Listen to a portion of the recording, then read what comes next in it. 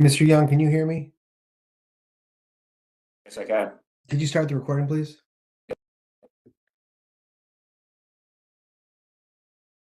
Thank you. Good morning, ladies and gentlemen. The Board of Zoning Adjustments 5/14/2025 hearing will please come to order. My name is Fred Hill, Chairman of the District of Columbia Board of Zoning Adjustment.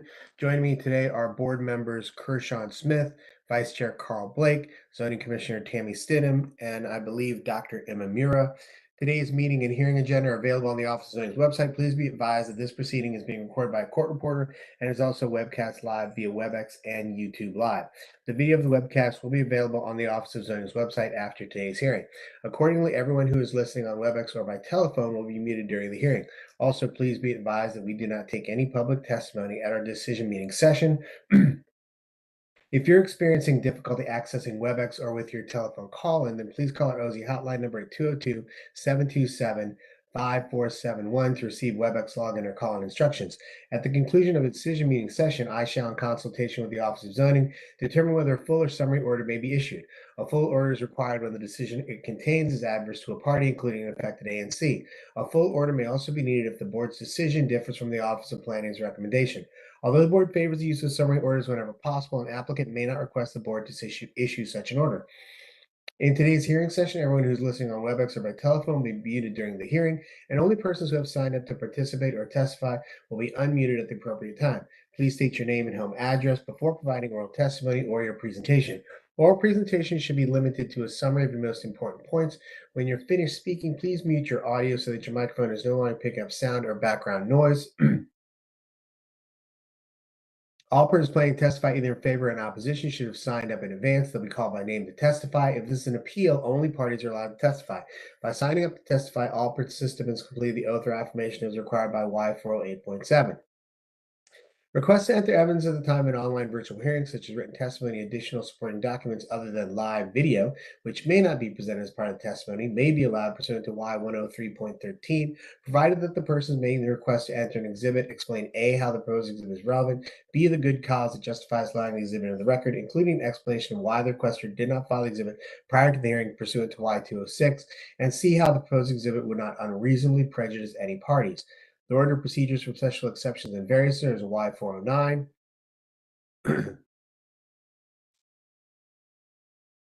At the conclusion of each case, an individual who is unable to testify because of technical issues may file a request for leave to file a written version of the planned testimony to the record within 24 hours following the conclusion of public testimony in the hearing. If additional written testimony is accepted, then parties will be allowed a reasonable time to respond as determined by the board. The board will then make its decision at its next meeting session, but no earlier than 48 hours after the hearing. Moreover, the board may request additional specific information to complete the record. The board and the staff will specify the end of the hearing exactly what is expected and the date when the person must submit the evidence to the Office of Zoning. No other information shall be accepted by the board. Finally, the District of Columbia Administrative Procedures Act requires that the public hearing on each case be held in the open before the public. However, pursuant to 405B and 406 of that act, the board may, consistent with its rules of procedures and the act, enter in a closed meeting on a case for purposes of seeking legal counsel on a case pursuant to DC Official Code Section 2-575B4 and or deliberate on a case pursuant to DC Official Code Section 2-575B13, but only after finding the necessary public notice in the case of emergency closed meeting after taking roll call vote. Madam Secretary, do we have any preliminary matters?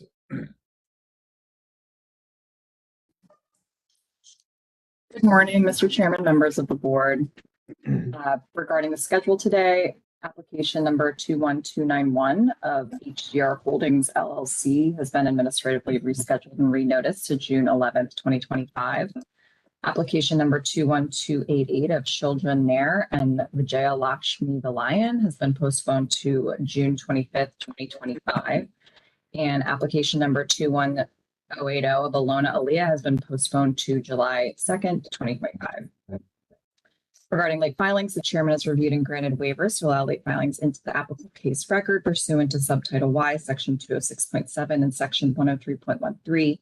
Any other late filings during the course of today's live hearing should be presented before the board by the applicant parties or witnesses after the case is called. Any other preliminary matters will be noted when the case is called.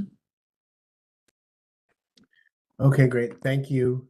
Good morning, everybody. I hope everyone is doing well today. Let's see. Madam Secretary, can you call our first item of business? The first in the board's meeting session is application number 20184B of Fort Lincoln Eastern Avenue LLC. This is the request by ANC 5C pursuant to Subtitle Y, Section 700.2 for reconsideration of an order issued on April 1st, 2025 that approved a one-year time extension to April 20th, 2026. This is regarding a new residential development of 51 townhouse dwellings in a theoretical lot subdivision located in square 4325, lots 44, 802, and parcel 174/15. It's the property bounded by Eastern Avenue, Bladensburg Road, and Fort Lincoln Drive Northeast.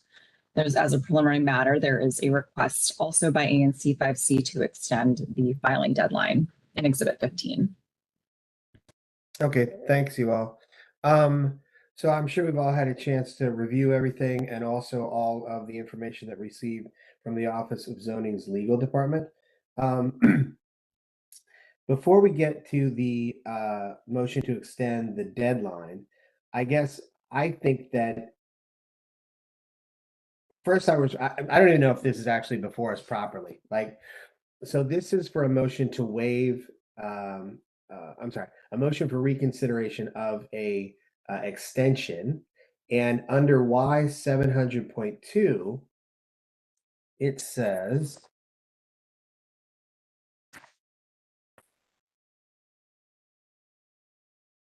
so Y 700.2, reconsiderations of final orders, rehearing after final order. A party may file a motion for reconsideration of a rehearing of any decision of the board granting or denying an application or appeal.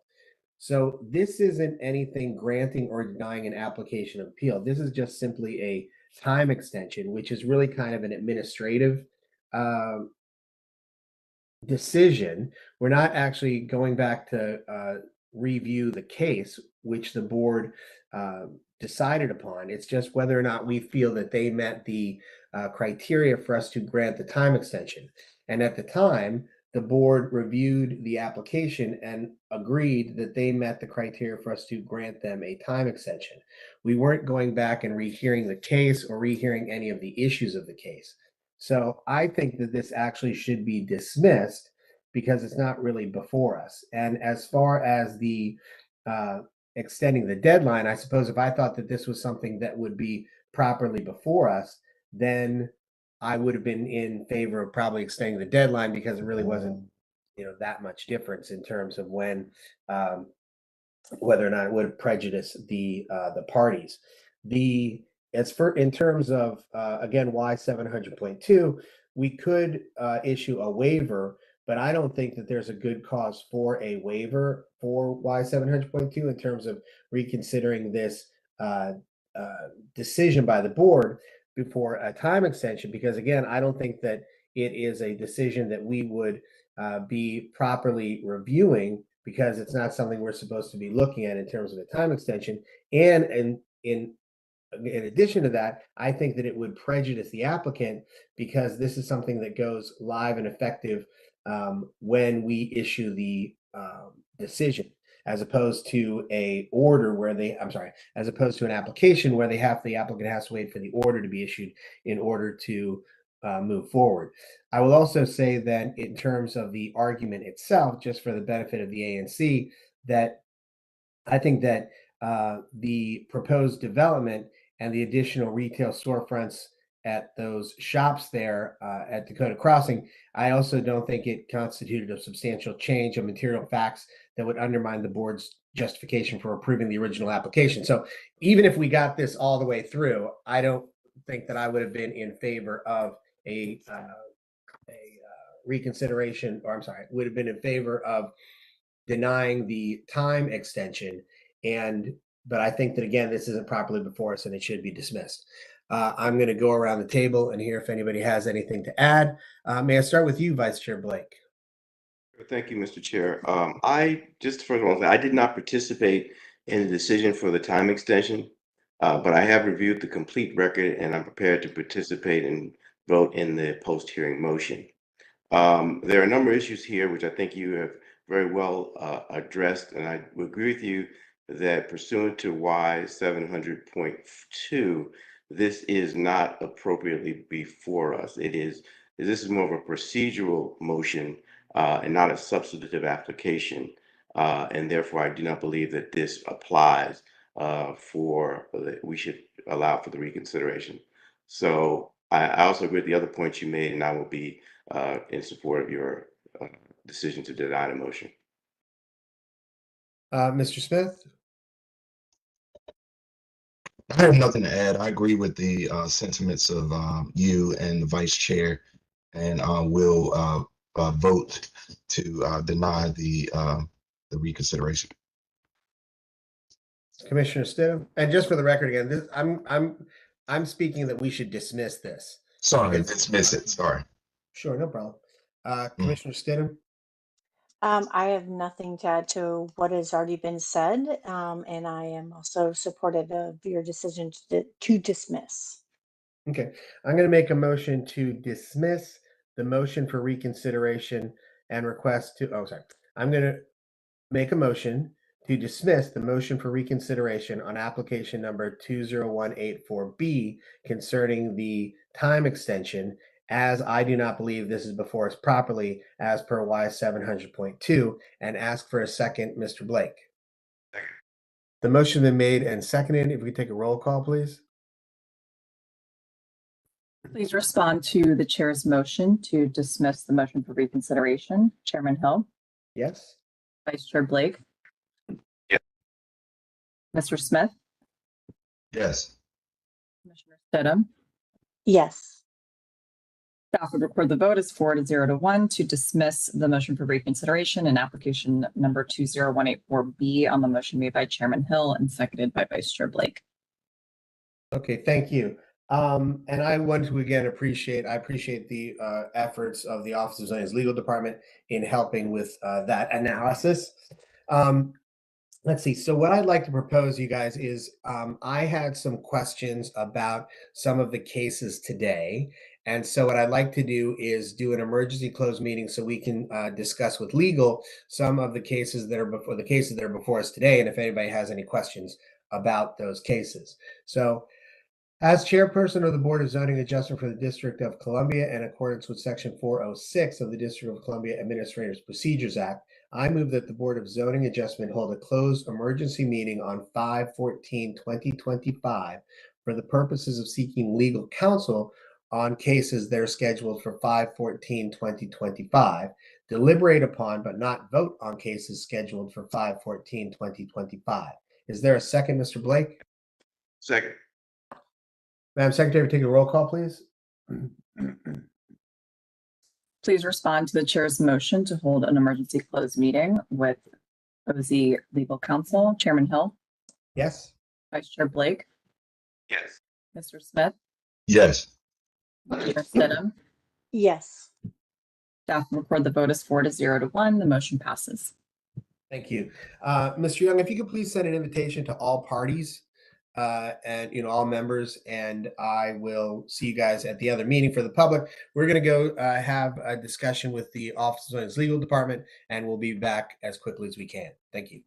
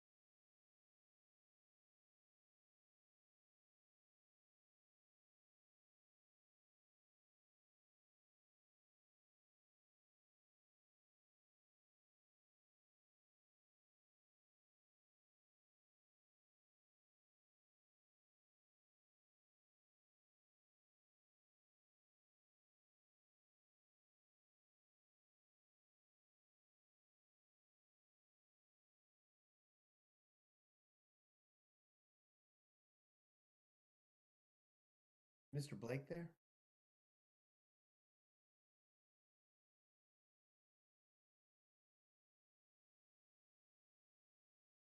Oh, great, thanks. Okay. Madam Secretary, if you call us back and then call our next order of business. The board is back from its emergency closed meeting with legal counsel and is returning to its meeting session. The next case is application number 21240 of 71 Ford Ave 39 LLC.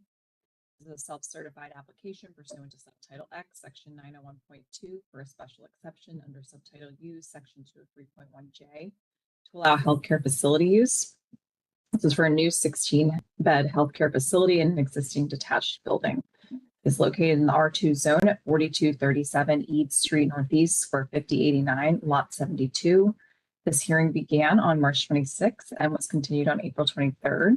On April 30th, the board rescheduled the decision and requested additional information. And participating are Chairman Hill, Vice Chair Blake, Mr. Smith, and Commissioner Stidham. Okay, great, thanks. We've lost Commissioner Stidham for this discussion, but I don't think we're going to decide today. So what I've asked Commissioner Stidham to do is go ahead and watch this, and when we actually come back for a decision, she'll be available for that. So this is really kind of an opportunity for the board to talk about this decision and see, I think, if there's any further clarification we might want from the applicant. We did get some possible suggested conditions from the applicant that seem to try to address some of the board's concerns on what we're supposed to be looking at for this case. So I'd like to go over a couple of things real quick, which is, again, this is a healthcare facility, right? This isn't an assisted living facility. This is an application for a healthcare facility. So that matters because there's a definition in zoning, but a healthcare facility is. So that's something I just want to get out there. The other is going through this list of conditions and seeing what things may or may not, again, the board might want some specificity on as it comes to the things that we're supposed to be looking at, which is, again, trash, traffic, how this might affect the immediate community in terms of if this special exception were to be granted.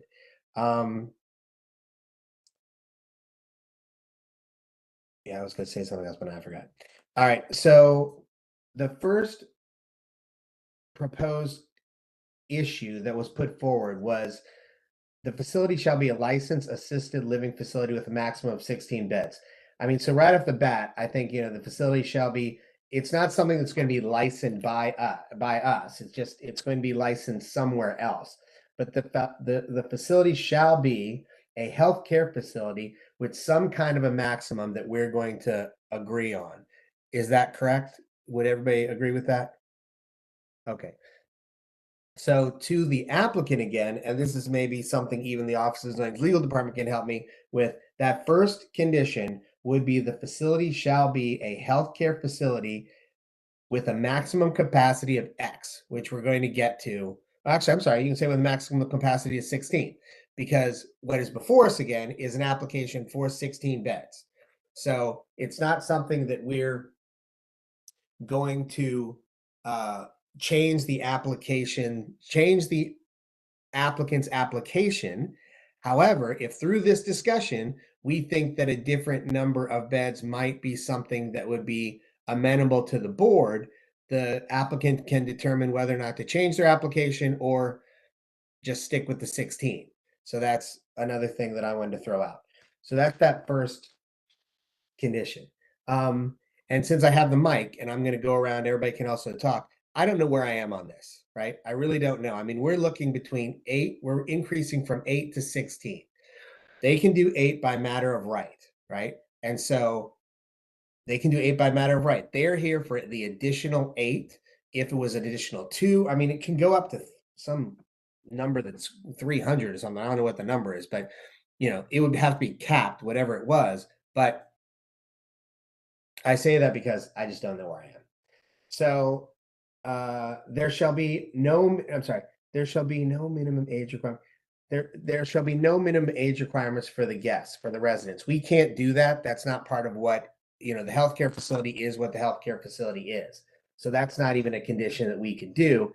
However, if the board thinks that there's something that the board was trying to mitigate by a age requirement, we can go ahead and do that. The service provider consistency, the facility shall have the same service provider as those used at 4237 East Street, which is another facility that is up before us today. And I think that other facility is going to have the same situation as this facility. And that's why I know that the commissioner is listening, who's on the next one. And we aren't going to be able to do that, because what if one facility sells and the other facility remains the same way? Like, that doesn't address whatever our issues are, right? We have to figure out whatever our issues are. And if that means food's delivered in some way, or housekeeping's delivered in some way, or the medical care is delivered, coordinated in some way, like if they're hours or something, that's something we, the board, have to figure out.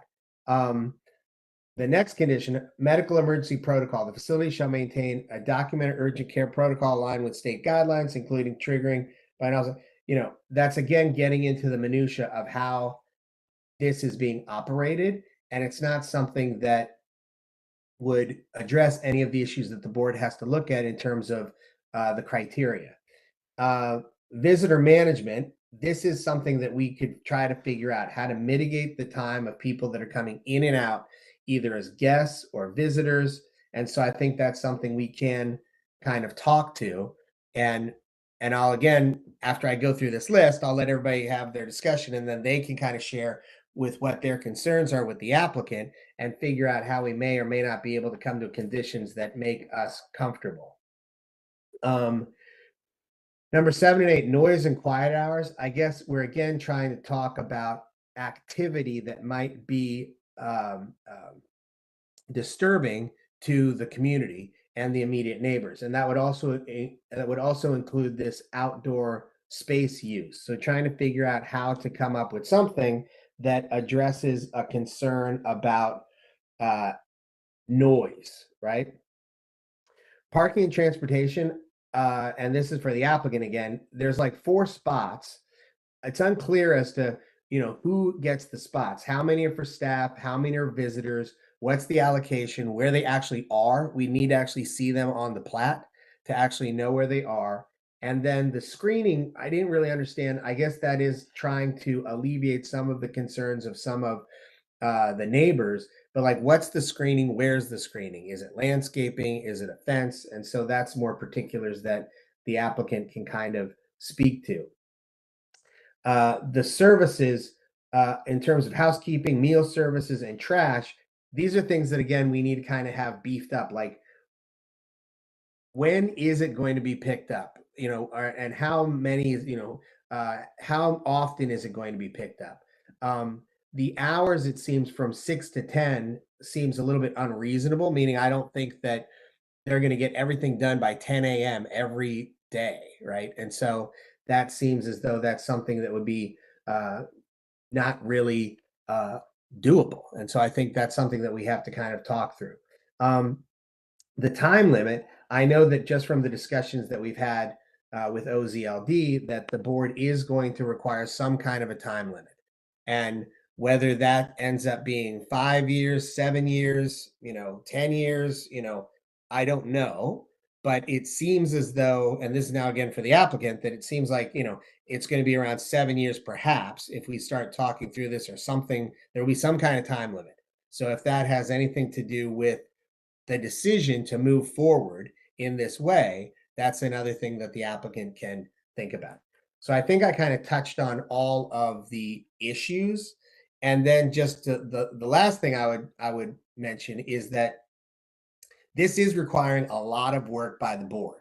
And so I say that also to the community, which is that, we happen to go through cases that are pretty simple, maybe quickly, or it appears quickly, because we've done we've done our due diligence, we've read through the case files, and we're able to process things that are easily processed. This is not one of them.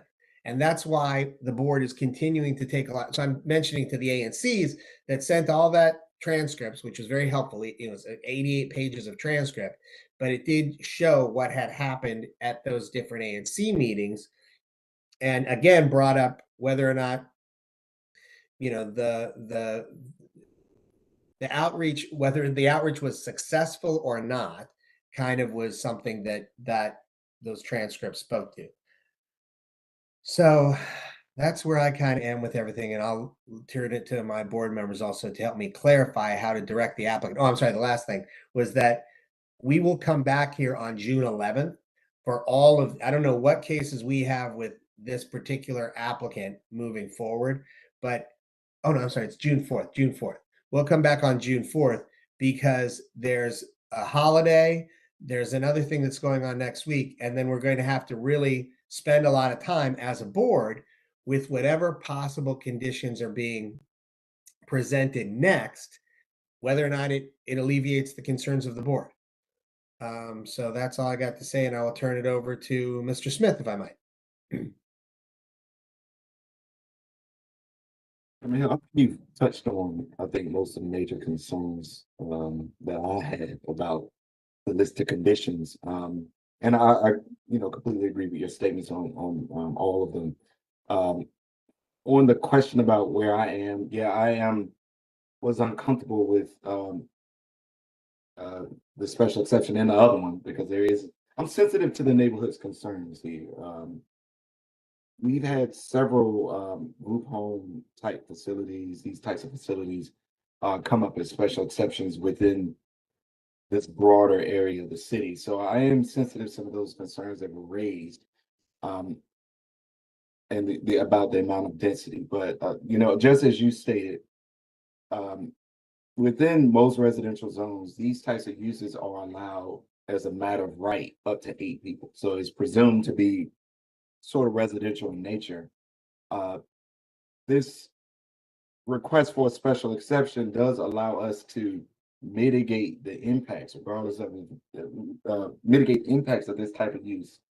So I just want to put that out to the neighborhood that yes, they are requesting a special exception, but with the special exception, it gives you reasonable control over certain types of impacts that you will see anyway if it's a matter of right. You'll still see traffic if it's 8.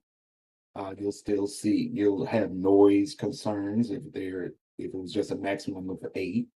You'll see trash pickup. You'll see different food deliveries, even if it is 8. But at 8, you can't control it. But with this special exception, you can reasonably mitigate these impacts, and it'll force the applicant to comply with those conditions, hold their feet to the fire in a sense, to be cooperative neighbors. So I think I'm a little bit more comfortable with moving forward with reasonable conditions on this particular case and the other case that we would have to deliberate that is also owned by the applicant. I'm comfortable with the approach that you're taking with these conditions. I do believe that we need to tie down the hours for delivery, or when housekeeping services will occur, any truck deliveries, any trash pickup. They stated 6 a.m. to 10 a.m. That may be reasonable for all of that to occur. If the applicant and the applicants put out there in the condition that it will occur during those hours. So if the applicant is comfortable with conditioning that to occur within those hours, I'm comfortable with writing that explicitly as a condition. We do need a condition about how often trash pickup will occur. Is that 2 times a week, 3 times a week? We need that minimum condition number of times a week that would occur. Within one of the conditions that they recommended, they showed that there will be a waste disposal area. Just as you stated, we need that shown on a plat, as well as the 4 parking spaces, as well as the screening treatment, whether that's landscaping or fence. That needs to be shown on a revised survey so that we can and the zoning administrator can effectively enforce that going forward. The use of outdoor space, maybe there's a condition that requires that no amplified sound occur to mitigate any noise that may occur with 16 residents. Welcome the applicant crafting some condition that speaks to that fact.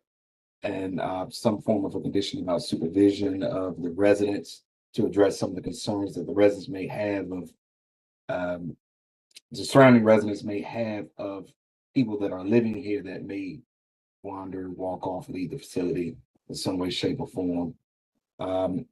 This condition about large gatherings, that's hard to quantify, and I would rather not condition that. So I'll leave it at that. I'm fine with the condition of a maximum of 16 beds. I'm not comfortable with the minimum age requirement, just as you stated, Chairman Hill. I think that would be fairly hard to enforce.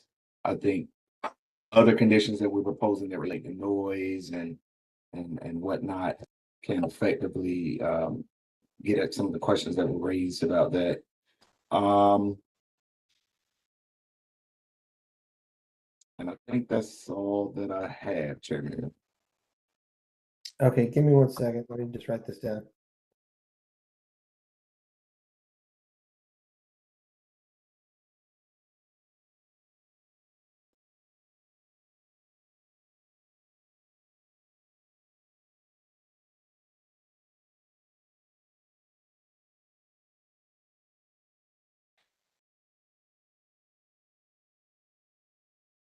Is it patient? 16 beds? 16 beds?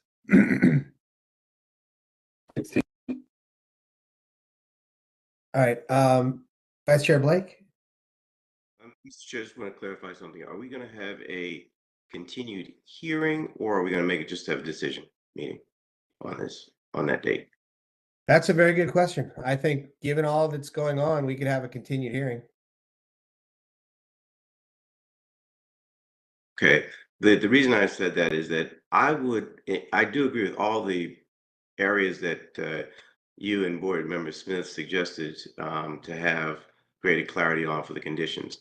I think that it would be helpful to have just a little written piece on each of the elements, though. For example, with regard to waste management, I would like to just say we're going to do waste management X, Y, and Z. It'll be located in this spot, reflected on the plans, and these are the hours in which it'll take place.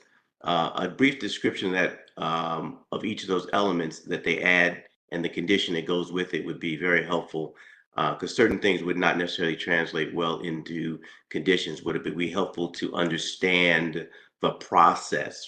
For example, again, we talked about parking. How many parking spaces will be devoted to staff? How many parking spaces will be used for deliveries and where deliveries will take place? That would be very helpful for us to understand. Whereas the time of the deliveries would be very helpful in terms of the condition itself.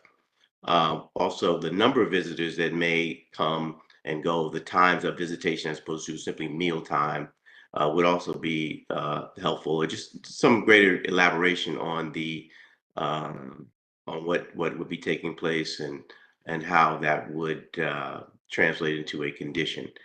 I don't think that there's anything else that.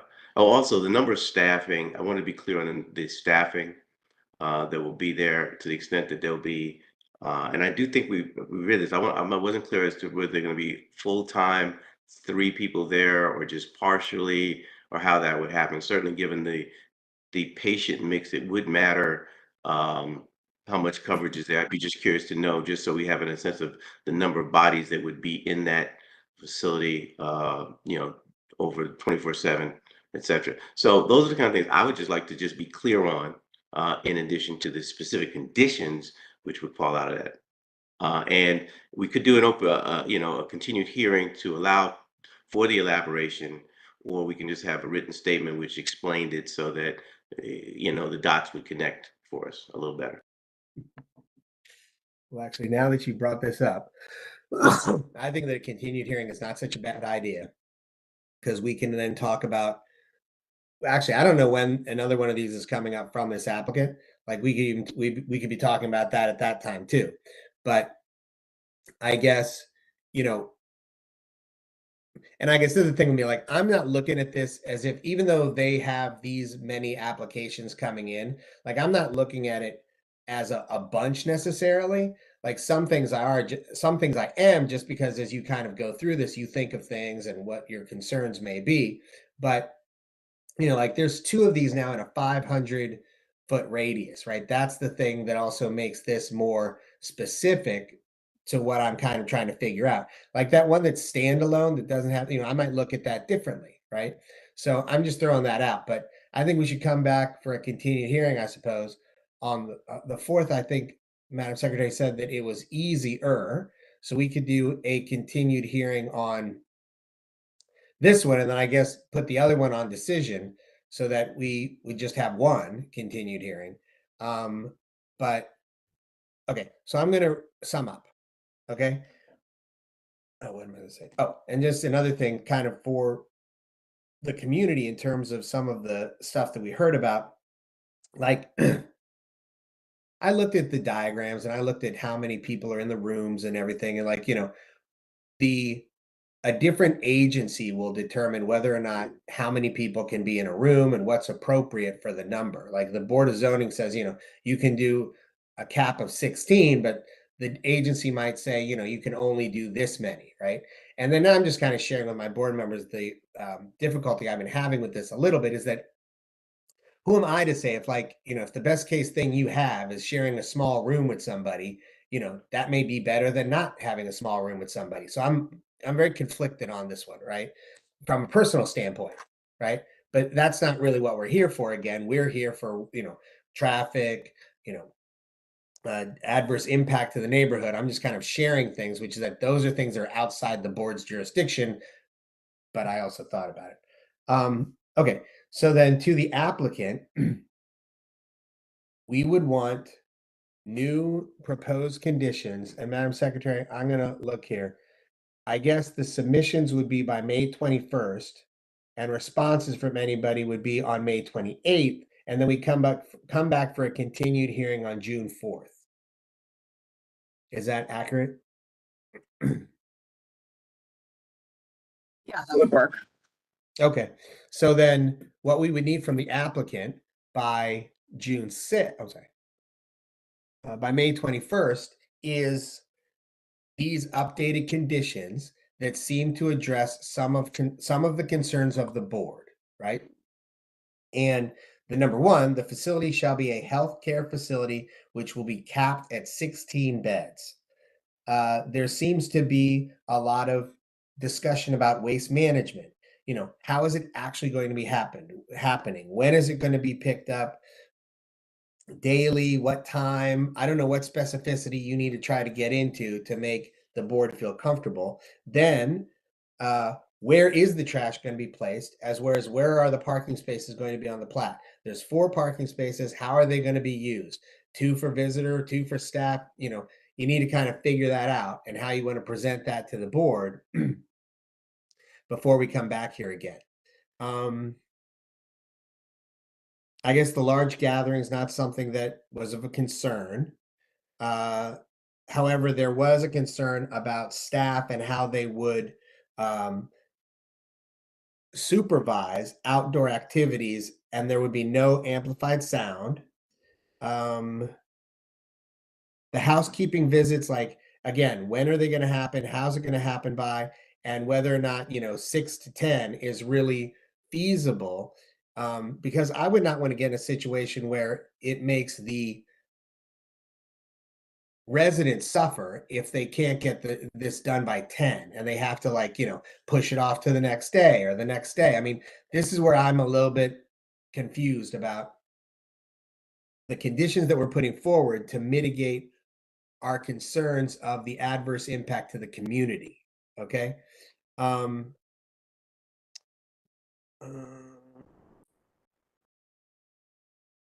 Waste management, parking, times of visitation, staff.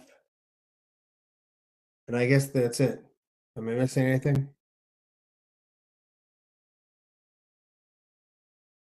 Okay, nobody's saying anything, so I'm not missing anything. Mr. I think in the large gatherings, the issue was to better define large gatherings and also to better define quiet, the quiet time, I think it was, what exactly that meant, and the hours, what that meant exactly.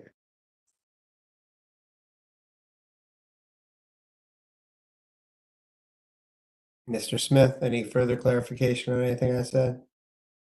Okay, so I mean, this is just now a process, and I'm now even talking to the applicant, like,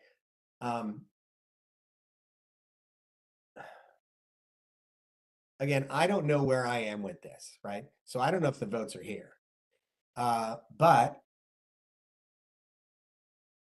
I am sharing with, like, as Mr. Blake shared, if this were 8, there would be no criteria other than what's in the regulations of how to operate these facilities. There wouldn't be anything new that would be placed on them in terms of when they can do things or how they can do things, right? So I don't know if that bed number is 10 or 14 that gets me more comfortable, or maybe the votes are there for the 18. I'm sorry, the 16. So I don't know. Anyway, I think I've made myself as clear as I can be at this time. And I think the board has made its concerns known. And so then if the applicant puts all their submissions in by May 21st, the ANC responses by May 28th, and then we'll come back for a continued hearing on June 4th. Is that it from everybody? Okay, Madam Secretary, is that good?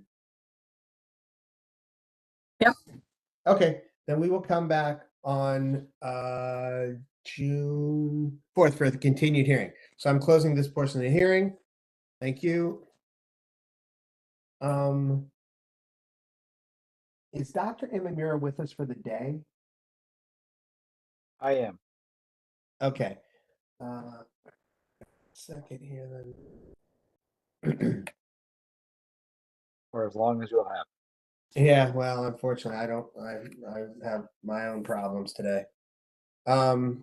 Okay, then I think this next one will go pretty much like it will be a let's do ditto.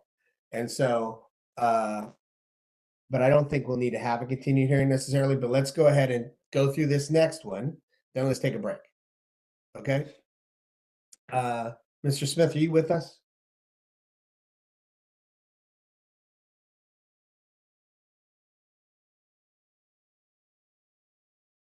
Madam Secretary, if you can call our next case.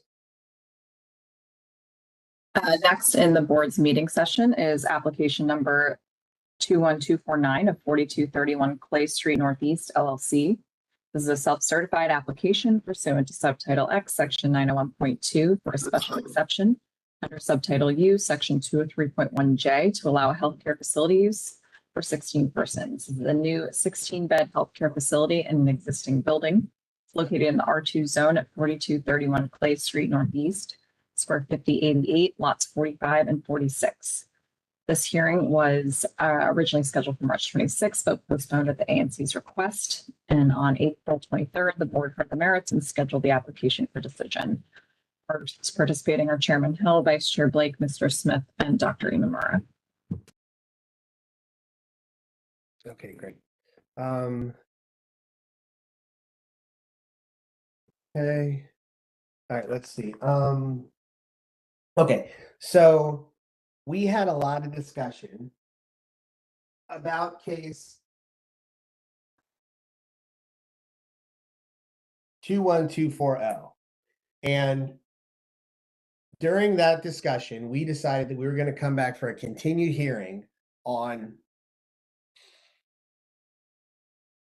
June 4th. So what I would suggest is, Dr. Imamura, do you have any additional items to add about any of the things we talked about? I do not, Mr. Chairman, other than ditto. Okay, very good.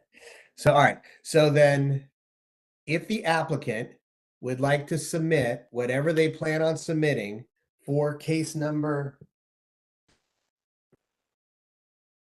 21240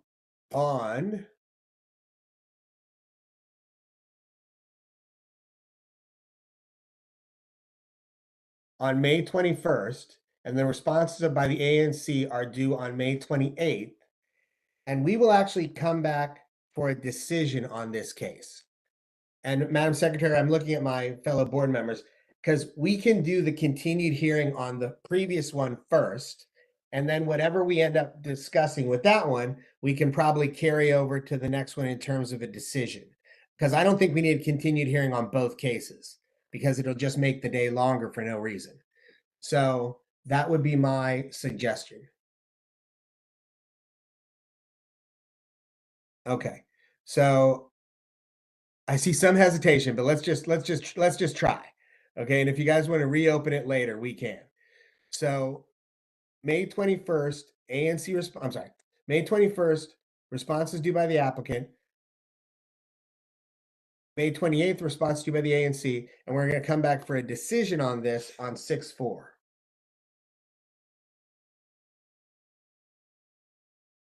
Okay. And then what we'll do, Madam Secretary, is we'll do that other continued hearing first before we come back for a decision on this. Okay? Any questions? Okay. Let's have a quick break. Let's see 10 minutes and come back. Thank you.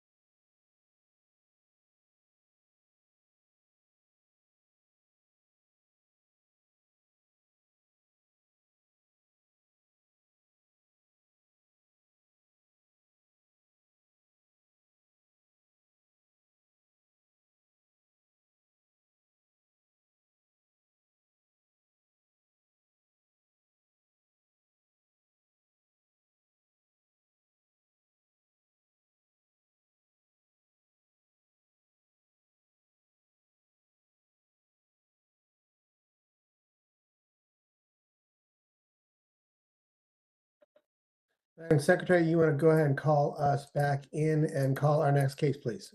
The board is back from a quick break and is now returning into its hearing session. The next case is application number 21279 of ARP Morse LLC. As amended, this is a self-certified application for a special exception pursuant to Subtitle X, Section 901.2, under the eating and drinking establishment requirements of Subtitle U, Section 802.1C, and pursuant to Subtitle X, Section 1000 for an area variance from the live performance nightclub or dance venue location requirements of Subtitle U, Section 802.1C3. This is for a new eating and drinking establishment with live performance in an existing detached building. It's located in the PDR1 zone at 400 Morse Street Northeast, square 3589, lot 29. As a preliminary matter, the applicant has submitted a request to waive the 30-day deadline for filing supplemental submissions and modification of the application to add variance relief. And I will also note that ANC 5D submitted their official report in support last night. Thank you. If the applicant could hear me, if they could please introduce themselves for the record. Good morning, Lawrence Ferris with the law firm of Goulston and Stores here on behalf of the applicant. Great. Welcome, Mr. Ferris. Let's see. So, Mr. Ferris, what was you're trying to get what into the record again? Yes, so we'd like to designate our architect, Bruce Carlson, as an expert witness. And then we've also requested a waiver for our supplemental submission to add the variance to the case. Just due to the timing of when we received the zoning administrator's guidance to add the variance, we weren't able to file it any earlier. Okay. And then what you did, and I'm looking at the report now, you presented the variance to the ANC? Correct. We reached out to them, obviously, when we filed the supplemental submission and asked if we could have some more of their time. So they were generous enough to have us to their meeting last night, and they took a vote unanimously in support of the variance, in addition to voting unanimously in support of the special exception last month. Okay, great, thanks. Unless the board has any issues, I'll go ahead and grant the waiver because of the timing from the information from the ZA, as well as the fact that they've already spoken to the ANC about this. I feel that notice has been somewhat properly done, so I'm going to go ahead and do that unless my board has any problems, and if so, please speak up. Okay, great. All right. Mr. Ferris, if you want to go ahead and walk us through your client's application and why you believe they're meeting the criteria for us to grant the relief requested, I'm going to put 15 minutes on the clock just so I know where you are, and you can begin whenever you like. Well, thank you. And Mr. Young, you can feel free to pull up our presentation when you have a moment. Again, good morning, Chair Hill and members of the board. Lawrence Ferris with the law firm of Goulston and Stores. Also with me from Goulston is my colleague Jeff Utz, and joining us today is Scott Shaw of Alexandria Restaurant Partners, that's the property owner, as well as Dan Daly from 10-5 Hospitality, which will be the operator of this new restaurant and live performance venue that we're requesting approval for. And then the project architect, Bruce Carlson, is also on with us today. We're here today for the property, again, located at 400 Moore Street Northeast. This is at the corner of 4th and Moore Street on the south end of the Union Market District. This is one of the historic buildings along 4th Street that was constructed as a wholesale building back in the 1930s. The applicant acquired the building a couple of years ago and put a great deal of effort into restoring the historic structure to adapt it to a restaurant use, which it was recently until a couple of months ago. The prior restaurant was closed down. So we can walk through that detail more shortly. The site is zoned PDR1, like much of the Union Market neighborhood, or just part of the Union Market. And it's also located in the Union Market Historic District, and the building is considered a contributing structure in the Historic District. Next slide, please. So our application requests two areas of relief. First, we're requesting a special exception to allow an eating and drinking establishment with a live performance venue pursuant to Subtitle U, Section 802.1C, to allow the applicant to pursue a new dining concept for the building that will include live musical performances on a portion of the first floor. And then second, as discussed, since our initial filing, we've added an area variance for relief from the requirement under U 802.1C3 that there be no other live performance, nightclub, or dance venue within 1,000 feet of the property. So currently there are no other entertainment uses within 1,000 feet of the site. Our request was precipitated by another application that was filed, that's BZA 21292. That was filed about 3 or 4 weeks after we filed our application, requesting approval for an entertainment assembly use at 405 Moore Street, which is within 1,000 feet of our site.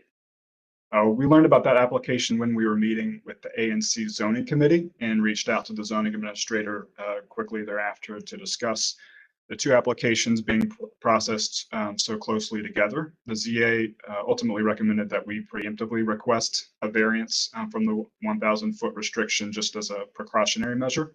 So we added that to our application out of an abundance of caution, just to avoid any potential issues during permitting. You also saw, as we know, the waivers, which we already discussed. And then lastly, there have been a couple of minor tweaks to the floor plan since our initial submission, primarily just reconfiguring some small demising walls and doors around one of the entrances and the kitchen area. So we would like to request that any order approving the application reference the updated plans we're presenting today.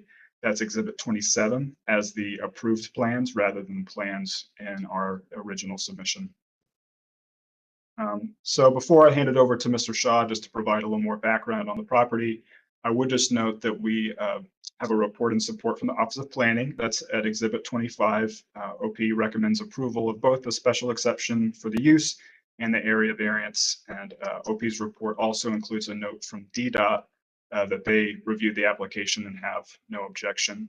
As I noted, we also met with ANC 5D to present the proposed use and the requested relief. And we presented to the ANC Zoning Committee on March 20th, and then to the full ANC at their regular monthly public meeting on April 8.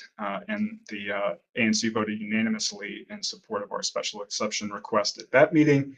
And then again, as I noted before, we reached back out to the ANC about the additional request for a variance, and we presented to the full ANC at their monthly meeting last night, and the ANC voted again unanimously to support with the variance included. So the ANC was kind enough to file their report late last night, right after our meeting, so that would be in the record for today's hearing, and that is at Exhibits 28 and 28A.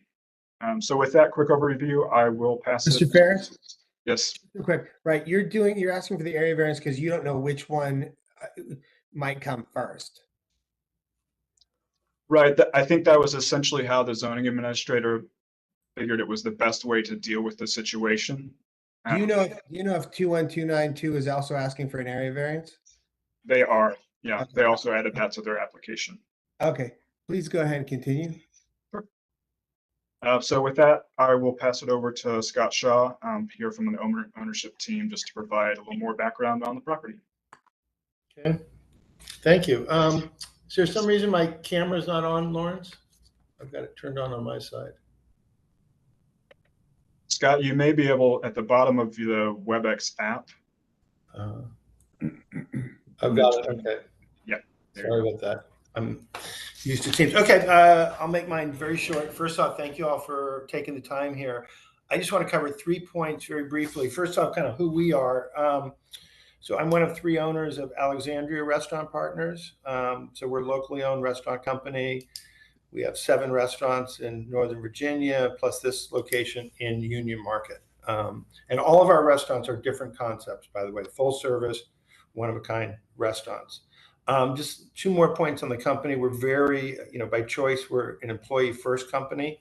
So we pay 100% of employee health care. We have a 401k for all of our employees. And when we chose to close down the restaurant in anticipation of this change in February, we made sure to offer every single employee in our DC restaurant a transfer to one of our other restaurants. So we're kind of investing in the community, but our people too. A quick couple of points about the building itself. So my partners and I bought the building from the Colker family and Bruce Pascal. They've owned it since 1932. I mean, we knew going in that this is a signature gateway building, subject to historic guidelines. So, we wanted to do it right, and we wanted to do more than the guidelines required. We engaged historic preservation consultants, 2 sets of architects and engineers, and we worked with both the DC Historic Preservation Office and the National Park Service. The project was also approved for historic tax credits, which, as you all know, is a really high standard. So we love this building. We love the neighborhood, and we went to great lengths. Everything from the matching the bricks to the flagpoles on top. We wanted to restore it to its glory and be that great gateway building. The work required now to kind of flip the concept from Palette 22 to Desert 5 to incorporate the performance stage, it's not very extensive. There's nothing on the outside except for a new sign. Inside, the only real significant modification is to the interior wall along the historic columns to return it to kind of its original storefront. So if anything, we're making it even more historic. But we did go back to the HPO and the National Park Service to get these smaller modifications approved too. So we're dotting all the T's, or dotting all the I's and crossing all the T's. And my last comment is just about sort of why we're doing this. So we are very long-term investors in Union Market. We own the building. We love the area. And the area welcomed Palette 22. I mean, if you think about it as concentric circles, there's the neighborhood, there's DC, there's the DMV. The neighborhood really embraced Palette. A lot of them came to our kind of closing week parties and stuff, but we struggled to draw people from the wider metro area, partly because we're not as kind of food forward as some of the other people like Steven Starr, but also, we learned that you got to have something, a bigger draw to get people in. And from our time in the neighborhood, we realized that kind of the missing element in the neighborhood is some sort of entertainment to go kind of hand in hand with the food. We think that's the right play for this location, and not just for us, but for the neighborhood, because there's a lot of restaurants, and creating something else to do when you're in Union Market would benefit all of us and the neighborhood. We've known Dan for a while. I love his Desert 5 concept. I've been up to it a couple times in Brooklyn, where it's in a very similar neighborhood, and it's treated as a cool neighborhood institution. So it's a fun place to go on Monday, Tuesday, Wednesday, not just Friday, Saturday. So we reached out to him, and we're partnering. We're both the landlords and 50% owners of the business. And we're excited to get open as soon as we can. So thank you. Great. Thank you, Mr. Shaw. Mr. Ferris, when you all presented in front of the ANC, they didn't have any concerns about noise or anything like that, or soundproofing or anything like that? They didn't. They did ask about noise, but because all of the performances are going to be inside the building and on the first floor, and we're not permitted to have any external performances or amplification, they didn't see any issue with it. Okay, great, thank you. And Mr. Shaw, since I got the mic, I don't mean to be sarcastic. I don't mean to be sarcastic about this, and I hope it's doing very well. Deisman's is still around? Yeah, Deisman's is doing great. 1985 called and wanted their restaurant back. So when we bought it, we spent $1.5 million doing a makeover to kind of upgrade it. I can't believe Deisman's is still around. Okay, all right, cool. All right, Mr. Ferris, you can continue, please. Thank you. We're going to pass it over to Dan Daly from 10-5 Hospitality.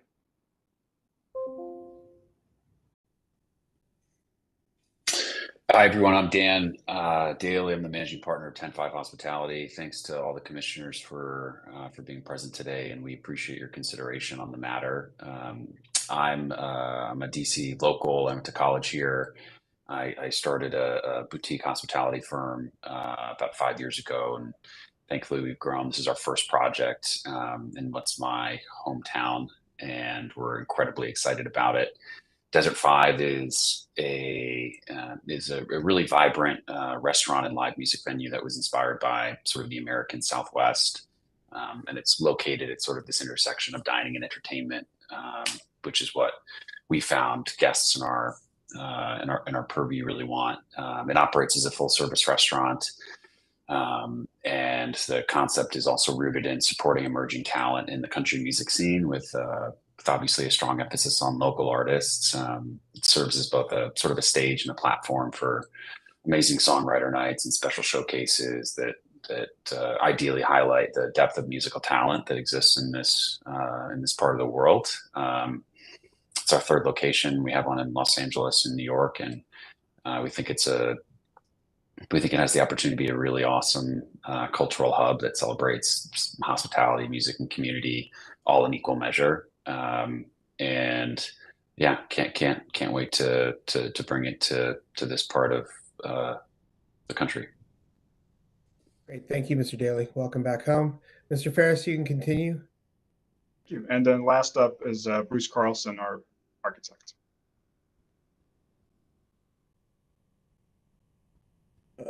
Mr. Ferris, you need Mr. Carlson into our book. Is that correct? Yes, please. Where is he? Where's his resume? I'm sorry, he is not in the board's book. Right. This is his first time presenting. I see it. Hold on. His resume. I got it. I see it. Okay. Unless the board has any issue, I don't have any issue, Mr. Carlson being admitted as an expert in architecture as he is an architect. Does the board have any issues? And if so, please let me know.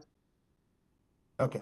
Even though we have an architect with us today. All right. Go ahead, Mr. Carlson. Yes, Bruce Carlson of Miami, Florida. Bruce Carlson AIA is the name of the firm. I've been in business for over 40 years. Again, been doing architecture ever since I've graduated, and it's my livelihood and love doing it.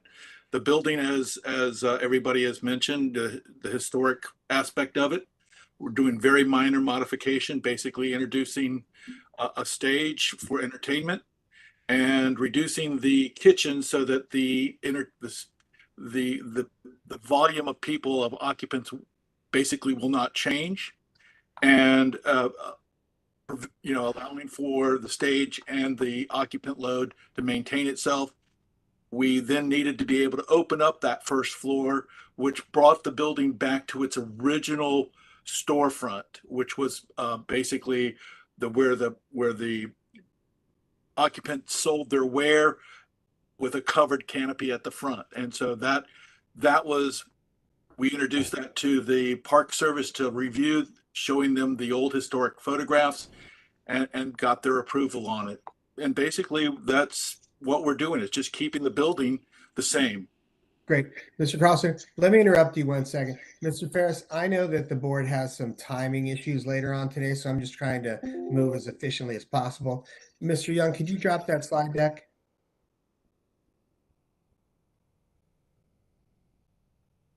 And I know we have Dr. Imamura here with us. Dr. Imamura, do you have any questions of anybody? I do not. Okay. I'm going to turn to the Office of Planning. Good morning, Crystal Myers with the Office of Planning. The Office of Planning recommends approval of the special exception and approval of the variance relief, and can stand on the record of the staff report, but of course here for questions. Thank you. Great, thank you. Does the board have any questions for the applicant or the Office of Planning? Okay. Mr. Young, is there anyone here wishing to speak? We do not. Mr. Ferris, would you like to add anything at the end? No, thank you for your time. Okay, all right. Well, you guys, it was nice to see you all, and good luck. And Mr. Young, if you could please close the hearing and the record and excuse everyone.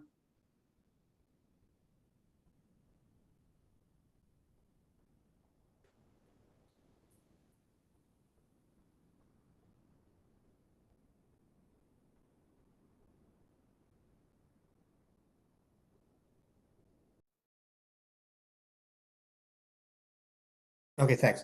I didn't have any particular issues with this application. I appreciate the all of the effort that the applicant has gone through to the outreach of the community, and also going back to them after they added the area variance.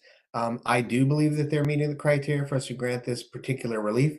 I will also rely on the Office of Planning's analysis, and also the comments of the ANC. And so I'm going to be voting in favor of this application. Mr. Smith, do you have anything you'd like to add? I have nothing to add. I agree with your assessment of this case, and we'll vote in support. Thank you. Vice Chair Blake? I have nothing to add. I'm in support. Dr. Amira? Thank you, Mr. Chairman. I'm in agreement with you. Just from an architectural point of view, I appreciate, and because we're time sensitive here, appreciate the time and effort they put into their preservation work for adaptive reuse.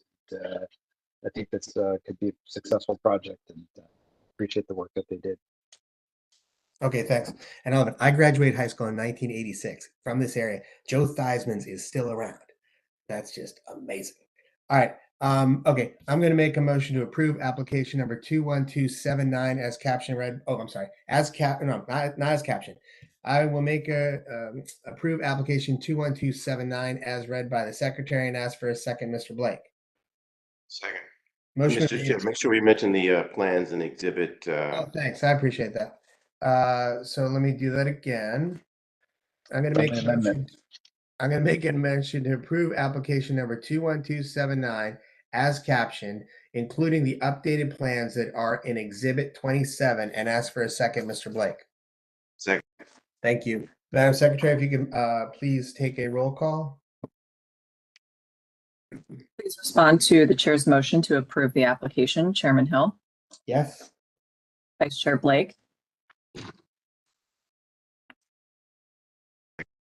Yes. Smith, Yes. and Dr. Imamura. Yes. Staff would record the vote as 4-0 to 1 to approve application number 21279 on the motion made by Chairman Hill and seconded by Vice Chair Blake. Thank you. Madam Secretary, could you call our next one, please?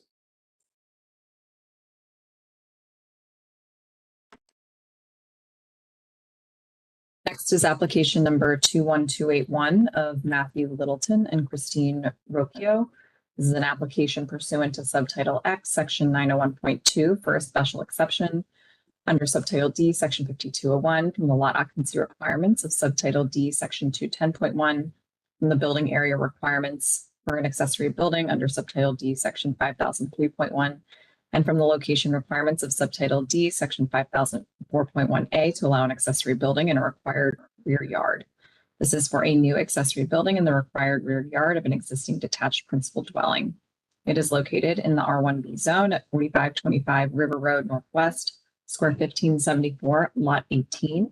And as a preliminary matter, the applicant has requested to waive the filing deadline for updated plans as well as an updated letter of authorization. These are already in the record. Great, thank you. If the applicant can hear me, if they could please introduce themselves for the record. Hello, everyone. This is Matt Littleton. I'm the homeowner at 4525 River Road. I'm here with my wife Christine, and then Christine Kelly, our architect, is actually online as well. Okay, great. Thank you. Welcome to you both. Ms. Thank Kelly, you. Ms. Kelly, I'm sorry, Ms. Kelly, are you presenting to us? You're on mute, Ms. Kelly.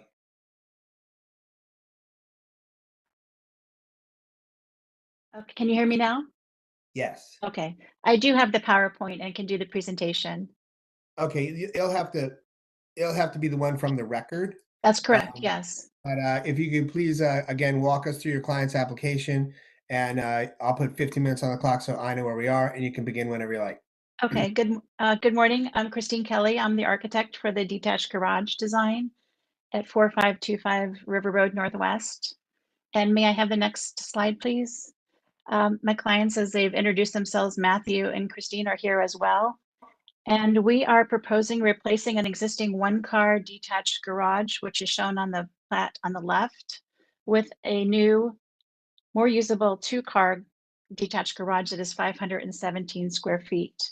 We started this process after we discovered that a new garage could not meet the rear yard, the 25-foot rear yard setback from the existing house. So since we knew we had asked for a special exception, we wanted to request a larger garage that would be a lot more useful for two cars as well as storage and be architecturally pleasing from both the house and the alley. And may I have the next slide, please? There's several photos of the existing front of the house and the next slide showing the rear and existing garage. If you can go ahead and showing the rear of the existing house. And then the next slide shows the garage, the existing garage. This is what we're replacing with the new garage. The alley has, there are several detached garages on the alley, which you can see in the next photo. And with the design of our garage, we wanted to match the existing fabric of the alley. And by keeping the garage as a one-story garage, we didn't want to impede in the natural light and airflow for not only our house, but also the neighboring homes. And the next two slides have the plan and elevations of the garage. The next slide, please. You can see the footprint of the garage as well as the one-story design. We have some clear story windows added in to add a lot of architectural, just an appealing architectural view from the alley and from the house. And we have support of the neighbors as well as the ANC, and welcome your questions and comments today. Thank you. Thank you, Ms. Kelly. I'm going to, before I turn to my board, turn to the Office of Planning.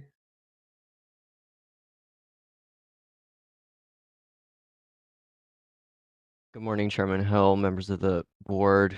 For the record, my name is Philip Bradford, Development Review Specialist for the Office of Planning.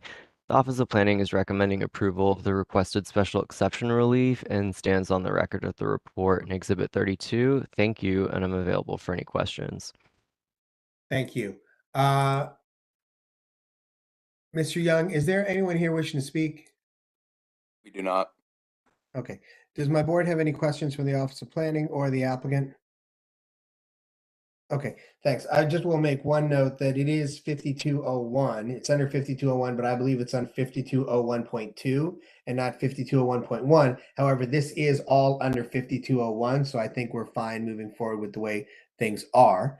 And so, Ms. Kelly, thank you for your time. And Mr. and Mrs. Littleton, I hope you guys enjoy your day. So I'm going to go ahead and close the hearing on the record. Thank you so much.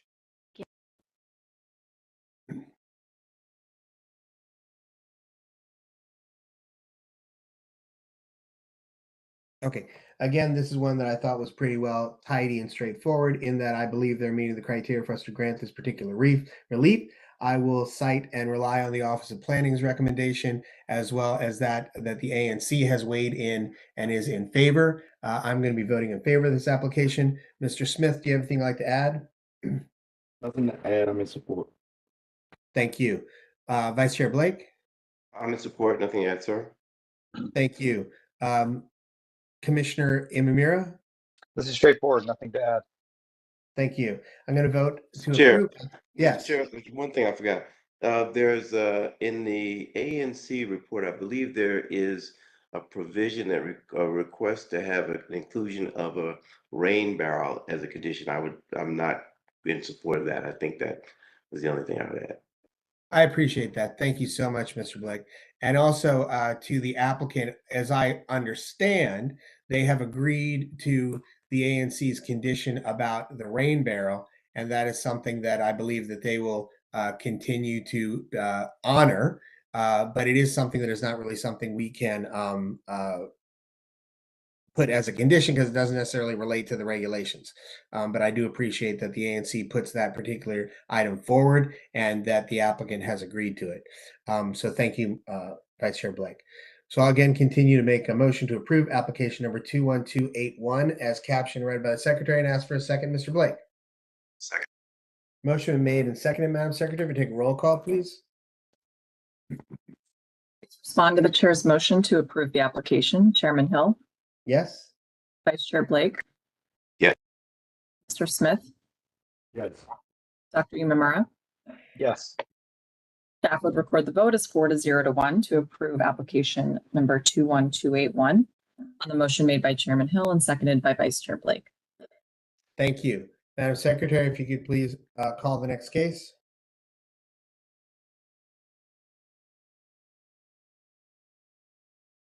Next is application number 21289 of Sam Jahanbeen. This is a self-certified application for a special exception pursuant to Subtitle X, Section 901.2, under Subtitle D, Section 207.5, to allow the rear wall of a road dwelling to extend farther than 10 feet beyond the farthest rear wall of any adjoining principal residential building on any adjacent property. This is for a one-story cellar and deck rear addition to a principal road dwelling. It is located in the R3/GT zone at 4405 Greenwich Parkway Northwest, square 1350, lot 114. Thank you. If the applicant could hear me, if they could please introduce themselves for the record. Yes, thank you, Mr. Chairman and board members. Marty Sullivan with Sullivan and Barros on behalf of the applicant. Thank you, Mr. Sullivan. Mr. Sullivan, I'm in a bit of a time crunch today. And I have reviewed your file and the record, and I understand what has brought you here for the 0.67 feet. But if you could please summarize your client's application for us. Sure. I can. Do you want me to bring up the PowerPoint or summarize quicker than that? I think if you just summarize, Mr. Sullivan. Okay. Yeah. So we're asking for 0.67 relief past the 10-foot rule because of an error done with the foundation. It's already mostly built. On wall check, this was discovered. So it's basically less than a foot of relief from the 10-foot rule. We have the support of the ANC as well. Great. Thank you, Mr. Sullivan. I'm going to turn to the Office of Planning, please.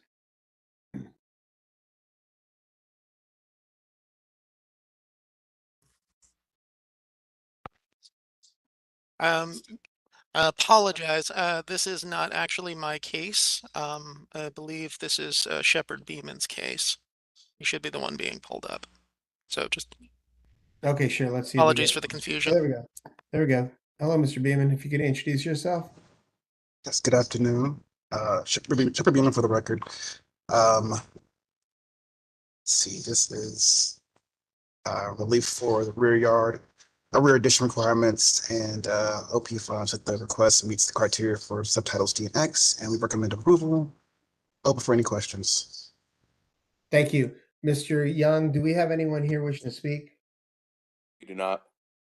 Okay. All right, Mr. Sullivan, you have anything at the end? No, I do not. Thank you. Okay, I didn't ask, but my board doesn't have any questions, correct? Okay. All right. Mr. Young, if you could please close the hearing and the record.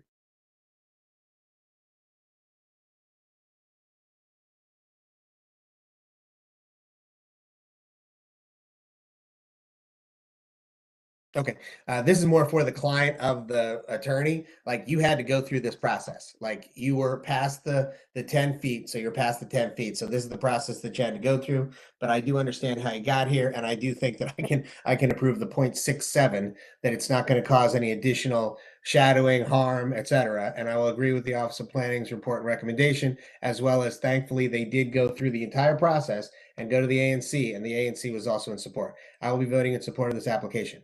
Mr. Smith, do you have anything you'd like to add? Nothing to add. Thank you. Vice Chair Blake? Mr. Chair, I agree with your analysis. I believe the applicant has met the burden of proof.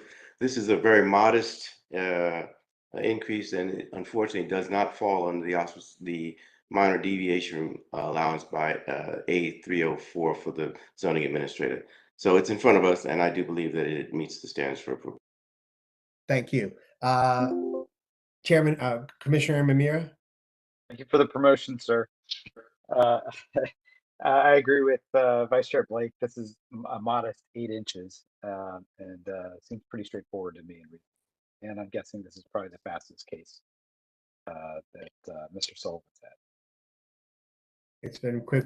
Okay, I'm going to go ahead and make a motion to approve application number 21289 as caption read by the secretary, and ask for a second, Mr. Blake.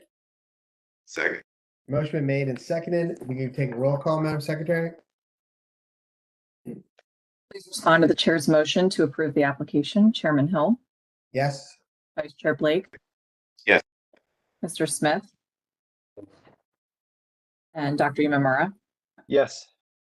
Staff would report the vote as 4-0 to 1 to approve application number 21289 on the motion made by Chairman Hill and seconded by Vice Chair Blake. Okay, thank you. All right, you guys, as I mentioned, I'm the one who has the problem, and I basically have to be done at 1:45. And so if we could take a quick 10-minute break just to like snack on something, and then we'll come back. Or as quick as you can snack on something and then come back. Thank you.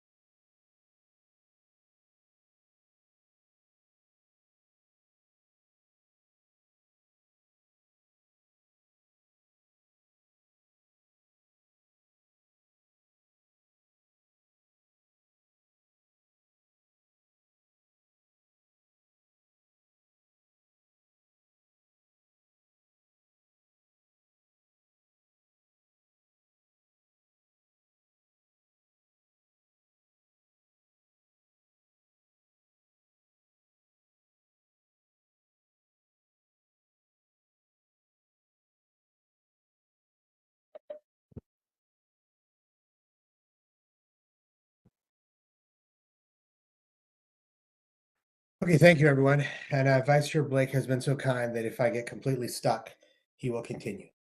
Madam Secretary, if you could please call us back and our next case. The board is back from another quick break and is returning to its hearing session. The next case is application number 21151 of Dinesh Tandon and Nidhi Tandon.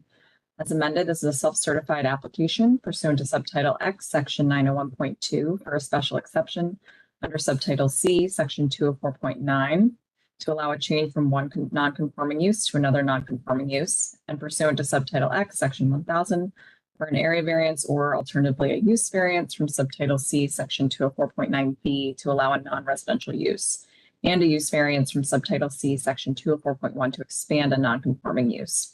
This is for the conversion of a first floor and cellar of an existing two-story attached building from an existing non-conforming use, currently a retail convenience store, to a new non-conforming use as a restaurant. It is located in the RF1 zone at 2324 North Capitol Street Northwest, square 3124, lot 143. This hearing was originally scheduled for July 24th, 2024, and has been postponed several times since. The board has also previously granted party status in opposition to Evelyn Brown, Richard Smith, Malini Talat, and Maya Cavallard. And the merits have not been heard yet. Okay, great. Thank you. Let's see. Could you repeat again the party status people in opposition for me? Oh, I see it. Never mind. I see it. Okay, great. Thank you. If the applicant could hear me, if they could please introduce themselves for the record.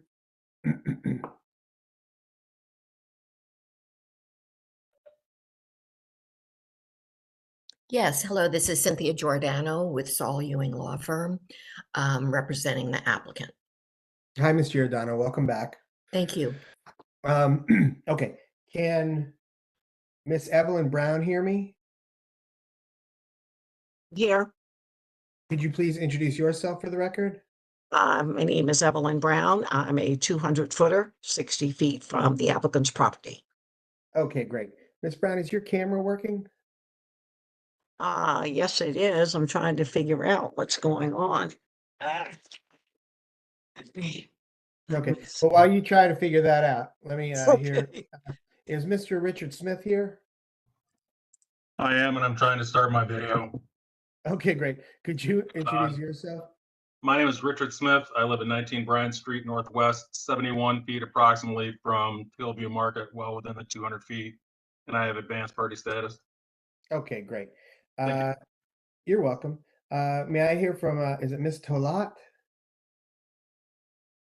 Yes, hello. I'm Malini Tolat. I live in 15 Bryant Street Northwest.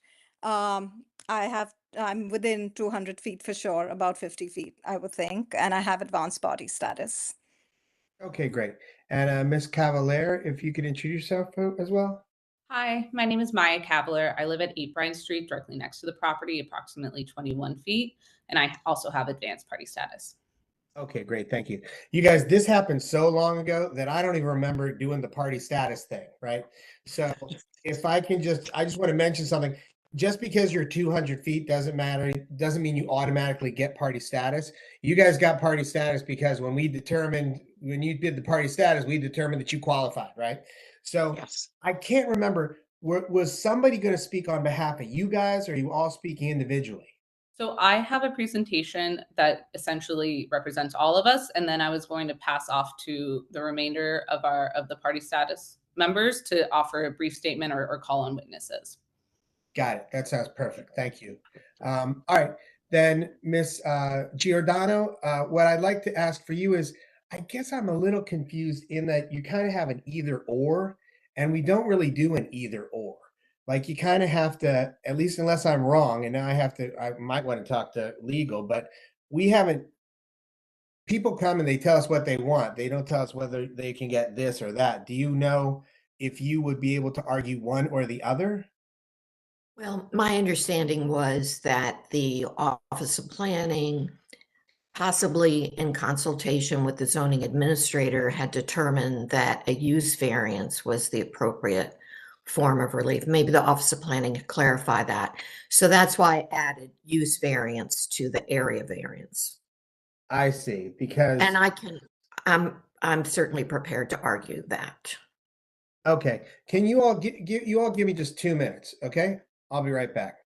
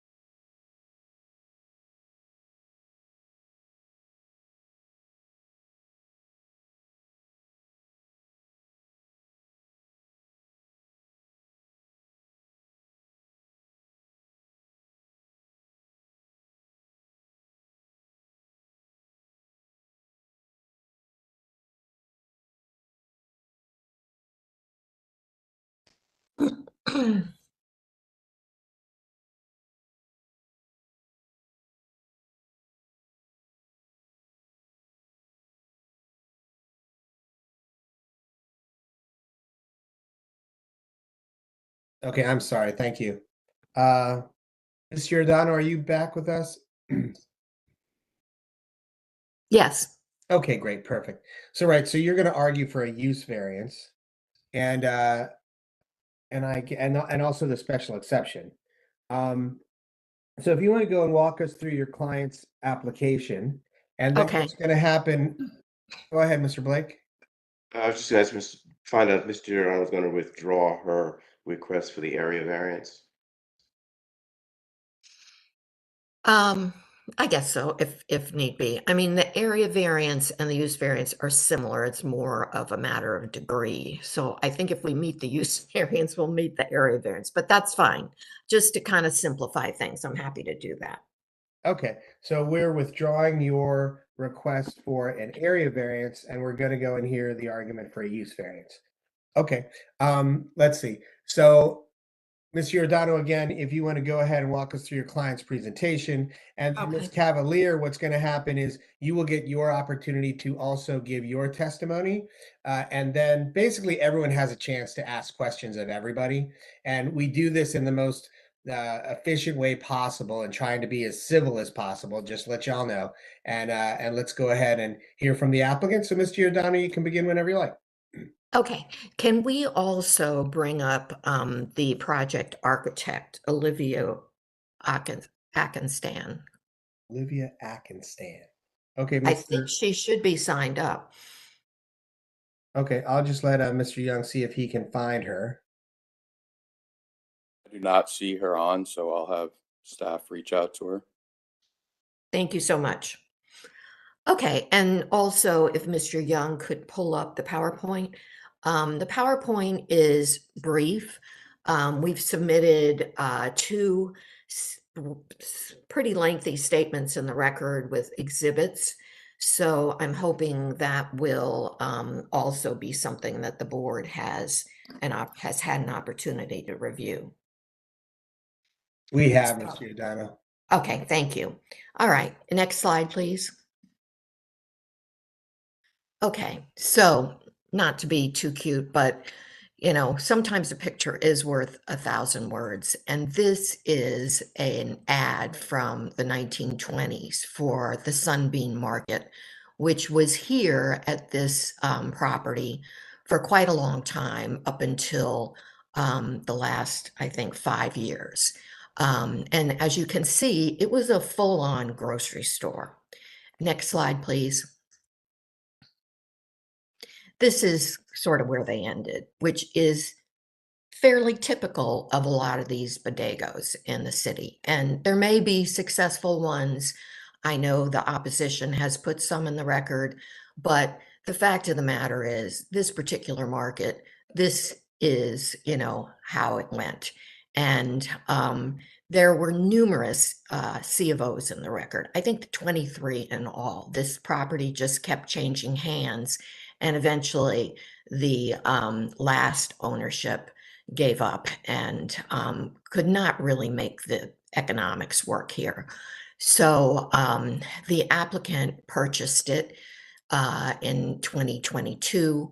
He had a plan to open up more of an upscale market and felt that if he could sell spirits, he could make it work. He went to the APCO board and unfortunately he was denied.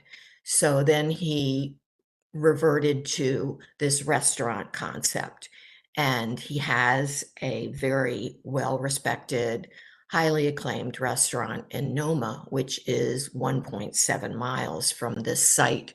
And he knows how to run a restaurant. He thinks he can make this restaurant work here in this very small space. It would be the first floor and the basement. The first floor would be for dining. The basement would be mainly for support and preparation of meals. And that is what the proposal is. Right now, it's a non-conforming use, basically a retail convenience store. So I'd like to pull up the next slide, please. This is the requested relief. The special exception allows you to convert one non-conforming use to another, but the special exception also indicates that in this zone, it should be residential. So we're seeking a variance, a use variance from that provision of the special exception. Next slide, please. This is an overview of the application.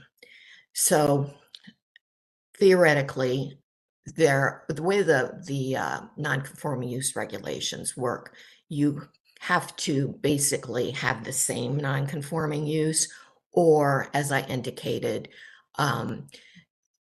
one that you can convert to legally under the regulations. So theoretically, maybe it would be possible to convert this under the non-conforming use regulations to another type retail use. But our feeling is that that is not feasible due to the very, very small size of the non-residential space in this building and the fact that there are alternative retail venues, very competitive in the planned McMillan Reservoir project and nearby. The property has been in use, as I indicated, for a convenience store since the 1920s. It's not a sustainable use.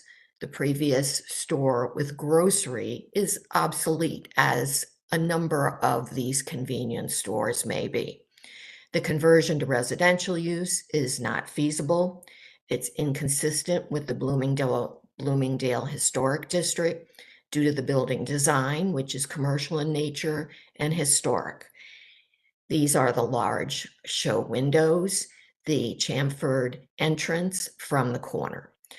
And we have submitted a report from Traceries, which is, a well-known historic firm in the city, to basically review that issue. Next slide, please. The applicant is proposing to use the first and basement floor for the restaurant. The second floor will be residential. He is in the process of building out that space and has approved permits for that residential use. As I indicated, he has a successful and highly rated restaurant called Indigo in Noma. He wants to reuse and rehabilitate this dilapidated property to create a restaurant with similar cuisine to Indigo. Due to his established track record at Indigo, the proposed use, in our opinion, has the best chance of success as compared to potential other retail uses or a continued convenience store use. The proposed use is not expected to have adverse external effects due to parking, traffic congestion, noise, trash, and will be a substantial improvement over the previous use.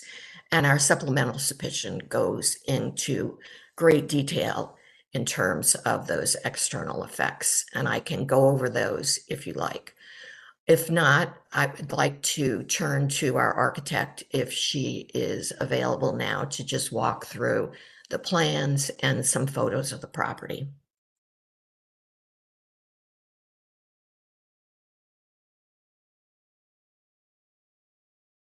Great, Mr. Good Young. afternoon. Oh, great. Could you introduce yourself for the record? Yes, good afternoon, members of the board. My name is Olivia Atkinson. I am the designer of the property located at 2324 North Capitol Street.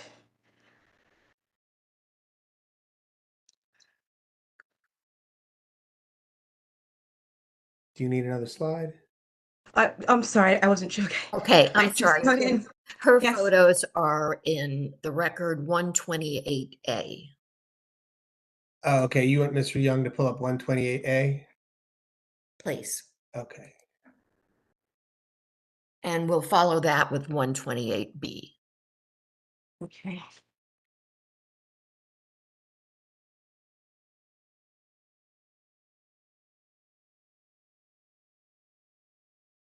Okay, Miss Giordano, just to let you know, I mean, Miss Atkinson, if you could please be a little efficient with your presentation. There seems to be a lot of photos basically kind of showing a lot of the same thing.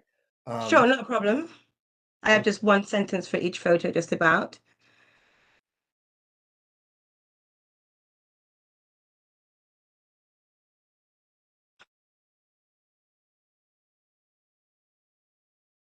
Okay, so the subject is located in the Bloomingdale neighborhood. The zone for the property is RF1. The scope of the project is to convert the existing two-story and basement corner convenience store into a restaurant. The first floor, basement floor, and three-bedroom residential unit on the second floor. The intent is to use the space as is. There will be no expansions to the structure. This first slide shows the subject property. Next slide, please. This shows the subject property again in comparison to North Capitol and Bryant Street. Next slide, please. This shows an east view of the property from North Capitol Street before improvements. Next slide, please. Okay, so this shows a more northern view of the property from North Capitol Street with improvements. Next slide, please. Shows a direct northern view of the property from North Capitol Street with improvements. Next slide, please. Shows an eastern view of the property from Bryant Street prior to improvements. Next slide, please. Shows another eastern view of the property from Bryant Street with improvements. Next slide, please. It shows a western view of the property from the alley prior to improvements. Next slide, please. Is that the next slide? Shows another western view of the property from the alley prior to improvements. Next slide. Shows a view of the subject from Bryant Street, including the rear alley. Next slide. Shows a direct rear view of the subject property from the alley prior to improvements. Next slide. Shows a northern eastern view of the property where the proposed sidewalk cafe will be located. Next slide. Shows an eastern view of the property where the sidewalk cafe will be along Bryant Street. Next slide. Shows a view along the side from North Capitol Street. Next slide. This last slide shows the intersection from the subject property across. Okay.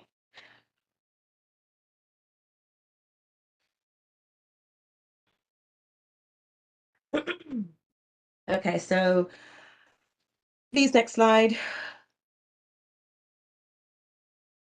So this shows the proposal for the sidewalk cafe. The intended occupancy is 23 seats.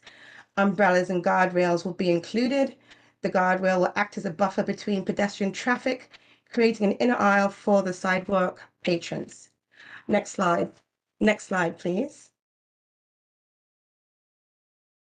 This plan shows the proposed site plan in comparison to the adjacent properties on North Capitol Street. Next slide. This slide shows a location map and different vantage points of the property. Next slide. So these next two slides show the demolition that will occur on the basement and first floor. So we can go to the next slide. And then go to the next slide. So this slide shows the kitchen, utility, stairs, and bathroom for the proposed restaurant. Next slide. This slide shows the proposed bar steps and ADA bathroom for the proposed restaurants. We are aiming for a total of 73 occupants. The breakdown is as follows: 15 occupants standing, 14 occupants with tables and chairs, and 10 occupants at the bar. These numbers do not include the sidewalk cafe occupants. Next slide. This slide shows the existing elevations. Next slide, please. Okay, the next three slides show the building facades almost the same as the existing facades. This is a rather handsome row building built in 1920. The architecture is typical to the neighborhood and in line with the early 20th century commercial row house style prevalent in Washington, D.C. This property's intent or initial intent was and always has been for commercial use. Due to some current updates, the building is even more striking. These upgrades include brick power washing, new windows and doors, and glass storefronts on the first floor. And for the proposed chairs and umbrellas are also shown. So we go through the next two slides, please. Okay. Okay, so the next slide. This plan shows a section of the building with the internal stairs. Next slide. This last slide shows more vantage points of the subject property. And lastly, we wanted to address the noise levels in the area. I first want to acknowledge that I am not a sound expert. According to the DCMR, the maximum noise level specified is 75 decibels for residential and 80 decibels for commercial. I took several readings with an app on my phone called Decibel Meter. The average sound around 6:34 p.m. while traffic was moving ranged from about 80 decibels to 100 decibels as is. Thus, the sound in the neighborhood is already over the allowed maximum noise level. It should, however, be noted that the proposed umbrellas, tall plantings, and wood benches will greatly help diffuse any additional sound from the sidewalk cafe. I also took readings in the evening after about 9 p.m. and the sound levels were even higher, reaching about 122 decibels at times, which included sirens. That's the end of the presentation. Thank you, Ms. Atkinson. Okay, if we could circle back to the PowerPoint, I would appreciate that, Mr. Young, where we left off. Okay, so as an overview, final Office of Planning position is pending, but DDOT has advised in a written report submitted in the record that the proposed use will have no adverse impact on the district's transportation network. ANC 5E has taken no position on the application. They split, basically. There are numerous letters in the record, both in support, opposition. I think I lost count at some point. So next slide, please. Again, the proposed use, let me just run through a few details about it. The restaurant will abide by the following conditions pursuant to its APCA license. They went back to APCA after the spirits license as a retail license was denied and applied for a restaurant license to sell spirits, and it was approved.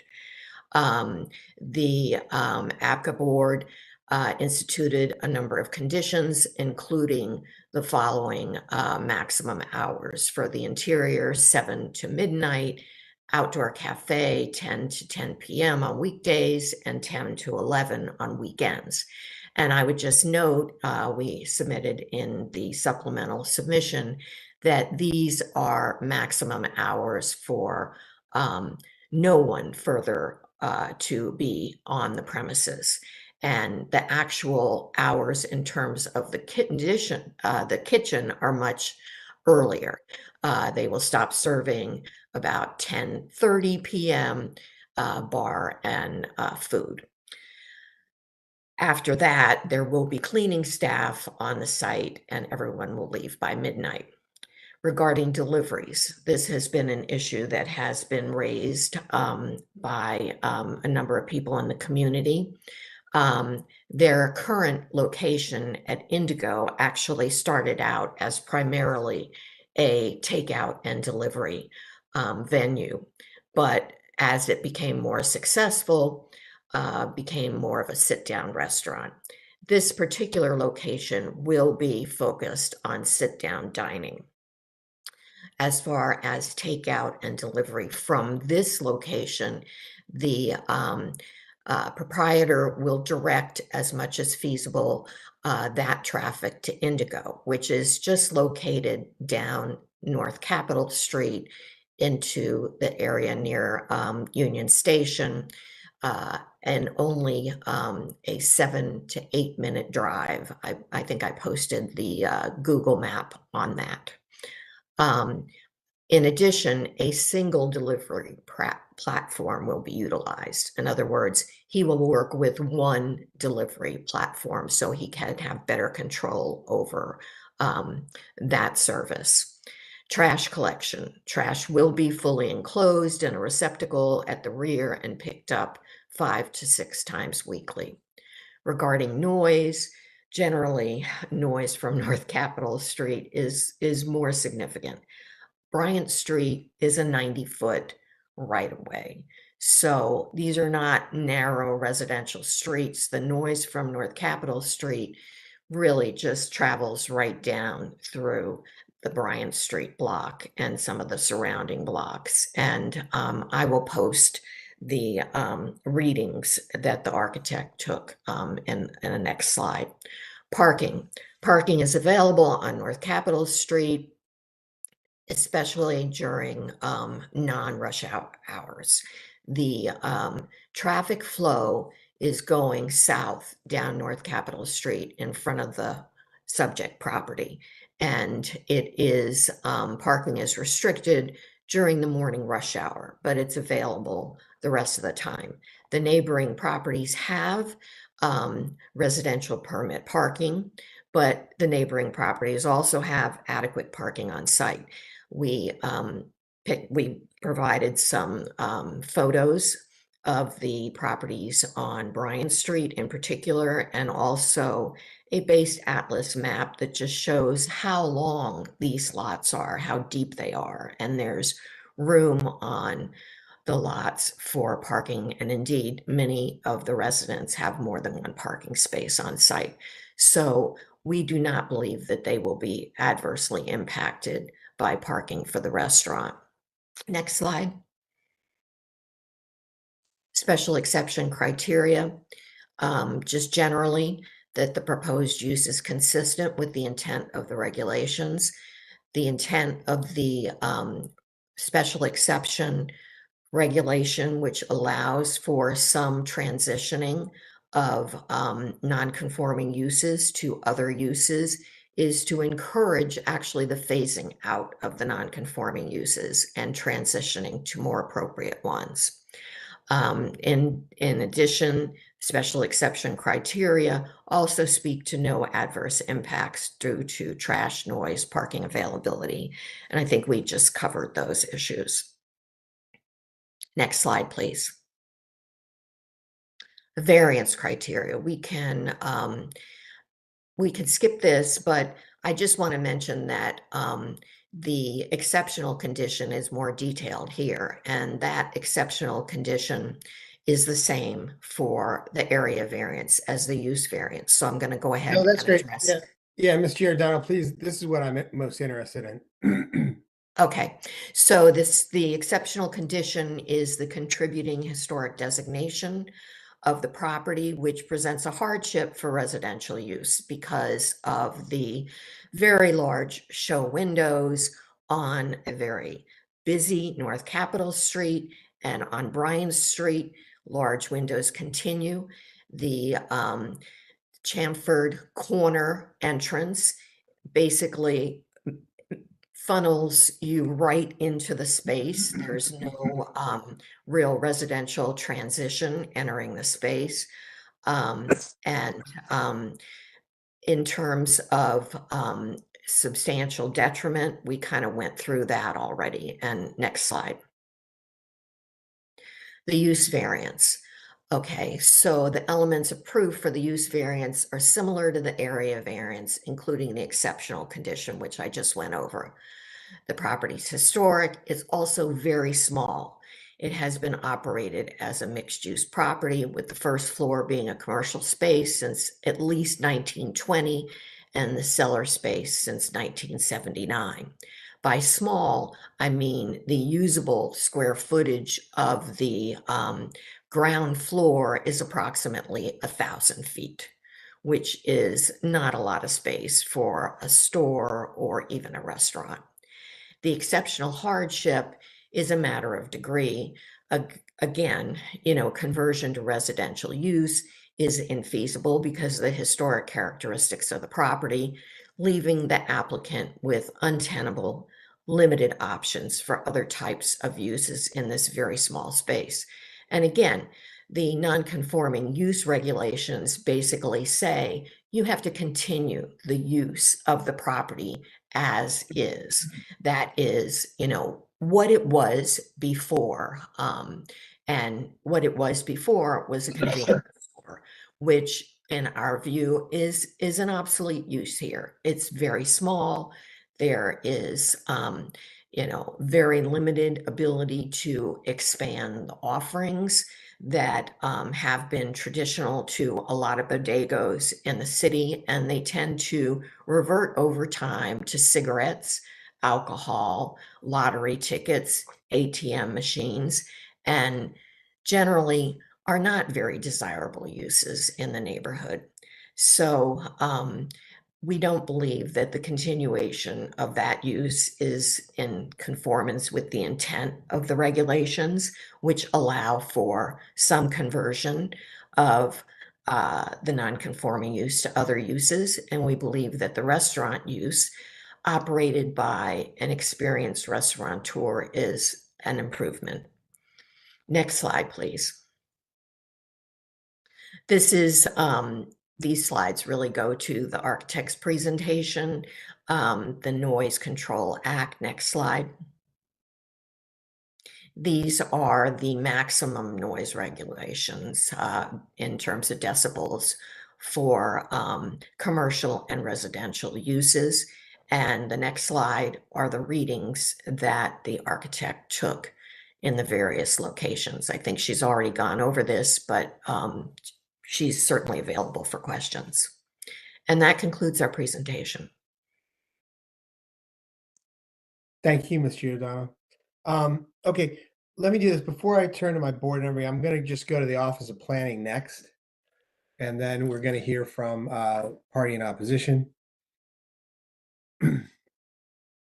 Good afternoon, Chairman Hill, Commissioners. For the record, my name is Ron Barron, Development Review Specialist at the DC Office of Planning. The Office of Planning filed the report at Exhibit 152, recommending denial of the requested relief. In our report, OP found that the applicant had not provided sufficient justification for the amount and type of relief requested.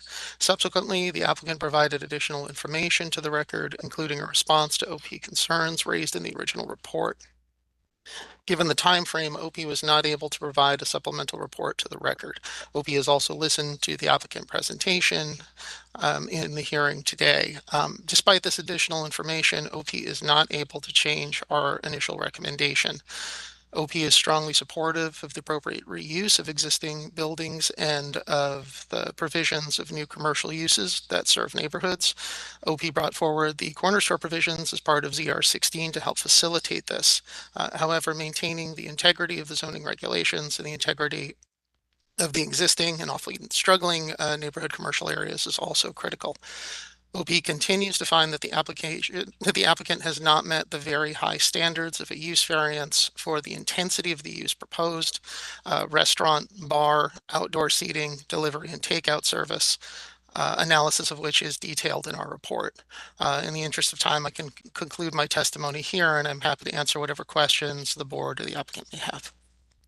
Thank you, Mr. Barron. I just wanted to clarify, right, there was additional information that the Office of Planning received. However, that matches the same information that you just heard from the applicant, and that doesn't change the Office of Planning's recommendation, correct? Correct, yes. Okay, thank you. All right, Miss Cavalier? How do you say? Cavalier, but it's fine. Cavalier. Thank you. No, Ms. Cavalier. So Ms. Cavalier, they basically used up 15 minutes and you get basically the same amount of time.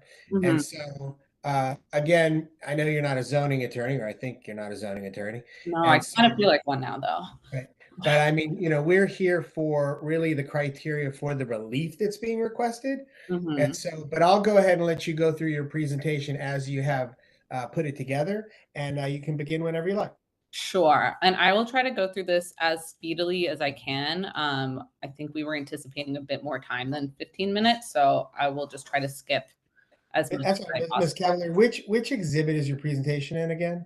Oh gosh. It is let me look it up. Sorry. It's the updated presentation. I think it's 166.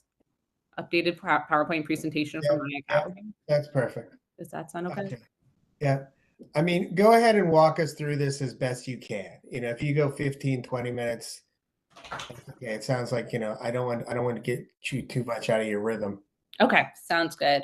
I can just get started, and then as it pulls up, I'll just catch up. Wait for Mr. Young to pull it, or you can begin. All right. Thank you, Chairman Hill, Mr. Blake, Mr. Smith, Dr. Imamura. Thank you for hearing me today. I live at, and work entirely remotely from the property directly next to 2324 North Capitol Street at 8 Bryan Street Northwest. I'm starting this presentation on behalf of our parties, and then I will continue on to my fellow neighbors if there's time. I will skip the next slide and then the next slide. The application on page 6 of Exhibit 147 incorrectly asserts that external impacts of the proposed restaurant use will be no greater than the existing convenience store use. This argument is based on the concept that they are changing from one commercial use to another commercial use, so nothing changes. It fails to address how the change in use from store to restaurant changes the character of the neighborhood. And we could skip to the next slide and skip to the next slide, slide 5. The present character of the houses across the street and down the block would be forever changed if the property were to change from a store to a restaurant, as they would lose their privacy, peaceful enjoyment of their front yards and their homes because of the huge increase in patrons, as well as the huge increase in operational hours. And we can skip to the next slide. The request does not meet the burden of proof and satisfy the questions. What is exceptional or unique about the property? How is that uniqueness causing practical difficulty or undue hardship if the zoning were applied? What are the potential adverse impacts on the neighbors in the zoning plan? And how does this impair the intent, purpose, and integrity of the zoning plan? It's extremely important for us to establish that the neighbors want a business at this corner. We were on board with the original proposal. I'm a first-time home buyer, and I was so excited to have that original plan right next door to me. However, the proposed restaurant would lead to significant harm, and that's why we are objecting to this change of use request and do not support a restaurant in any form. Next slide, please. His supplemental documentation, most recently filed, asserts that the property is, quote, exceedingly small, which prevents it from being operated as it's currently zoned. However, the property has over a century's worth of experience being operated as a retail store, and it's in fact bigger than many other corner stores in Bloomingdale. His certificate of occupancy request is for 81 people indoors, and a property that can comfortably accommodate 81 guests is not exceedingly small. And this is in stark contrast to the houses on the block that are for single families or 2-family flats consistent with RF1 zoning. Next zone, please. Next slide, sorry. We wish to agree with the report by the Office of Planning that the request does not meet the test for a variance. In fact, the news is full of restaurant closures in Washington, D.C. He has not addressed the higher failure rate of restaurants as compared to grocery stores, especially in this time of economic challenge. The applicant provided nothing to substantiate the claim that it's not economically viable to run a store at this location. I have several examples to refute that claim, including a new upscale corner shop market and cafe that's forthcoming from Lost Sock Market, and it will occupy a similar looking space very soon on 4th Street Northeast. This is a very similar model to the applicant's original plan, which aligns with the current zoning rules and received neighborhood support, and which he claims is not economically viable. Next slide, please. Another example is Odd Provisions, which opened in 2016 and was one of several in that generation of small markets catering to the eat local crowd. such as Union Kitchen Grocery, Old City Market and Oven, Each Peach Market, and Needle Market, among others. Incidentally, Odd Provisions is within 2 blocks of a Giant supermarket, and at 11th and Lamont Street is in a neighborhood that's in similar character to Bloomingdale without any high rises. The applicant claimed that the store found in his initial plans in 2022 is unviable, but he never performed any feasibility analysis or an economic study of what could be possible at this location. He ignores the successful 100-year history of store operation here. In fact, it's only been vacant since he bought it. Next slide, please. Regarding the exceptional hardship related to the historic claim, there are no physical qualities to the structure that prevent it from being used as it's currently zoned. Here's and the above picture is an example of how he could execute a 100% residential design. The McMillan development was long in the works before the applicant purchased the property. Therefore, fears of competition from the McMillan development should not be considered relevant. The applicant references a planned large grocery store with additional large retail component in the nearby McMillan Reservoir site as part of his rationale for the non-viability of this plan. However, a small grocery store will be situated several blocks from Bryan Street, and we have just received notice that the developers are negotiating to reduce the size of the McMillan store down to a minimum of 10,000 square feet, when the average size grocery store in DC is 40,000 square feet. There's no guarantee that this grocery store will exist at all, and the actual location of the proposed store is farther from the applicant's property than what is stated in the Exhibit 128H. Next slide, please. Here's a second example of a store that was successfully converted to residential use, and this agrees with the Office of Planning report statement that it would appear that other uses, some of which the applicant previously examined, exist for reasonable use of this property. Next slide, please. Again, the applicant conducted no economic feasibility study or viability study of the original plan that had zoning regulation and neighborhood approval. The applicant offers, and because of there's no proof or research supporting the non-viability of this original plan, which is the impetus for the new restaurant plan, we are simply expected to just accept his statement. And the applicant claimed on various ANC 5E and Bloomingdale Civic Association meetings to be a successful business person. However, we would expect a successful business person to conduct a market analysis of a proposed business before spending over $1 million on a property. And I find it irrational to insist that a restaurant will be successful when Romney reported a survey that found that 44% of full-service casual dining restaurants in DC expect to close in 2025. Next slide, please. The applicant cites the K Street location as proof that this location will be successful, yet Bryan Street is a very different neighborhood than K Street, and this proposed location is an entirely different business model. Bryan Street has no high-rise buildings like K Street, and K Street provides no experience to running a bar and full-service restaurant. If the applicant restaurants fails, the zoning relief remains, and what replaces it and thus impacts the community is unpredictable. This is relevant because the applicant has expressed concern of competition from McMillan as a rationale for this relief. What would happen if an Indian restaurant opens at McMillan when he claims that his business cannot survive competition? Next slide, please. In order for area variance to be approved, the applicant must meet the burden of proof, and this slide here details reasons for why his application fails to meet that standard. Next slide. The proposal is not consistent with zoning or the comprehensive plan. Sorry. Unlike Red Hen or Big Bear, which are either adjacent to or in MU4 zoned areas, and have often been compared to this property, 2324 is the blue dot you see here in a sea of RF1 zone blocks, with the closest MU4 district being 0.4 or 5 blocks away. Additionally, granting this variance and special exception will introduce a liquor license on a 100% residential block with no commercial zoning within 5 blocks. Next slide, please. The Office of Planning report said the regulations are also intended to discourage the expansion of existing nonconformities, particularly where other options exist. According to the plan, the application would expand on existing nonconformity, and we ask that the board discourage this change. The Office of Planning report recognized that the applicant is proposing a full bar and outdoor seating, as well as a pickup delivery window, which would anticipate delivery drivers as well as local patrons. And they said that these impacts to the immediate neighbors should be more fully addressed. However, I wish to point out that the applicant cannot change or control or address the impacts of a commercial restaurant on an RF1 zoned residential neighborhood. For example, he cannot make a parking lot, He cannot establish a loading zone for meal delivery drivers, and he cannot be a traffic cop to facilitate shared ride drop-offs. Next slide, please. The applicant has highlighted the success of the original Indigo location as a rationale for why an additional location should be developed in our community. Again, Bryant Street is a very different location. It's RF1 zoned with 2- and 3-story row houses with front gardens. There's no commercial parking lot. We're not close to a metro, and there are no current businesses that provide delivery pickups. His business would introduce that to our street and thus change its character. Next slide, please. I don't need to repeat the requirements of Title 11, Section 204.9. However, the applicant claims that the proposed restaurant use will not create any deleterious external effects and is not likely to generate any external noise, illumination, vibration, odor, design, or sighting effects.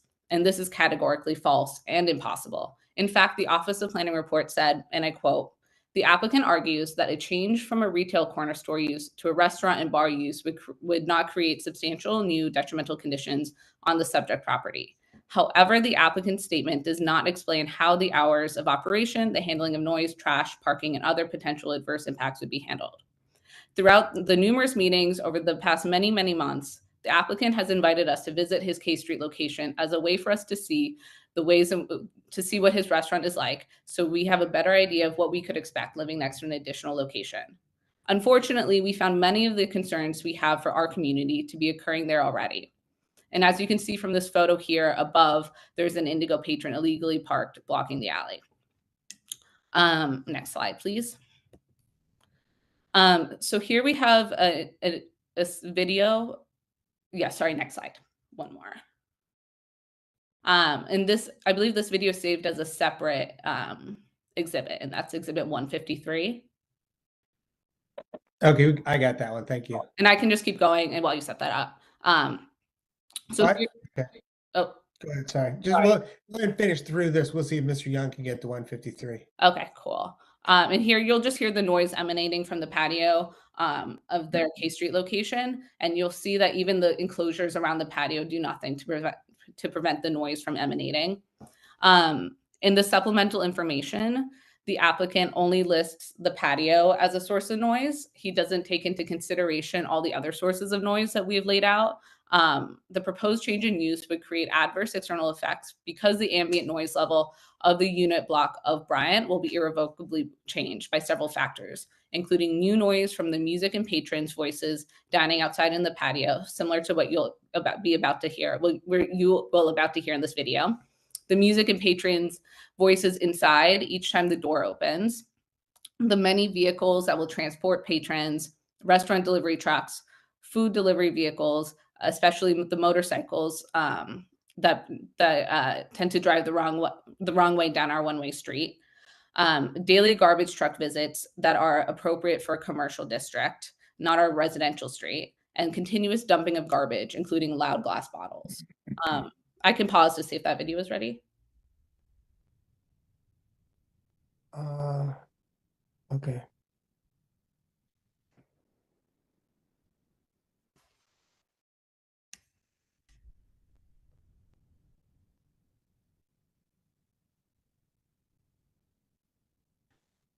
I can also continue while that keeps going. Yeah, Mr. Young, why don't you just, I mean, Ms. Cavalier, I think the board can understand what, I appreciate the video. Like, I 100% believe and understand what you're going to show us in the video. Okay. So, you know, we'll be on the same page. It's fine. Yeah. All right. Furthermore, the applicant suggests in his supplemental information that the noise. Mr. Young, if you could bring up where Ms. Oh, Cavalier sorry. was. I have it up on a separate screen. I apologize. I think you were on traffic. Yes. Noise. The applicant suggests in his supplemental information that the noise will only be a problem for the house that is 90 feet away, which is currently for sale. This is illogical as I'm only 21 feet away, and this will certainly impact me. I can currently hear when it's just one person on their patio speaking. So I can One more back, Mr. Young, sorry. Yes, one more back, sorry. So I can only imagine what it will be like if there are 33 seated guests on their patio, which will be in concert with all the other noises I've listed earlier. And while the applicant may only be interested in the impacts of this business, of the noise of this business on one home, I'm here representing the interests of those who live within 200 feet, the standard set by the BZA, who will be negatively impacted by the noise created by the restaurant. And it's not just about one house, it's about our whole community. Lastly, the applicant states that North Capitol is always noisy, and this is not true. It certainly does have periods where it is noisy, such as during rush hour, and then it quiets down. We would anticipate that the restaurant's dinner service to be its busiest, and therefore the loudest period of the day. This period would extend much beyond rush hour when the traffic has subsided and the neighborhood has returned to quiet. The noise coming from the restaurant at this time would represent a distinct change to our neighborhood and make it impossible to live peacefully in our homes. Next slide, please. Air pollution and traffic incidents are expected to increase with the increase of motorcycles and food delivery trucks. Unlike K Street, we only have one lane of traffic in Bryant, so double parked vehicles will create backups and honking from impatient people stuck behind them. The delivery vehicles are expected to block and frequent the alleys behind the restaurant, as this is where the pickup orders will be given. The alley often has children playing and families walking through it, such as myself and my dog. The closest alley, neighbors need to access their vehicles using this alley as well. The applicant claims that he will be able to control the frequency of deliveries and thus reduce traffic by limiting it to a single platform and focusing the company's delivery requests from the rented K Street location. Because K Street is a rented property, we have no way of knowing how long that lease will last, and once it ends, it could be reasonably assumed that more deliveries will be taken from this location. Furthermore, limiting deliveries to any number of platforms is irrelevant to zoning, and it's not an area where the BZA can have any oversight. Next slide, please. There's no parking plan. The current and proposed use includes only 2 parking spots, and that's located more than a mile from any metro station. Parking in North Capitol is prevented during rush hour, and it's otherwise dangerous. And this will force drivers to naturally look to Bryant Street. There's no loading area for trucks or shared transport, and more restaurant customers will need to park here than a store because the restaurant occupancy is high. And customers will stay longer in a restaurant than they would with a corner store. Families walk through this alley with their children and dogs, and children play here, so increased traffic would be dangerous. In his supplemental information, the applicant states that the neighboring properties all have 1 or more spaces. However, not all houses have parking, and many houses have more vehicles than parking spaces and thus rely on street parking. Furthermore, even houses with parking spaces rely on street parking to accommodate visitors. Ms. Cavalier, I know. How do you say it again? Cavalier. No worries. Cavalier. I don't like you saying it. You're Ms. good. Cavalier, that's good. Ms. Cavalier, you're at it. You're past your 15 minutes. Okay. And I mean, by the way, you're doing a lovely job. Are you an attorney? No, but honestly, I've done a lot of research. Okay, you've had 6 months. So I think that I mean, we're here for a lot of the issues that you're speaking of, and your slide deck's very easy to go through. Okay. And I went through it before, and I've gone through it as you're actually walking through your presentation. So I understand everything that you have going on. If I could just bring you to the conclusion slide, and then you said that maybe the other people would like to talk. Of course. No, totally. I appreciate you facilitating this. If you go to 31, Mr. Young. Yes.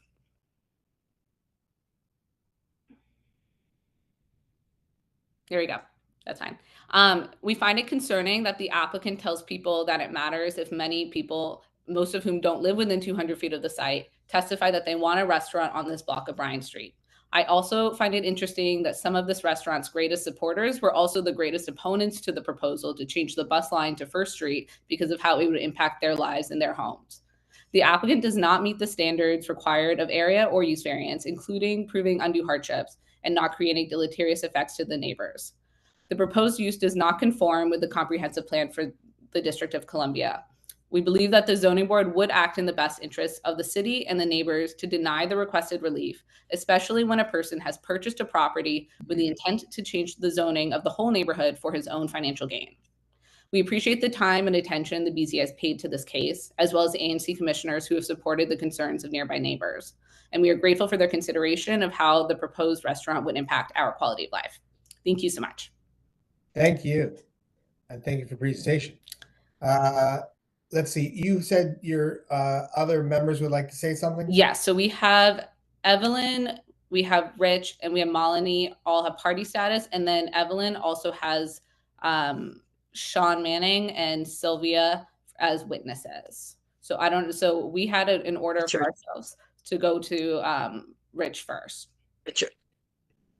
Okay, go ahead, Mr. Smith. Chairman, members of the board, thank you for hearing my testimony today. My name is Richard Smith. I live at 19 Bryant Street Northwest, approximately 71 feet from Hillview Market.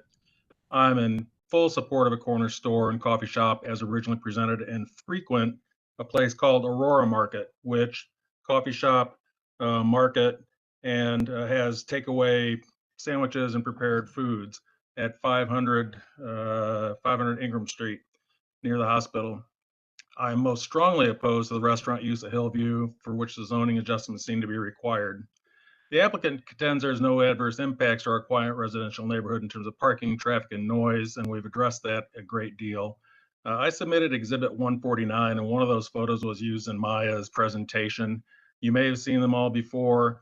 What it shows is that there are Uber Eats cars and there are mopeds that are parked illegally. And the applicant has no way to control that. That's not his responsibility. However, that exhibit I put out to show that, DC parking and DC traffic parks a certain way, and that will be coming to our neighborhood. I also was there for an extra, I was there for an hour and 10 minutes. The applicant states that there will be a single delivery service going through the K Street location. However, how is that going to be enforced? I don't think that's enforceable in any way after the board rules and makes a decision. And if I was a businessman, I'd make use of both locations to maximize my delivery service. But even though he says it'll be just one location. The applicant submitted a supplemental statement last week in which he states, hey, there's parking spots and garages behind your house, so there's adequate parking. Well, I've lived here for 13 years, and myself, my wife, my neighbors, my tenants, my guests, all have lived a certain way with parking the way that it is, whether I park in my garage, which is actually a shop, or park in my patio, which is my backyard. The suggestion that there's adequate parking doesn't take into account how the neighborhood has been living this way and parking this way since I've lived here for 13 years. So that it's ludicrous to suggest that, oh, by the way, there's a lot of parking spots, so there won't be any parking problems. We have renters moving in on Sunday. They're going to be bringing 2 extra cars, so that'll be 4 of us, 4 for our house alone. So moving off of parking, during my visit, I went down and took those pictures, exhibit, I think it was 149. And while I was there, I noticed 91 people walking into the restaurant in the course of an hour and 10 minutes. So that's 11 people walked back out there carrying bags. So let's say that there were 80 people walking in over the course of an hour and 10 minutes, and 7 of those came by Uber. That leaves 73 people over the course of an hour and 10 minutes. How are they going to get here? This is not a walkable neighborhood like the other neighborhood is, which adjacent to H Street and also has the large residential apartment complexes. They're going to drive here, and that will cause noise. It'll cause parking problems. Will cause traffic, and there's just no way about that. And that was over the course of an hour. So let's step away from that for a second. Mr. Smith, can I Yes. interrupt you 1 second? I'm sorry, I appreciate it. I mean, Ms. Cavalier, she did a good job in general of the presentation.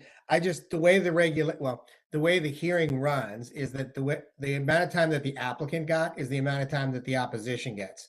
And Okay. so you've already kind of gotten to where their time was. And so I just want to Let me close. Yeah, if you wouldn't mind, because then Ms. Sure. Brown says Yep. she has witnesses too, and so I don't know Yep. what that means. We all would welcome a corner market and coffee shop that would be ecstatic. A restaurant would have an extremely large adverse impact on the nature of our neighborhood. That's why I'm in opposition. Thank you for your time. Thank you, Mr. Smith. Ms. Cavalier, is Ms. Brown the last one to testify? There was also Malini as well, but I'm not sure if Malini wants to skip or can speak briefly, and then we could go to Evelyn. Ms. Brown, I would like Malini for her audio. Okay. Ms. Tolak, can you hear me?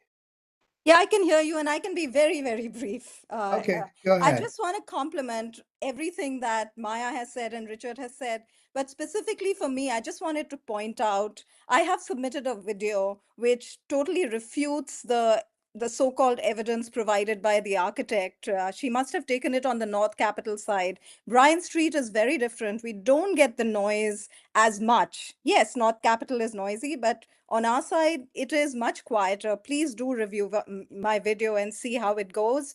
We all tend to use the outdoors a lot because this is kind of a community neighborhood. We meet on the street, we sit on our front stoop, and we interact as a community, and all of that will change with the restaurant. I am diagonally across from it, and I will totally lose any privacy 7 days a week, going into late nights on weekends and weekdays as well as the fact that I sit outside, but I also work from home, and both of my studios, my husband and I both work from home. They are street facing.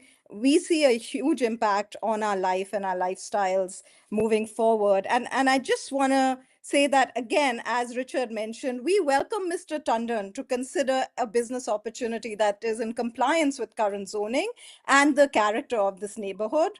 But I really cannot accept that his business should be at the cost of mine and my neighbor's quality of life. That's all I want to say. And I hope that, the board will take into consideration all of our concerns. And I'll hand over to Evelyn from here. Thanks. Thank you. Ms. Brown, how much time do you think you need? Sean, you can have 2 minutes. Sylvia, 2 minutes, and I'll just do my closing statement if that's okay. Okay, great. So Sean, you have Thank you. 2 minutes, then Sylvia, you have 2, and I'll do my closing remarks. Sean? Are you there? Ms. Brown, I'm sorry, I'm just trying to make sure. These are witnesses to your testimony. Yes. And what are their names again? Sean Manning One and second. Sylvia Balfour. Okay, I just got Mr. Young is bringing them up. Sean Mr. Manning. Mr. Manning, can you hear me? Can you hear me? Yes. Okay, I'll be very quick and very brief because I think Maya and the other neighbors have covered everything that I was going to say. I have been a resident at 36 Bryan Street, my wife and I, for over 20 years, and I am a property owner right next door to Maya as well. Years ago, we petitioned, my wife and a neighbor who doesn't exist anymore petitioned. We've grown up in this neighborhood for the past 20 years. We've watched it grow and improve. I'm a little confused by the law speak that Mr. Tandon's lawyer keeps, because just like the lady said a second ago, Bryan Street is not affected by the noise as North Capitol, and that noise does subside after rush hour. But we are a one-lane, one-way in neighborhood. Delivery trucks, pickup vehicles, taxis, so forth, all of those will back up traffic even more. And as Maya pointed out, the honking from people who are disrespectful will only increase the noise level in this neighborhood. The rodent population is going to increase. There's nothing he can say or do about that. If you put commercial garbage cans in, we will have a greater rodent population.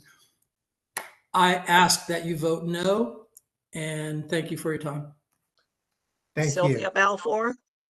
Okay. Can everyone hear me? Yes. Okay, I'll be very brief. Now you're on mute, Ms. Balfour. It keeps doing that. That's weird. Okay, you can hear me now? Yeah, just don't touch Okay. anything. Yes, real quick. So I echo everything that has already been said. I don't want to be redundant. I've been in my property for 23 years, and I'm sort of across North Capitol and within the 200 feet of the establishment.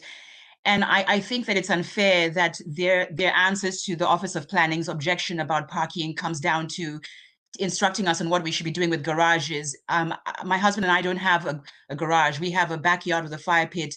And I know other neighbors who don't use their backyards for parking. The reality is, in 23 years, I've never really had a problem with parking unless maybe someone's having a big party. But I've had two cars personally smashed on North Capitol Street. My twin brother visiting had his car smashed. It's pretty dangerous for us to just rely on that as our sole parking.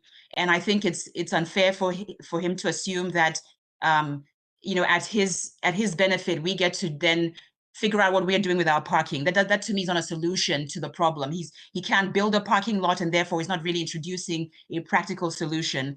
And I can foresee myself at nights having to park 3 blocks away and endanger myself walking home when before I had no problems parking. So I echo everyone else, and I hope the board will consider how much this is going to impact us adversely along the way. Thank you for your time. Thank you, Thank Sylvia. you. And my name is Evelyn Brown. I'm a 200-footer. I'm approximately 60 feet from the applicant's property. I am south of the 2324 location. I won't duplicate, but I went door knocking. I've talked to people in the neighborhood. That's how I met Sylvia, Lonnie, Richard, and all the other folks. So that's how we got all of this started. But I knocked on doors, I shared flyers, I listened to people talk, and I shared my position and theirs. The property had, and so I really had no one-on-one contact with the applicant in terms of outreach. But I can say that we in this neighborhood, we conducted a lot of outreach. I don't see the benefit for the community, the business converting the property. I don't deem it appropriate for the health and present character of the neighborhood. And I wanted to point out one item in the applicant's response about the ABCB license, and to make sure that the distinction and the context in which is stated in here, that they stated that that it had no adverse impact. The restaurant had no adverse impact on the neighborhood. That was not a zoning case. That was a Class D liquor license case. So I just wanted to make sure that the context was clear. Response completely neglects to recognize all of the issues that we have basically raised. My personal safety, I come in and out of my home through the back, through the alley. My property is directly across from Ms. Kaplar's. So we share the alley. The exhaust fumes. Nothing has been talked about in terms of a full kitchen. Well, those, I'm concerned that those exhaust fumes, the cooking, the smells and so forth will certainly be coming into my home. We do not have sophisticated exhaust systems. And one of the applicant's witnesses stated that he loved waking up at 6 a.m. to the smell of curry. And I responded, I don't want to smell curry. The other reason I visit India, I was sick every day until 1 o'clock in the morning. And I stayed in the bathroom with my head over the trash can for 2 weeks. And I also suffer lupus. So I'm just sparing that. The other one is that lack of loading, unloading. That's been addressed. Food, increased traffic, the restaurant. And finally, the high levels of the background noise. I hear the noise directly from North Capitol. And I would never object to a business owner seeking a reasonable profit, but not at the expense of the neighborhood's charm and ambiance. As mentioned, I am a longtime resident. My family moved here in 1959, so we're going on 66 years. The original corner store, while it was a tolerable nuisance, it did not infringe upon my rights. I cannot say the same for the applicant's plans and the adverse impacts identified. The applicant states that he believes the proposed use is a viable and he's willing to make a substantial investment to rehabilitate dilapidated property for a new commercial use that is consistent with the LeDroit Park Historic District. My understanding, this BZA case is not about the willingness to make a substantial investment. Why? Because we too, the residents of this neighborhood, have already made substantial judicious investments and that have rebounded to our benefit up to this point. The siting of Indigo, these are two different operating environments. Okay. And injudicious investment was made by the applicant, hopefully at the expense of successful senior citizens who made a good investment in their homes. These upstanding accomplished seniors, resident investors, taxpaying residents, income and property taxpayers are now being asked to pay a price for someone else's bad decisions. Caveat emptor, buyer beware. The applicant should have reviewed the zoning before he made the purchase. So, and I also believe, and I was taught, he has a right to operate a business, but his rights end where my rights begin. And my quality of life will certainly be affected if that restaurant with the outside dining and all of the other adverse impacts that have been addressed go into effect. So I thank you for the opportunity to testify, and I sincerely ask that you not approve the applicant's request, BZA case 21151. Thank you very much. Okay, thank you, Ms. Brown. All right, thank you all for your testimony. Mr. Young, do you have anybody here wishing to speak? Yes, we do. We have a number of people. How many do Okay. you want me to bring at one time? Do we have support and opposition, or is it just opposition? We have both. Okay, let's do support first. Support first. You can do them 4 at a time. I mean, how many do you have? We have a lot. I'm not sure everyone is here, but Okay. there's at Okay. least 10. All right, well, go ahead and give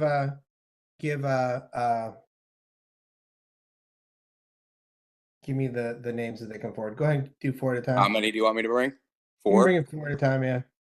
Okay, the first is Uma Imtiaz.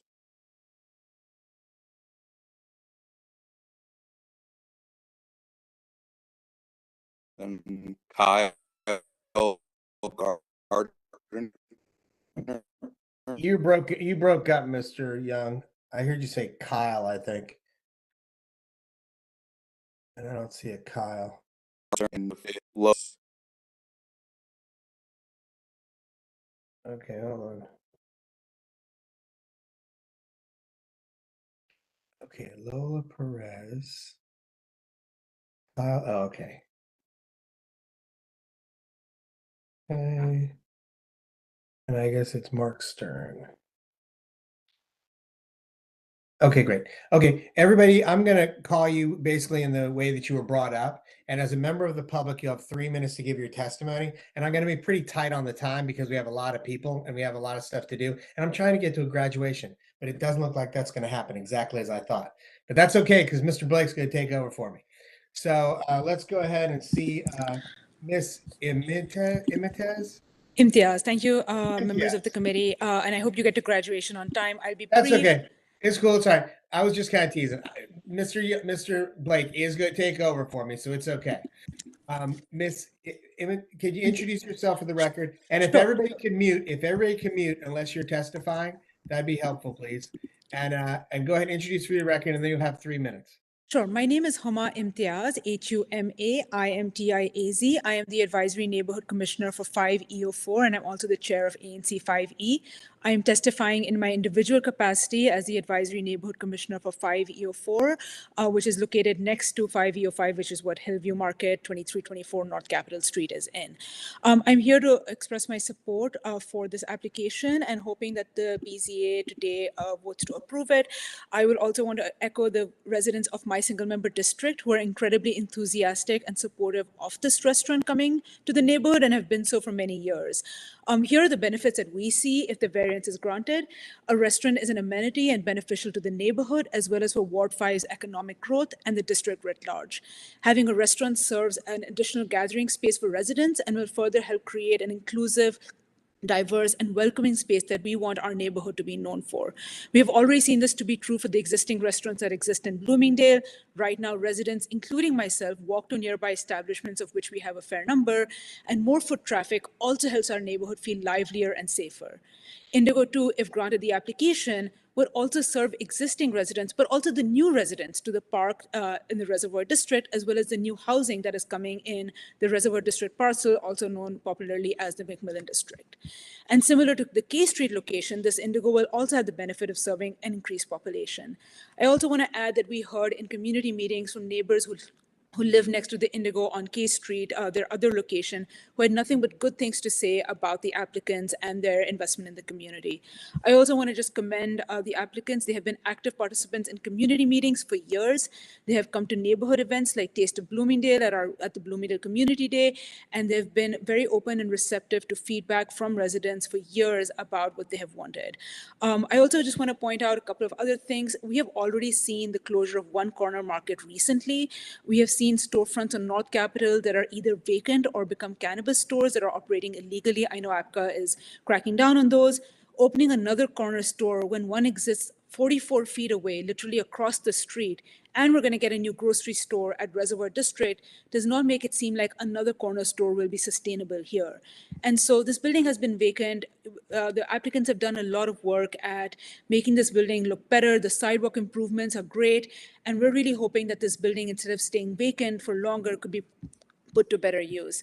I also just want to say that as a community, we should be encouraging more businesses to invest in Bloomingdale, especially in the long vacant spaces, and really hoping that, concerns about rodents and trash, again, we have heard from the applicants over and over again, and I'm fully satisfied with their commitment to ensure that some of these concerns are addressed. But thank you for your time. I'm happy to take any questions. Thank you so much, and thank you, Commissioner, for your service. Let's see, I'll see if my board has anything in a minute. Mr. Guardian, is there Guardian? That's Gardner. Oh, Gardner. Mr. Gardner, if you could introduce yourself for the record, you'll have 3 minutes to give your testimony. Great. Thank you, Chairperson Hill, and thank you to the rest of the BZA as well. My name is Kyle Gardner. I am an ANC Commissioner as well, also for 5E. I'm the single member district representative for 5E01. I'm similarly speaking in my personal capacity today as a commissioner because 5E as a whole did not take a stance on this matter. I wish I were here to make all the obvious appeals to why the BZA should unquestionably approve the use for this property as a restaurant. At a time when there are near weekly articles about popular restaurants closing across the district, here is a neighbor who already operates a successful restaurant who seeks to open a walkable, small-scale eatery along a major arterial which is in desperate need for investment. If the applicant is granted this exception, it's materially obvious that this will benefit the neighborhood, the ANC, and the district as a whole. Nobody reasonable contends today that restaurants like Republic Cantina, Big Bear Cafe, or Red Hen, all restaurants in 5E which are immediately proximate to RF1 residential homes, are not huge boons to Truxton Circle and Bloomingdale. Certainly in terms of property value and tax revenue, but much more importantly because of the vibrancy and dynamism they introduce to our shared spaces.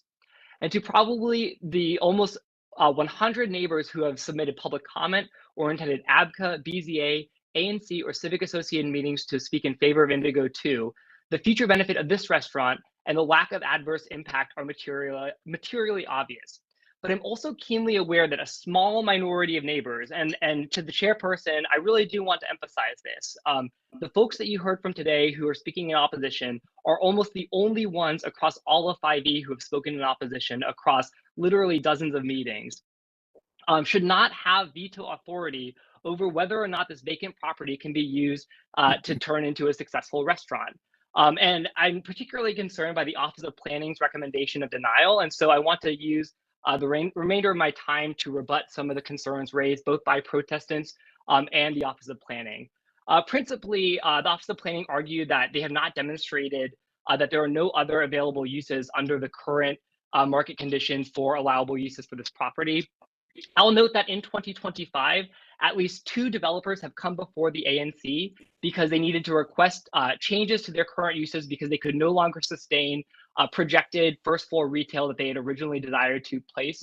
I similarly have 3 retailers in my SMD who cannot staff corner stores because they cannot find tenants willing to take on such risks right now. The market for this just does not exist.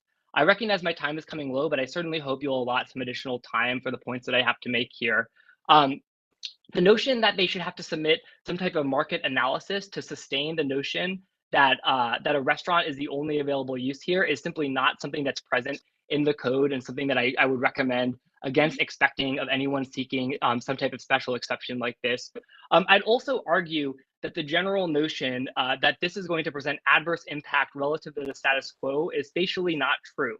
The status quo is a neglected property that if this applicant cannot convert into a restaurant, is likely to continue to change hands and to continue to become more neglected as it's taken over by property owners who are not invested similarly in this community. I am really concerned to think about what happens if you all vote to not approve this application today. And 1 year or 3 years down the line, we are facing a property that is further neglected, further vandalized, has traffic, noise, garbage issues related to the fact that it's either— Mr. Gardner, okay, I just want to let you got to wrap it up. Sorry. Okay, well, I would just close out by saying here that the standard which the Office of Planning is holding this against is fictional. It's holding it against an applicant that does not exist. The reality is that this is a restaurant that's going to have incredible boon for the local area as well as the ANC as a whole. Okay. And if it's not used for this use, it's likely to become neglected and Okay. present greater adverse impacts than what is currently being proposed by the applicant. Thank you. Thank you. All right, you guys, by the way, I got 10 other people on the line here. So is it Miss Perez? Oh, Perez. Perez. Yes, Lola Perez.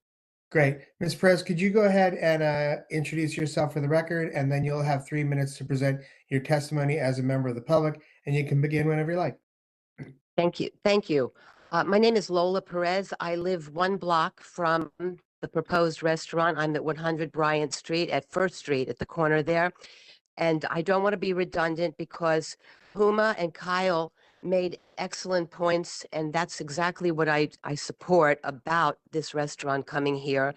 I know the risks of change is something that people have a hard time with as we listen to from the opposition. But I think what we heard from the opposition were all worst case scenarios of the worst order.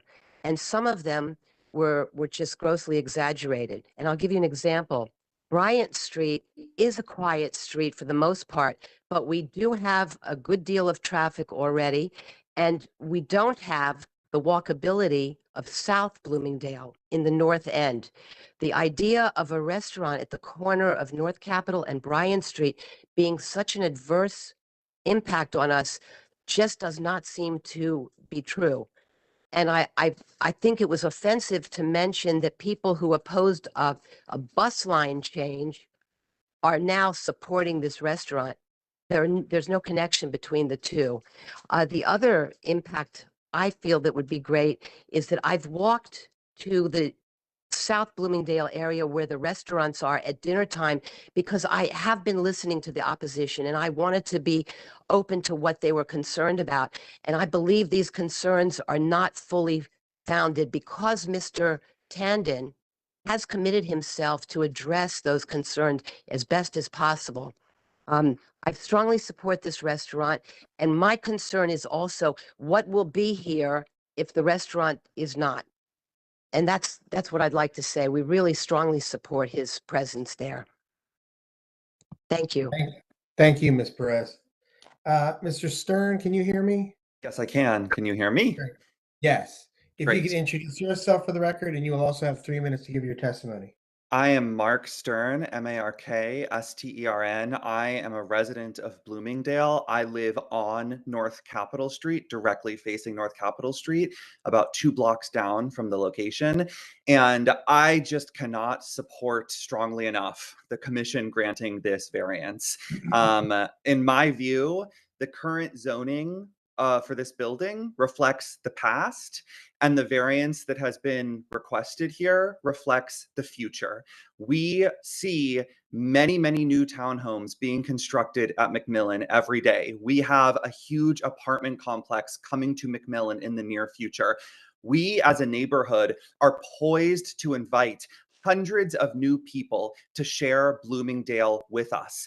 They deserve a world-class place to eat. And that is what the applicants are offering here and trying to provide to us. As someone who lives on North Cap, I can tell you 2 things. First, it is really noisy already. That's just life on North Cap. But second, it's changing. We're excited. We just got new street lights and crosswalks. It's becoming more residential. It's becoming more walkable. We deserve, like South Bloomingdale has already, a place where neighbors can congregate and eat and see each other and create a sense of community. Those hundreds of people who are moving in, they will already have a grocery store at their disposal. Sorry, Lola, I think you need to mute. Yeah. Mr. Stern. Yeah, Ms. Perez, go ahead and mute. Go ahead, Mr. Stern. I'll add Thank some you, time. Lola. With those residents, they will already have a grocery store at their available to them. We are now hearing that it may well be a smaller grocery store, one with organic and farmers market style offerings, exactly what the handful of objectors here are seeking for this location. It's not going to happen. As others have said, there is already a corner store directly across the street from this site. Another corner store in the neighborhood a few blocks away recently closed, and no one has come in to replace it to offer a substitute. We do not have a commercial real estate market in Bloomingdale that can support what the objectors are looking for here. There is no need for any kind of corner store here. What we need is a restaurant where we can have community. And so I'm saying on behalf not just of current Bloomingdale residents, but of the many hundreds of residents who will be joining us in the near future, please do not allow a handful of objectors to veto this wonderful opportunity for our neighborhood, an opportunity for community, an opportunity for our local economy, something that so many of us have really flooded you with support for. I think you've seen all of the letters. Everyone I speak to about this is overjoyed and extremely enthusiastic about it. I understand a handful of people oppose it. That is always going to happen. They should not be allowed to wield a veto against overwhelming neighborhood and community support. Okay, thank you, Mr. Stern. All right, Mr. Young, who are the next? You have others in support? Yeah. Okay, before you let these guys go, I'll go ahead, actually go ahead and let them go and bring up the other ones, please, Mr. Young, and you can give me their names.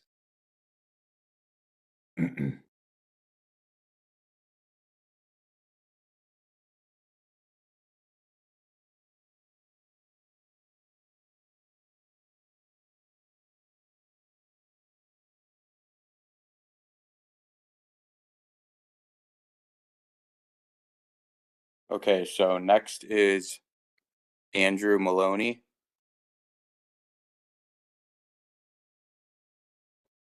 And then Chris Curry. Shane Young is calling in by phone. And next is Megan Robbins. That's 4. Okay, thank you. And just so everybody knows, like, it's not a handful of people that are opposed or not opposed, and there is no veto thing going on. Like, we're taking testimony from people. There's a lot of people that are in support. The record is pretty clear that there's people in support, there's people in opposition. We're just trying to understand the regulations, right? I mean, we're not here again as a popularity thing. And so just to let y'all know, there is no veto thing going on. Mr. Maloney, can you hear me? Yes, I can. Okay, great. If you could introduce yourself for the record, and then you'll have 3 minutes to give your testimony, and you can begin whenever you like.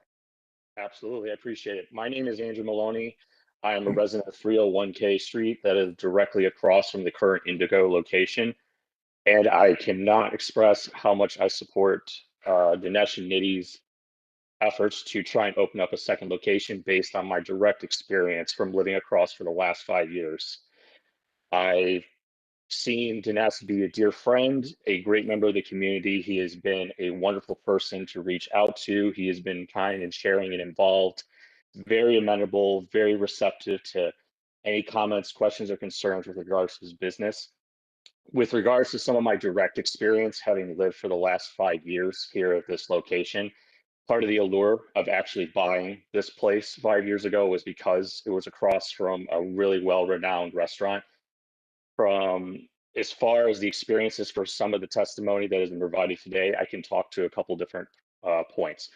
On the first would be traffic, both pedestrian and motor. From my experience, I have seen minimal motor and pedestrian traffic, if at all, disruptions from a residential standpoint.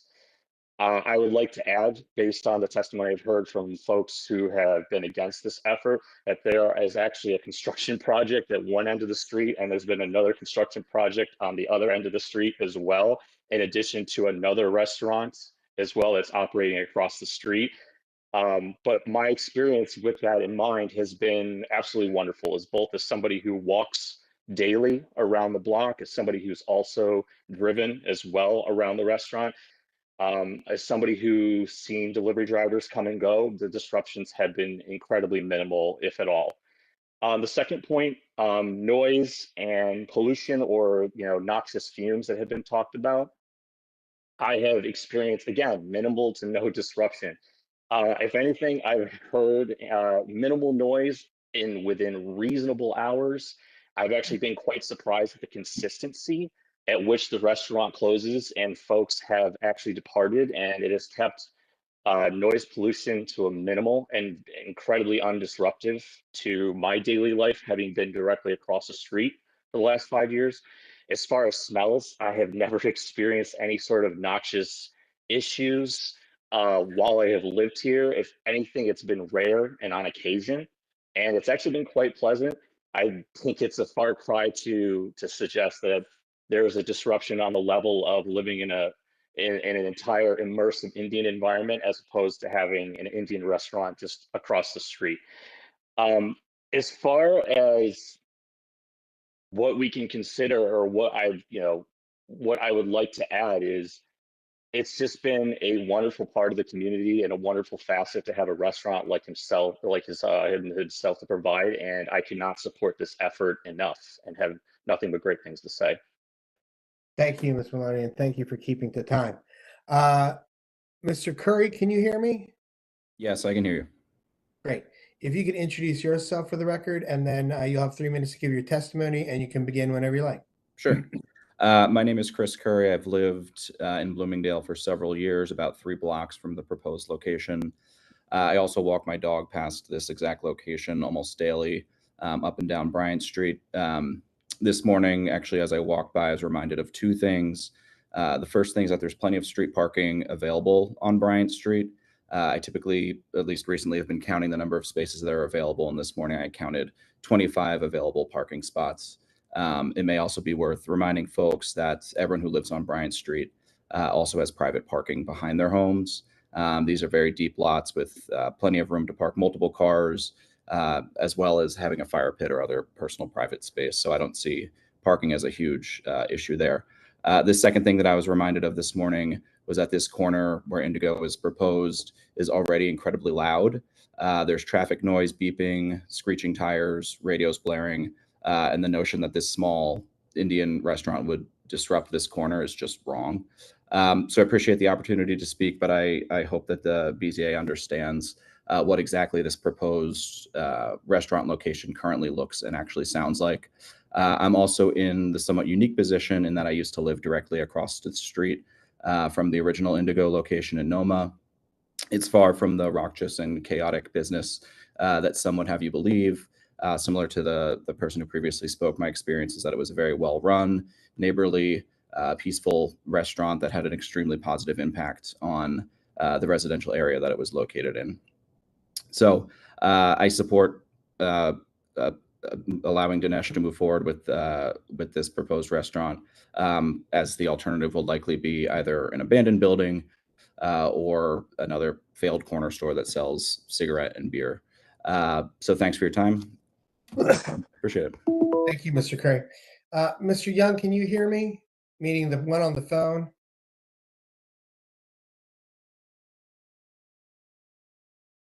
I think you hit *6 to unmute. Is that better? Yes. Yes. Could Okay. you please Perfect. introduce yourself for the record, and then you'll have 3 minutes to give your testimony, and I'll let you know when you're getting close to the 3 minutes, and you can begin whenever you like. Thank you, sir. My name is Shane Young. I likewise, this morning counted, I live 251 steps from the front of the proposed site. I'm not sure how many feet that is, so I don't think I qualify for the 200-foot party provision, but very, very close on Adams Street. And I know you had asked about, you're focused on the criteria, and one of the ones I'd like to highlight is what they highlighted in the PowerPoint of transition of obsolete and unfeasible uses, and that the impairment. I walk my dog by the site every morning. I walk up and down Bryant Street. I think it's a beautiful street. And me and my partner live on Adams Street. We park in our garage. We also park on the street. We have 2 cars. We're not concerned with the parking provision. We're not concerned about the trash. Trash was picked up this morning. Outside of the 10 minutes that the garbage truck comes through, you don't notice the trash being picked up. So I think these, I understand the concerns of those who live right across the alley. but it just doesn't see. It seems like the benefits here of transitioning an obsolete and or infeasible use of a building to what is a highly rated and well-loved restaurant is just it's a no-brainer.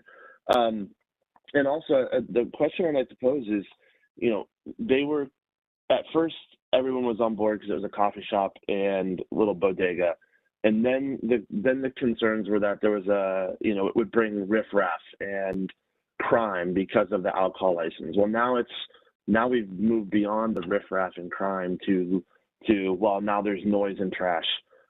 It seems like every step of the way, Mr. Tandon has talked to the neighborhood, and they find a new excuse. I have not talked to anyone via door knocking or flyers, and I live right around the corner. However, I've had more communication with Mr. Tandon than anyone who has spoken so far, and that includes my aunt commissioner. So I think that we have a great opportunity to welcome a new restaurant, an opportunity that is only going to amplify with the McMillan project. And I just don't see how this property gets better than this opportunity now. I understand that it's a zoning use thing and that this would change the neighborhood, but our neighborhood is changing. We've been here for a couple of years. It continues to change for the better. This will make it better. And I really hope that the board realizes that and takes a look at all the information. That is very, very apparent that everyone submitted a lot of information. And there's some good information there. Take a look at it and help us change our neighborhood for the better. Thank you. Thank you, Mr. Young. Is it Mr. Robing? Oh, Robbins? Miss Robbins? Hey, Megan Robbins here. Can you hear me? Yes. Excellent. Could you introduce yourself for the record, and then you'll also have 3 minutes to give your testimony. Hey, my name's Megan Robbins. I live at 20 Bryant Street on the unit block of Bryant Street with my wife and one soon to be 2 children. I've also been asked to speak on behalf of my neighbors at 2319 North Capitol, directly across the street within 200 feet. I myself. Miss Robbins? It's Yep. okay, I'm sorry. You can't speak for somebody else unless I have something in the record in writing. So just go ahead and give your testimony. It's okay. We can ask that part. It's okay. Speaking on behalf of myself, I'm within 300 feet of the building. Agreeing that this isn't a popularity contest, that the board is tasked with applying some specific regulations. I wanted to speak to the neighbor's perspective, as a neighbor perspective on the adverse effects and the detriment to the public good. And I would encourage the board to consider a question, which is compared to what? I think some of the neighbors in opposition are holding this impossible standard that there should be net zero impact in order for this to go through. But what it should really be compared to is what the use would be without a zoning variance, which may well be a corner store, or it may not, because it seems these corner stores really aren't economically viable these days. And maybe it would just be a vacant, abandoned building that's going to change hands again, maybe multiple times. Or it seems the corner stores that are economically viable are focused on cigarettes, booze, vapes. I believe that a restaurant, especially one run by Mr. Tandon, who has just made such a commitment to working with the neighbors and has this established track record of an existing very similar restaurant in a very similar neighborhood, I think that use would have far fewer adverse impacts and detriment to the public good than another corner store selling vapes, booze, lotto tickets. There's one just a block up on Channing. That corner is notorious for garbage and loitering. I don't see anyone bidding to buy this building and run this sort of bougie posh corner store that my neighbors seem to envision. I don't see them signing up to buy it and run that business. I'm not signing up to buy it and run that business. And Mr. Tandon has a track record here. We have a direct comparison, and this is such a wonderful opportunity for our neighborhood to have a walkable restaurant that we can meet our friends at, meet our neighbors at, and enjoy the food. I think that parking really isn't that big of an issue. There's plenty of space within our neighborhood. And I just note that like residential parking is $50 a year, and it entitles us to park in our parking zone, but it certainly doesn't entitle us to the public street directly in front of our house. If you want a spot directly at your house, that's what our our parking spots behind our house are for. And if we choose not to use them, that's up to us. But I really don't think that these horrible adverse effects that some of the neighbors are noting are grounded in reality. And the reality is that I just don't think it's viable for another corner store to open up there. So I think we're looking at just a worse option, keeping it with the status quo. So I would ask that the board consider transitioning away from an obsolete and infeasible use and allow us this restaurant. Thank you guys so much for your time. Thank you, Ms. Robbins. Thank you all for your testimony. Mr. Young, how many more do we have in support? I think we just have one more group of support. How many people in your group? 3. Okay, give me a second, actually. I want to talk to the Office of Planning, and I want to talk to everybody because I'm going to have to leave. And we're going to take a break before we come back because I need to take a break before y'all come back. So, yeah, Mr. Behrens. So what I think is going to happen for me is I'm going to have to watch the end of this. Okay. And so I'm going to see what happens with the end of this. And then if y'all take a vote today or not, I'm happy to also participate in a vote. And if I participate in a vote, I'll be able to participate in a vote on June 4th. But Mr. Behrens, like, I guess I'm kind of hearing a little bit about like, there's a corner store across the street and there's we all know, we've been here a long time, that the use variance is very difficult to overcome. And you guys did have a lot of discussions with the applicant in that, they were talking about this, or you mentioned this was somewhat of a compelling case. I don't think you're going to change anything that you're about to say, but I just wanted to hear your opinion on a couple of things. Just so even the people who are providing testimony, as well as the people in opposition, if this ever got to a place where there was, a restaurant there, what this restaurant might look like is nothing possibly like what's being proposed. There might be different things that are put up in terms of conditions that we were trying to do to, keep adverse impact from actually being adverse impact. But beyond that, they are trying to get over a pretty high bar. Okay. The use variance is a very high bar to get over. And I also want to say this, since I do have a couple of minutes before I have to go, I know the other restaurant also, and Indigo, and it's a lovely restaurant. And it sounds like the owner is a lovely owner and he's a very good member of the community, but that's zoned for that. Like, that's why you guys are here. Like, this is something that is not within this zone. So, I'm sure the restaurateur is a great restaurateur. So, but my question, I guess, the Office of Planning is that, given this, all this different information about corner stores and what is another thing that, again, the Office of Planning, that this could become again? Can you clarify again what this could become? Residential, obviously, convert to residential. So under the because it's in the RF1 zone, the only avenue for having non-commercial uses on that, or the most viable one, would be the corner store regulations. And under those regulations, they are principally, by matter of right, focused on grocery uses, the kind of convenience stores that the applicant and other people have talked about. But there are also other special exception uses that can be allowed, that include things like coffee shops or other types of retail, or things that are not specifically just bodegas, those types of corner stores. So there are definitely, it's a small number of retail uses that could be done here, of commercial uses that could be done. You have to go, But it's more than just a bodega. Right. And you can go from non-conformity to non-conformity. Correct, provided that the intensity is not greater than what the use was before. So it's possible to use the original path that the applicant had looked at, with the special exception.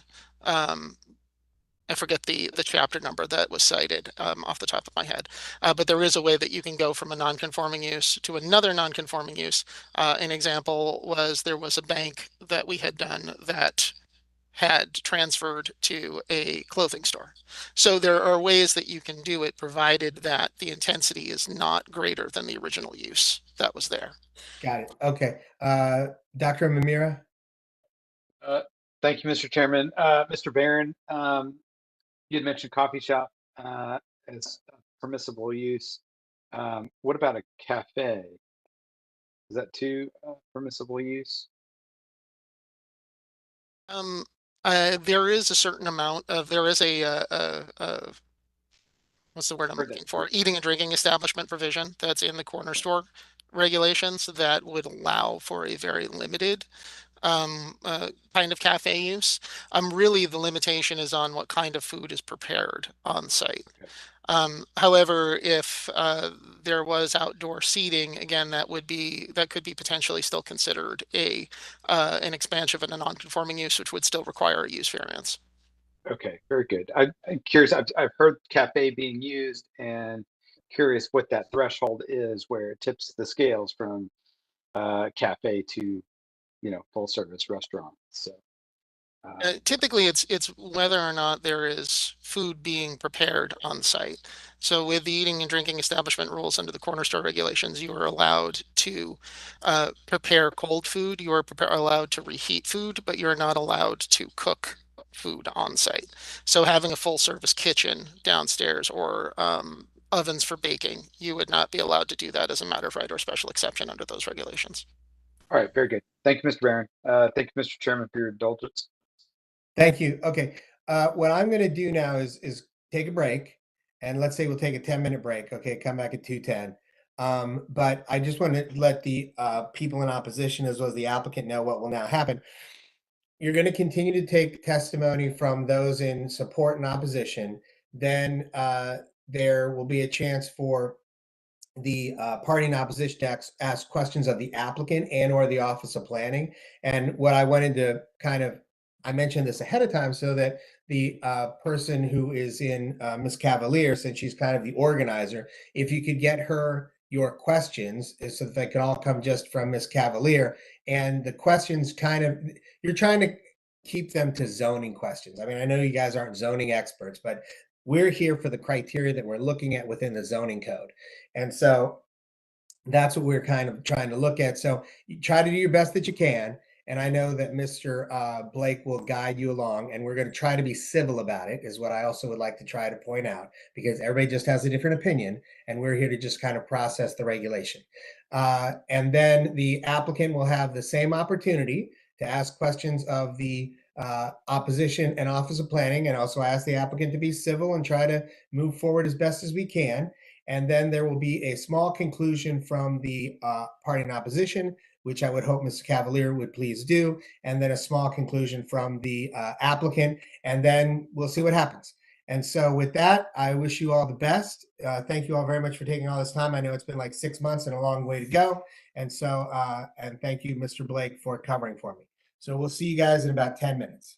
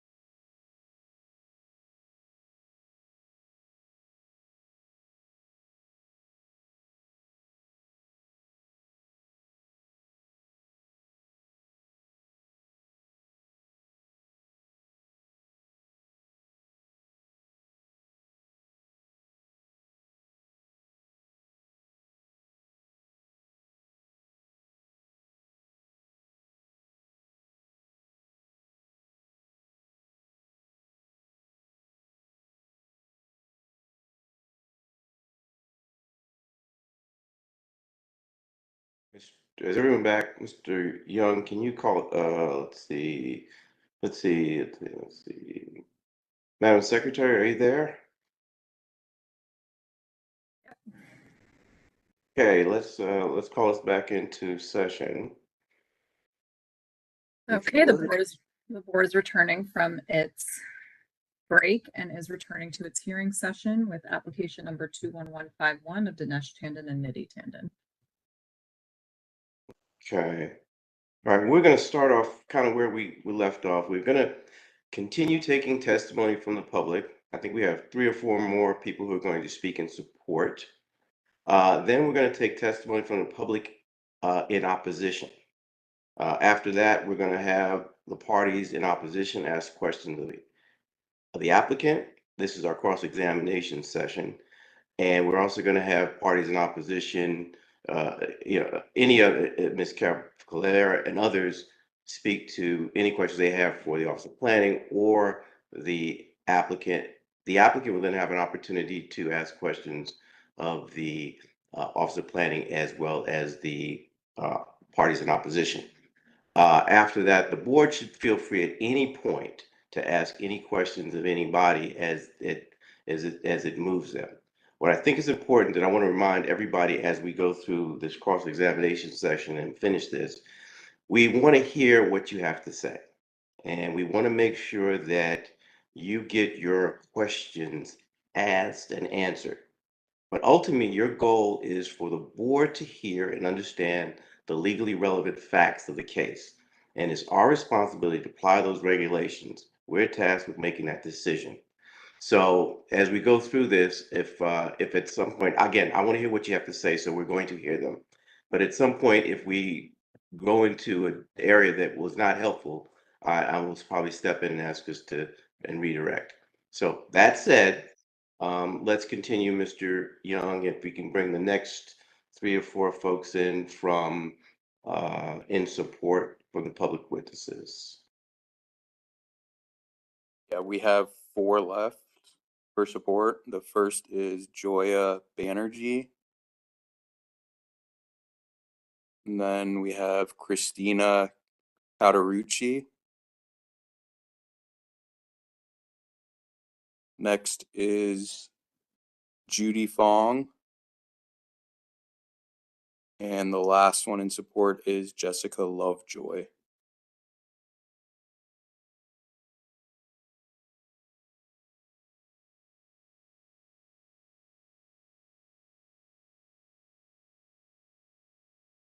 Okay, so we'll begin to take testimony in that order.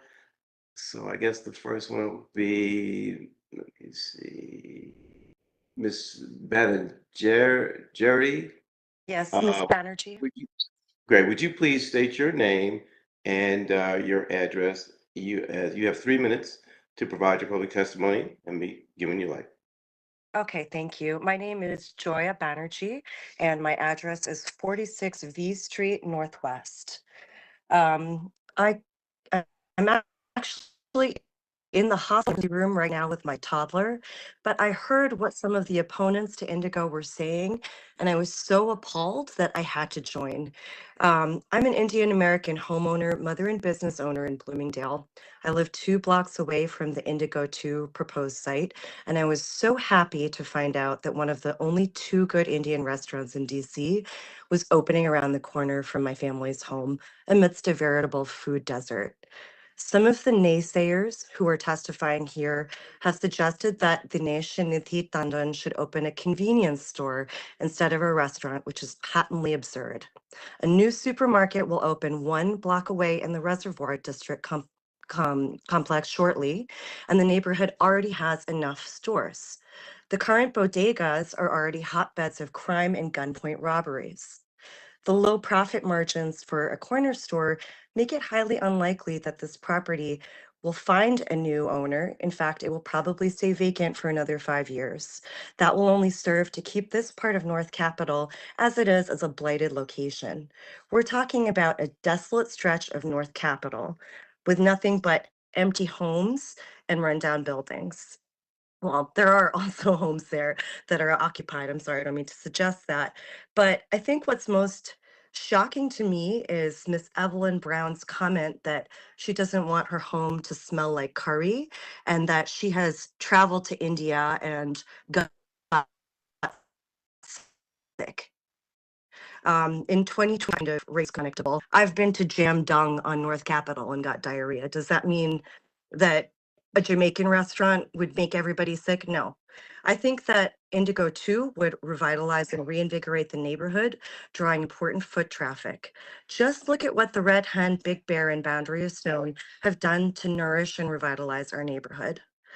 Opponents have also said that by approving this opening, it would open the floodgates for other businesses to operate here, but they're ignoring the obvious. It's residentially zoned, and this ridiculously long and bureaucratic process shows how difficult it would be for any future businesses to open up here. To be honest, I have yet to hear any meaningful argument against Indigo 2's opening. All I have heard is selfish claims about people who are going to lose their street parking right in front of their house, even though street parking is abundant in our neighborhood, as well as public transport, with no regard for the best interest of our community. Bloomingdale can only stand to benefit from Indigo opening here, and I think we should be proud that an award-winning restaurant wants to open up in our neighborhood. Let me conclude there. Thank you. Thank you very much for your testimony.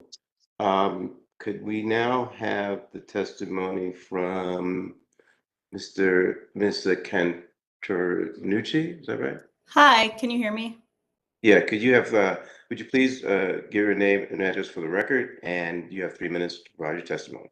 Thank you for your time. My name is Christina Cauterucci. I live at 128 Bryant Street Northwest. I've been a Bloomingdale resident for the past 15 years, and I purchased my home with my wife 5 years ago. And we felt like the one downside of this beautiful part of our neighborhood was the lack of a good restaurant.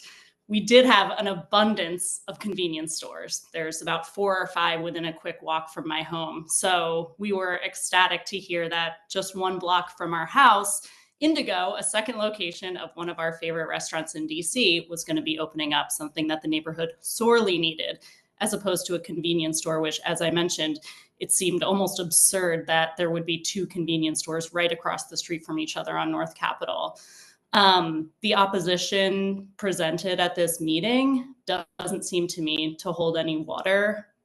Street parking is so abundant in this part of Bloomingdale. Several blocks around the proposed location for the restaurant, including my own, only have houses on one side of the street. So we're actually less densely populated than almost any other part of the neighborhood or the city, which means that there's always a lot of empty parking spots around. We're also very well connected to public transit. I also think a restaurant would be an incredible complement to the vibrant new reservoir district that's being built, as opposed to a convenience store, which not only do we have so many of, but it would end up being redundant with the grocery store that's planned as well.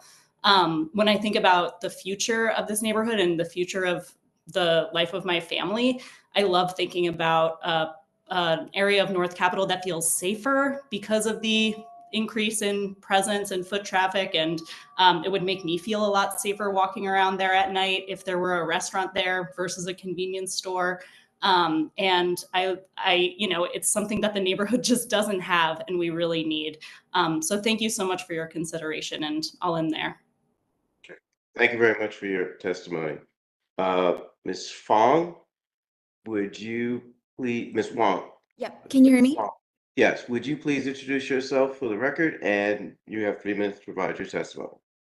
Awesome. My name is Judy Fong. I'm a homeowner and I've lived near the corner of V Street in North Capitol for several years. I plan to stay in Bloomingdale long term and I hope to raise my future children here. I love this neighborhood and I care very deeply about the value of my home and the character of the Bloomingdale neighborhood.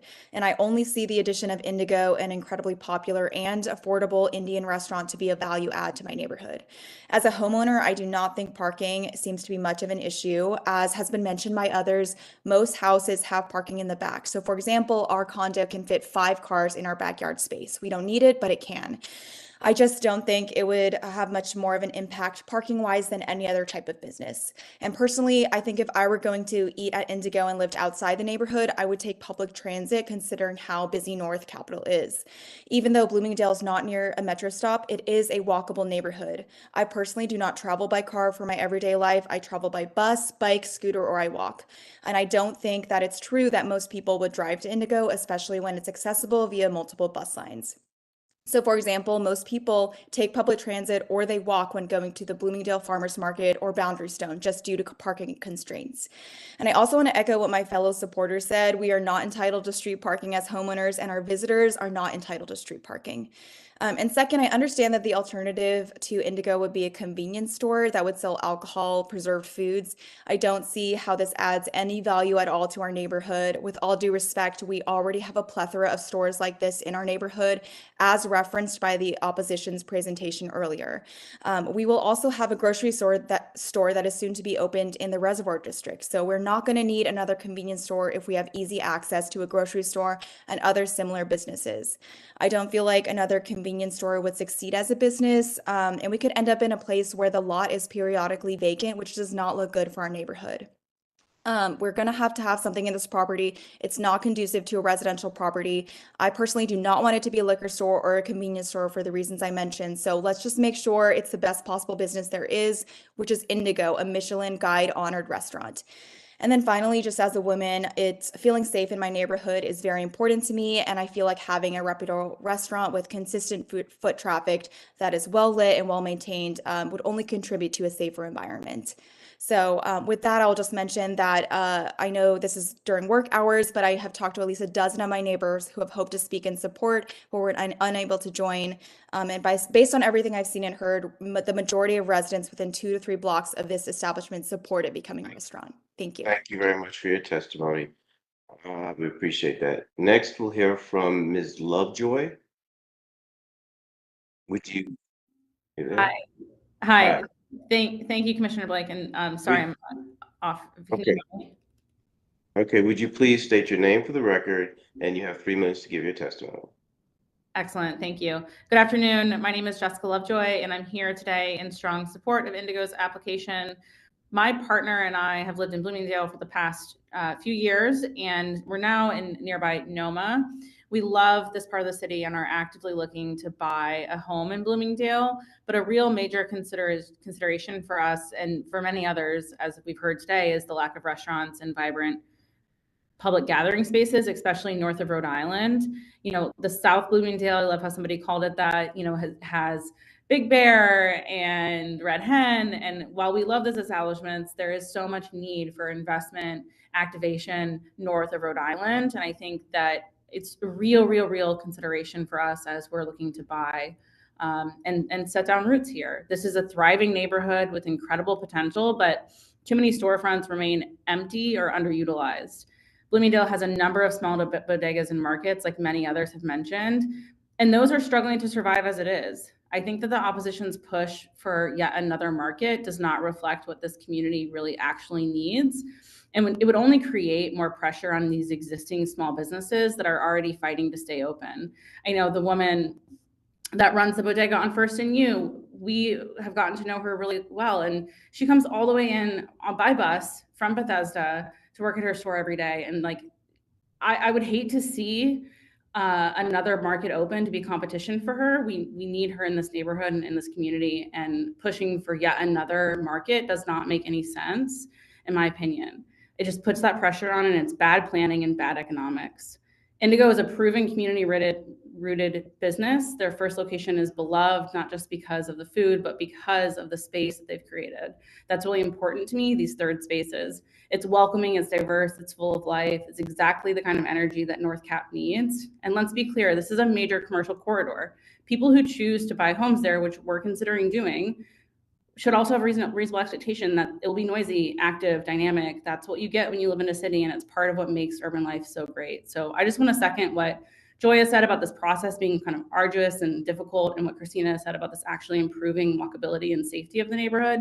Those things are also very important to me. So I would hate to miss the opportunity to bring back life into this vacant space and support a small local business with a track record of success, building the kind of neighborhood that us residents, new and long time, can really enjoy. So thank you for your time. Please approve this proposal. Thank you very much for your testimony.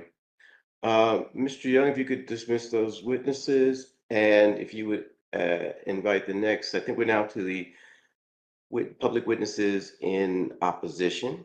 If you would invite those to the dais, I guess we have 1, 2, 4. 4 would be fine at a time.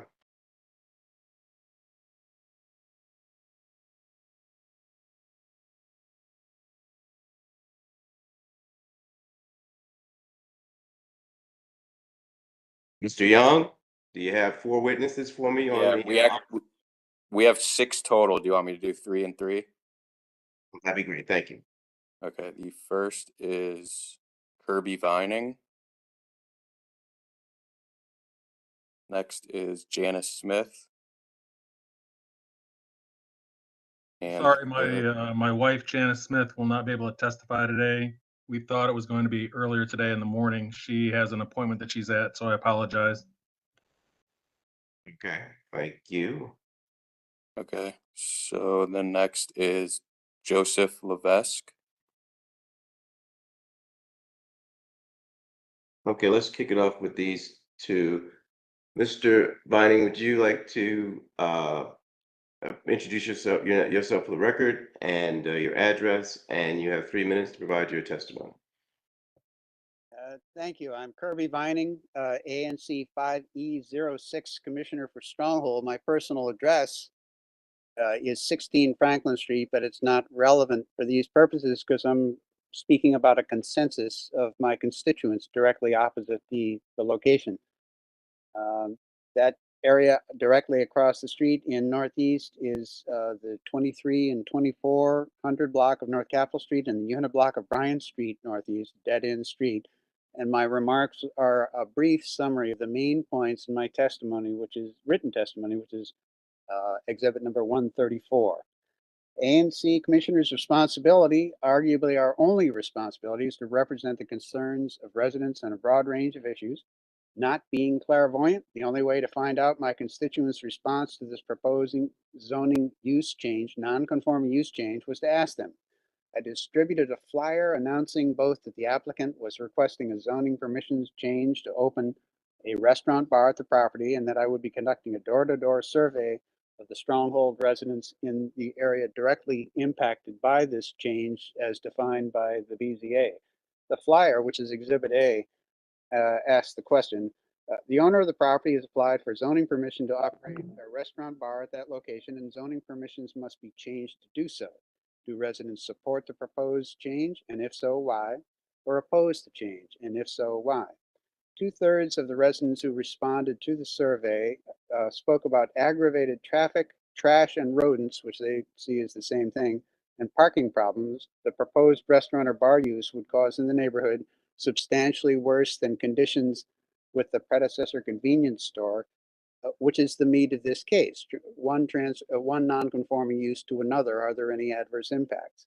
Details of that are in my written testimony, Exhibit 134 with Exhibits A to D. The applicant's statement makes the following claims concerning the proposed restaurant bar use of the property, which is the points of the applicant's statement addressing 204.9 about the impacts being no greater or adverse than the existing convenience store use.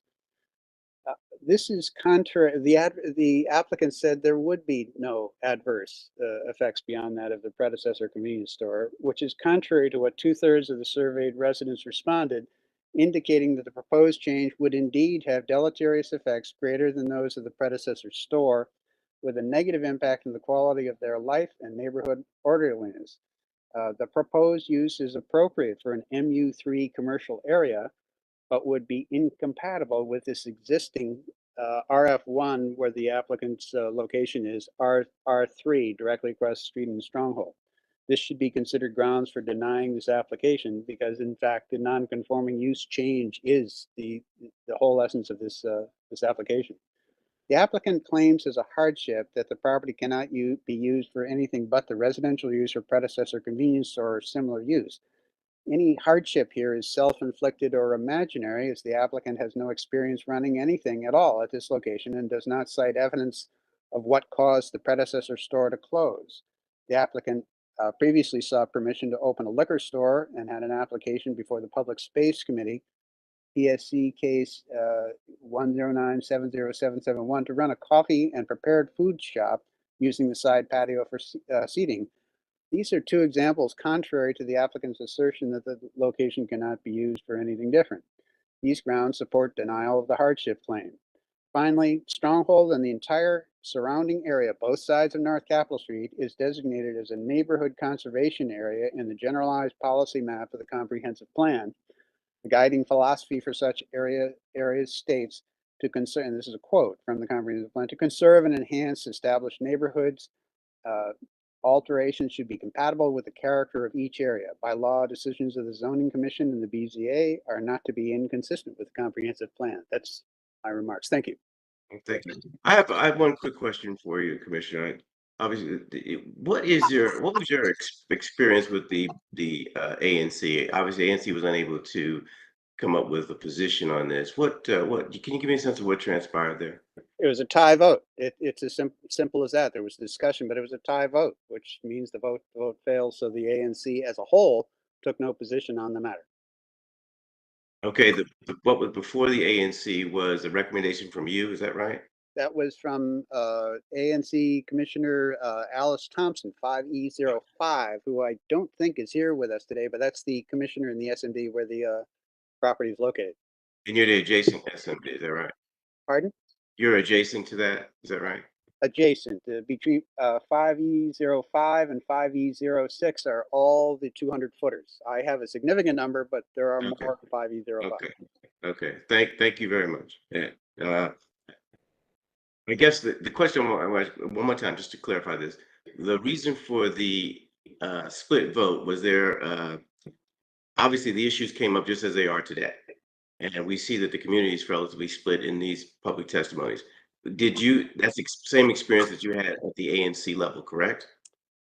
It was a split vote, and I'm not sure it would be fair of me to characterize what was behind each of those votes.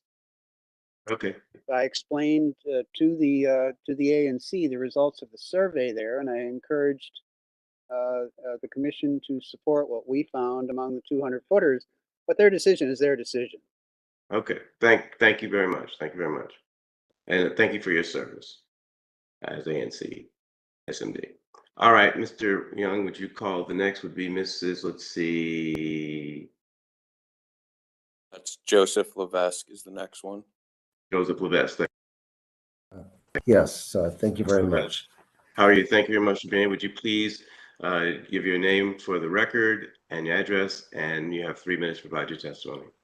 Okay, thank you. My name is Joseph Levesque, and I've lived in Bloomingdale 40 years at 111 W Street Northwest. I'm the recording secretary for the Bloomingdale Association. And then I'd like to report that in June 2024, Mr. Dinesh had made a presentation at that meeting. Was well publicized. He had actually made another presentation much earlier. And we had a question and answer period after the presentation. There was a vote, and it was not to support the zoning relief. There's a vote in opposition. I lived here 44 years. I've seen corner stores. I live half a block away from one. They've all been successful. They come and go with owners. I've seen a lot of restaurants have closed. They reopened, they closed, reopened. I was on the founding board of the North Capitol Main Street, and we advocated this 30 years ago. We advocated for revitalizing the Bloomingdale Historic District, which is the first in Rhode Island. But it was only for areas that were zoned commercial, not for areas that were zoned residential. We wouldn't have done that, I don't believe. As far as the use variance goes, there's a landmark building. It's an old school. It's the Gage School. It has huge windows, and it's a condo now. And those large windows are big bonus. People love them. And they put an addition on and made huge windows and actually below ground so people can look in. So the argument that there's the windows are going to be a problem for residential use conversion, I don't get it. I don't support that. A couple of people have mentioned that there's a grocery store is going to open a block away. McMillan Development starts a block away. The grocery store is more like a quarter mile on Michigan Avenue. It's not a block away. And Commissioner MTS mentioned that there's a corner store 44 feet away. It's on the this is on the 2300 block. That corner store is on the 2500 block. And these are long blocks. It's in Northeast. It's not 44 feet away. It's more like 400 plus feet away. And I just like to point out these inconsistent, these statements that are not accurate. The zoning relief, priority should be given to in greater weight should be given to the people who are party status. They're the ones that have to deal with the consequences of the noise and all the other issues that are going to be associated with opening a restaurant. Not someone that lives blocks away or someone that would like to have a restaurant. Okay, I'd like to have a restaurant too there, but there's a lot of restaurants in Bloomingdale and they're not far away. And there'll be some restaurants also up at, hopefully, up at McMillan, right next to the grocery store. There's only one area that'll be commercial, and it's at the very north end. Everything else will be residential, including the park.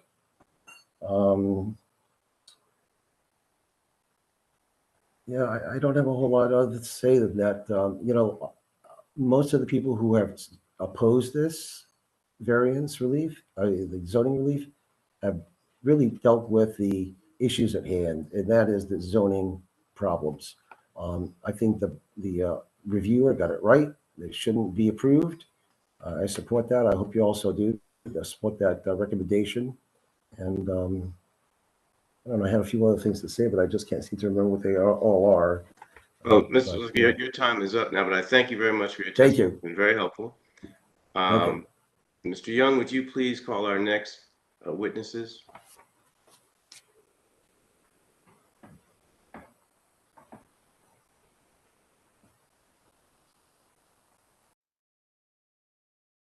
Next, we have Betsy McDaniel, who's calling in by phone.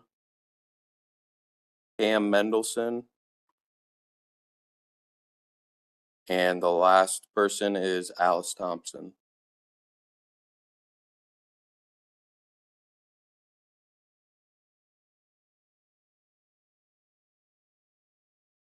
Okay, we'll take them in that order then. We'll start out with Ms. McDaniel. Are you there?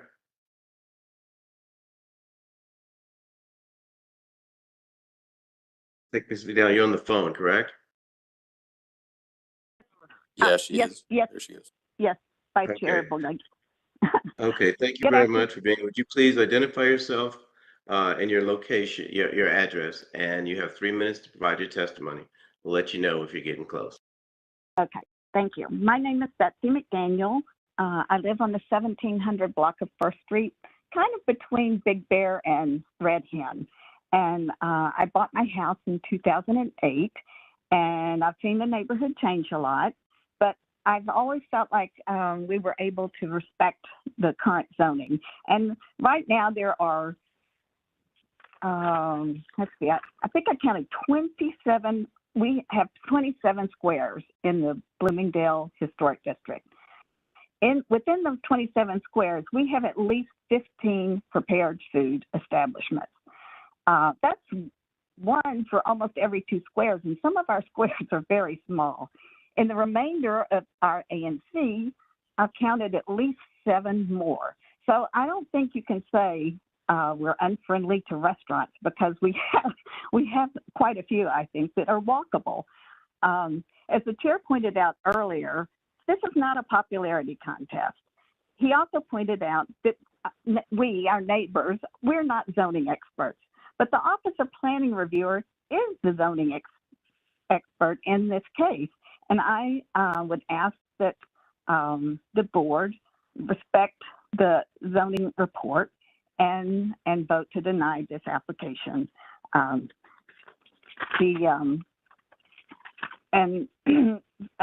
conditions have been mentioned in this case and the earlier cases today, and I can tell you conditions don't work. I have seen many examples of where conditions do not work.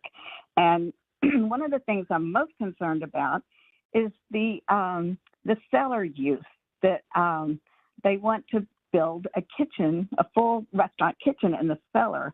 And their plans showed that there was one already existing, and I don't think there was. The last C of O showed that the basement was not used. And the plans that are in the file they show, it says existing on a basically full kitchen down there, and that's just not true.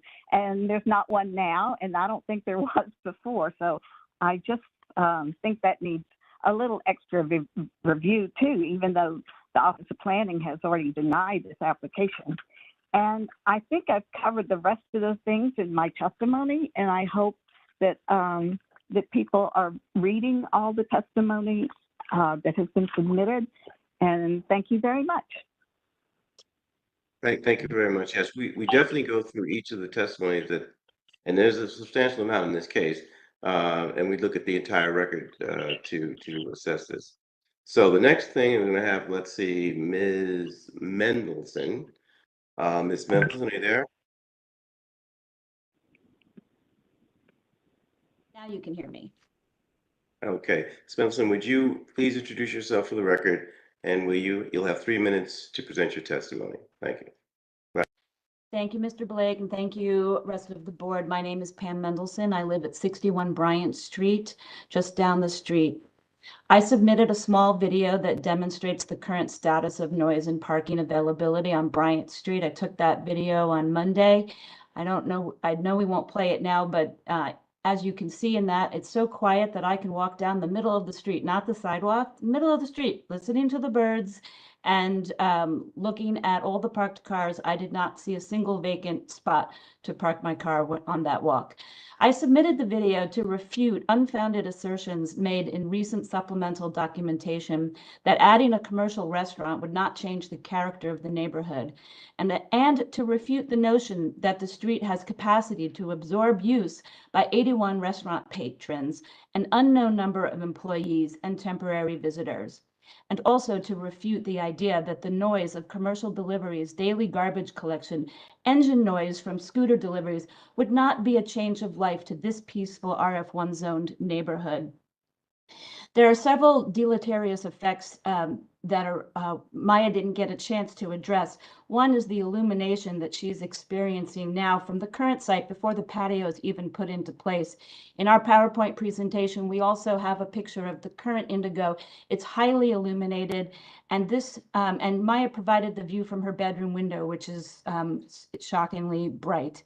The other thing is, with the design and siting problems, we're not going to be allowed to put a fence up for any kind of privacy, because that patio abuts the alley, and DDOT's not going to allow for any kind of a condition to satisfy privacy issues. Not to mention the fact that there's never been a commercial kitchen on site, and we can't even imagine what the zoning issues are going to be for that.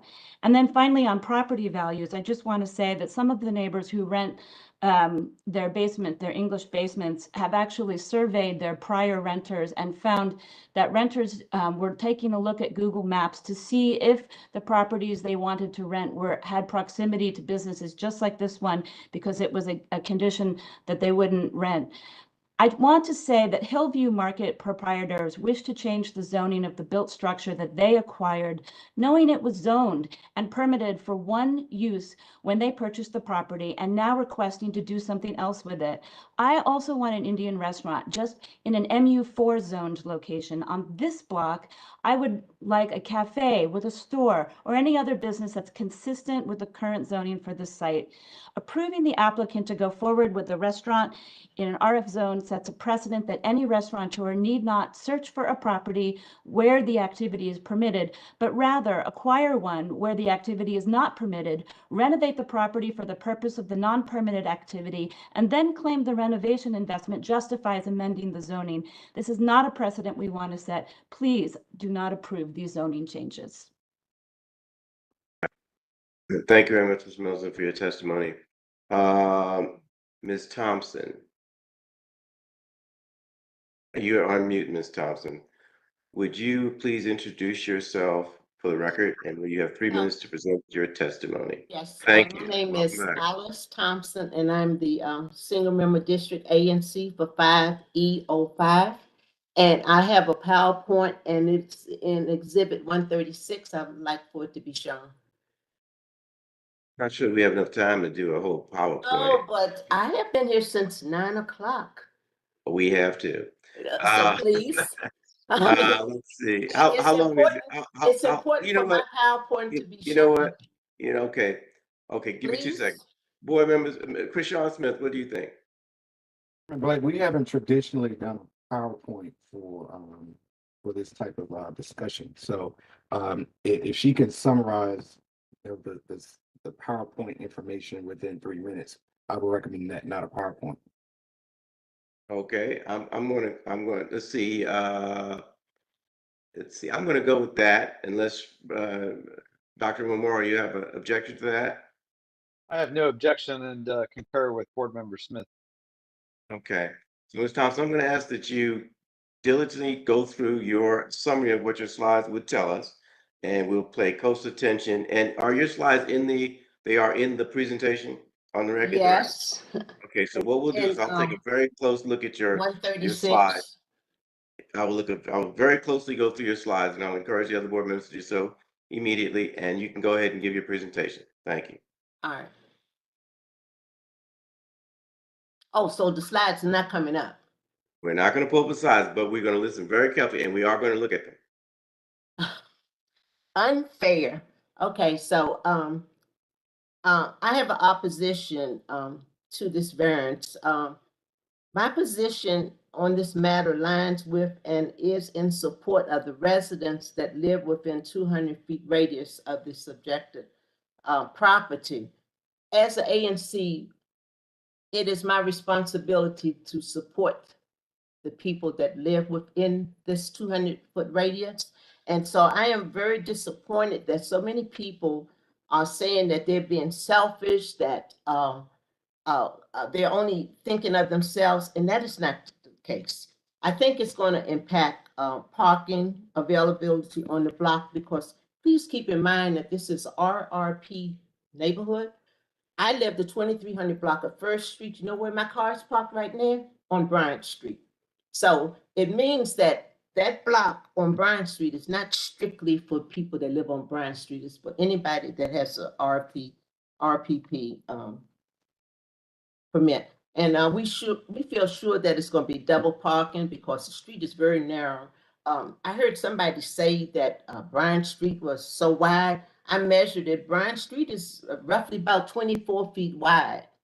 So, because it only carries one lane of traffic, so it's not that wide. So when people stop or try to go to his restaurant, they're going to be double parking. And we feel sure of that. It's going to be excessive trash and increase in rodent activity. And I know anytime a restaurant puts fresh food in a dumpster, this is what rats love. I was neighborhood service for Adrian Fenty. I've seen it, and I know that it's going to take place. Noise and pollution. If you have an outdoor cafe, people are going to be talking.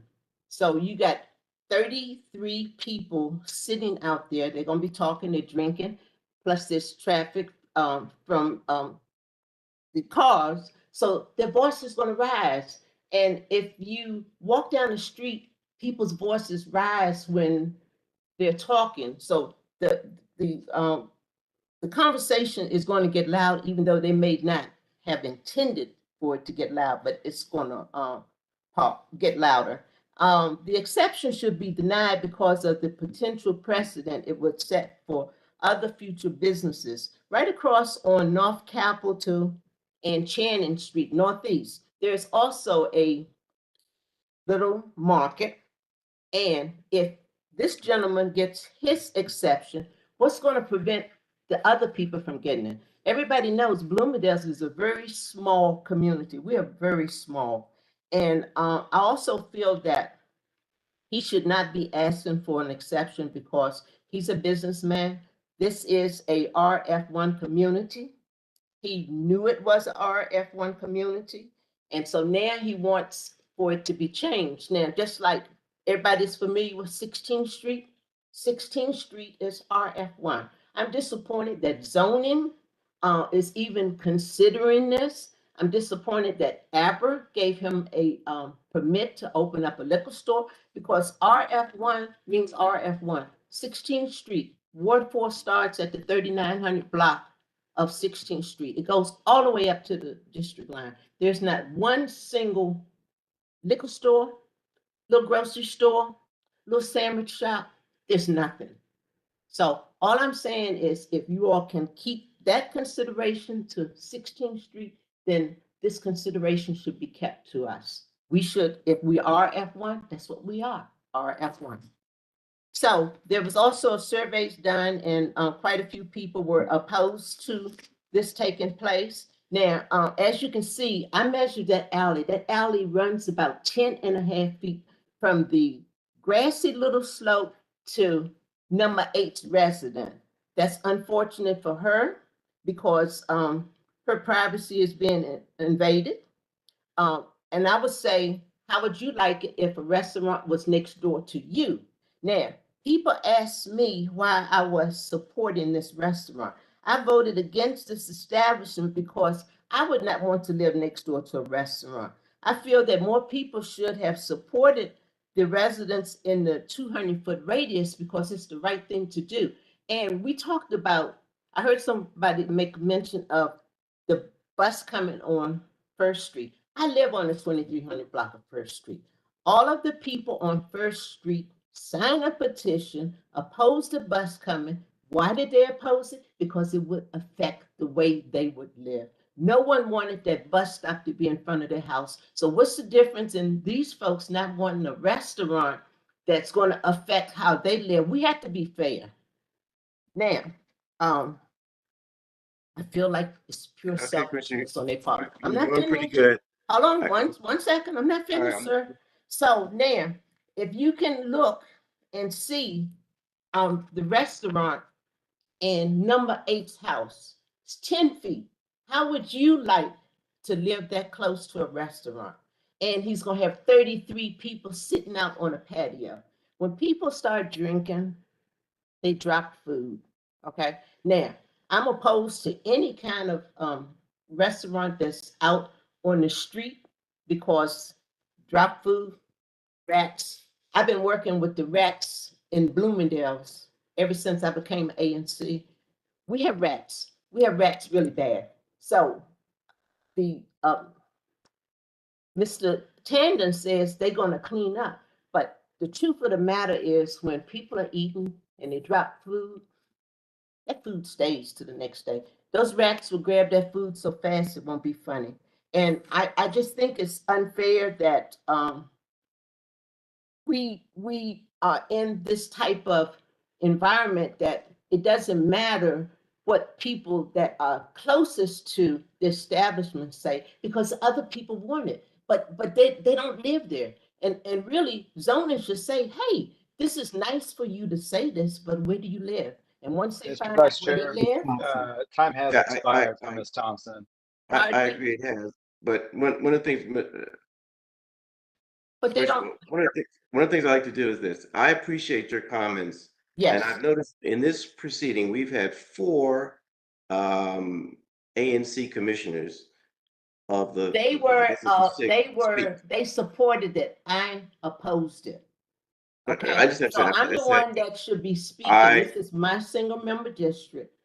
I appreciate that, and that's why I was about to explain to Dr. Umamura that we've had 4 members in the district, and one of the questions I asked earlier was what transpired at that meeting. We also had the chairman of the ANC on the call early as a support. So it's clearly we see there's some differences in here. I do want to have your opinion. Can I say something, sir? And we have that. So I'm gonna give you a couple more minutes. Let me say this. It was very attractive. Let me say this, please. Would you please let me say this? Yes. With all due respect. I appreciate you. You've done a very good job. A very attractive slideshow. I did look at it. And I would love to have you finish your comments, but I want to make it very brief because we have a lot more to hear. We've had some tremendous testimony from everyone today, Yes. and it's the record is very full. So if you're going to recommend and say things that we've already heard that's redundant, it's helpful, but it's not that helpful. So I just want to make sure we continue to move forward. Okay. And so Let I'm me going to let just you say just finish this. up your statements. I want you to Okay. finish, but Let we me- do hear you loud and clear. All right, to hear me loud and clear, the chairman of the ANC, she supported it. This is my single member district. I opposed it. So I should have been called first. I have been sending emails. Hold on, sir. I've been sending emails to Mr. Reed and Mr. Young. I think they forgot about me. Okay? Now, maybe you're saying no, but I can't unlock my computer so that I can say, hey, I'm here. Okay, just to address that Okay, point so very let me quickly. finish up, sir. Yeah, no, So- ma'am, let me just finish. You talking over me is not going to help.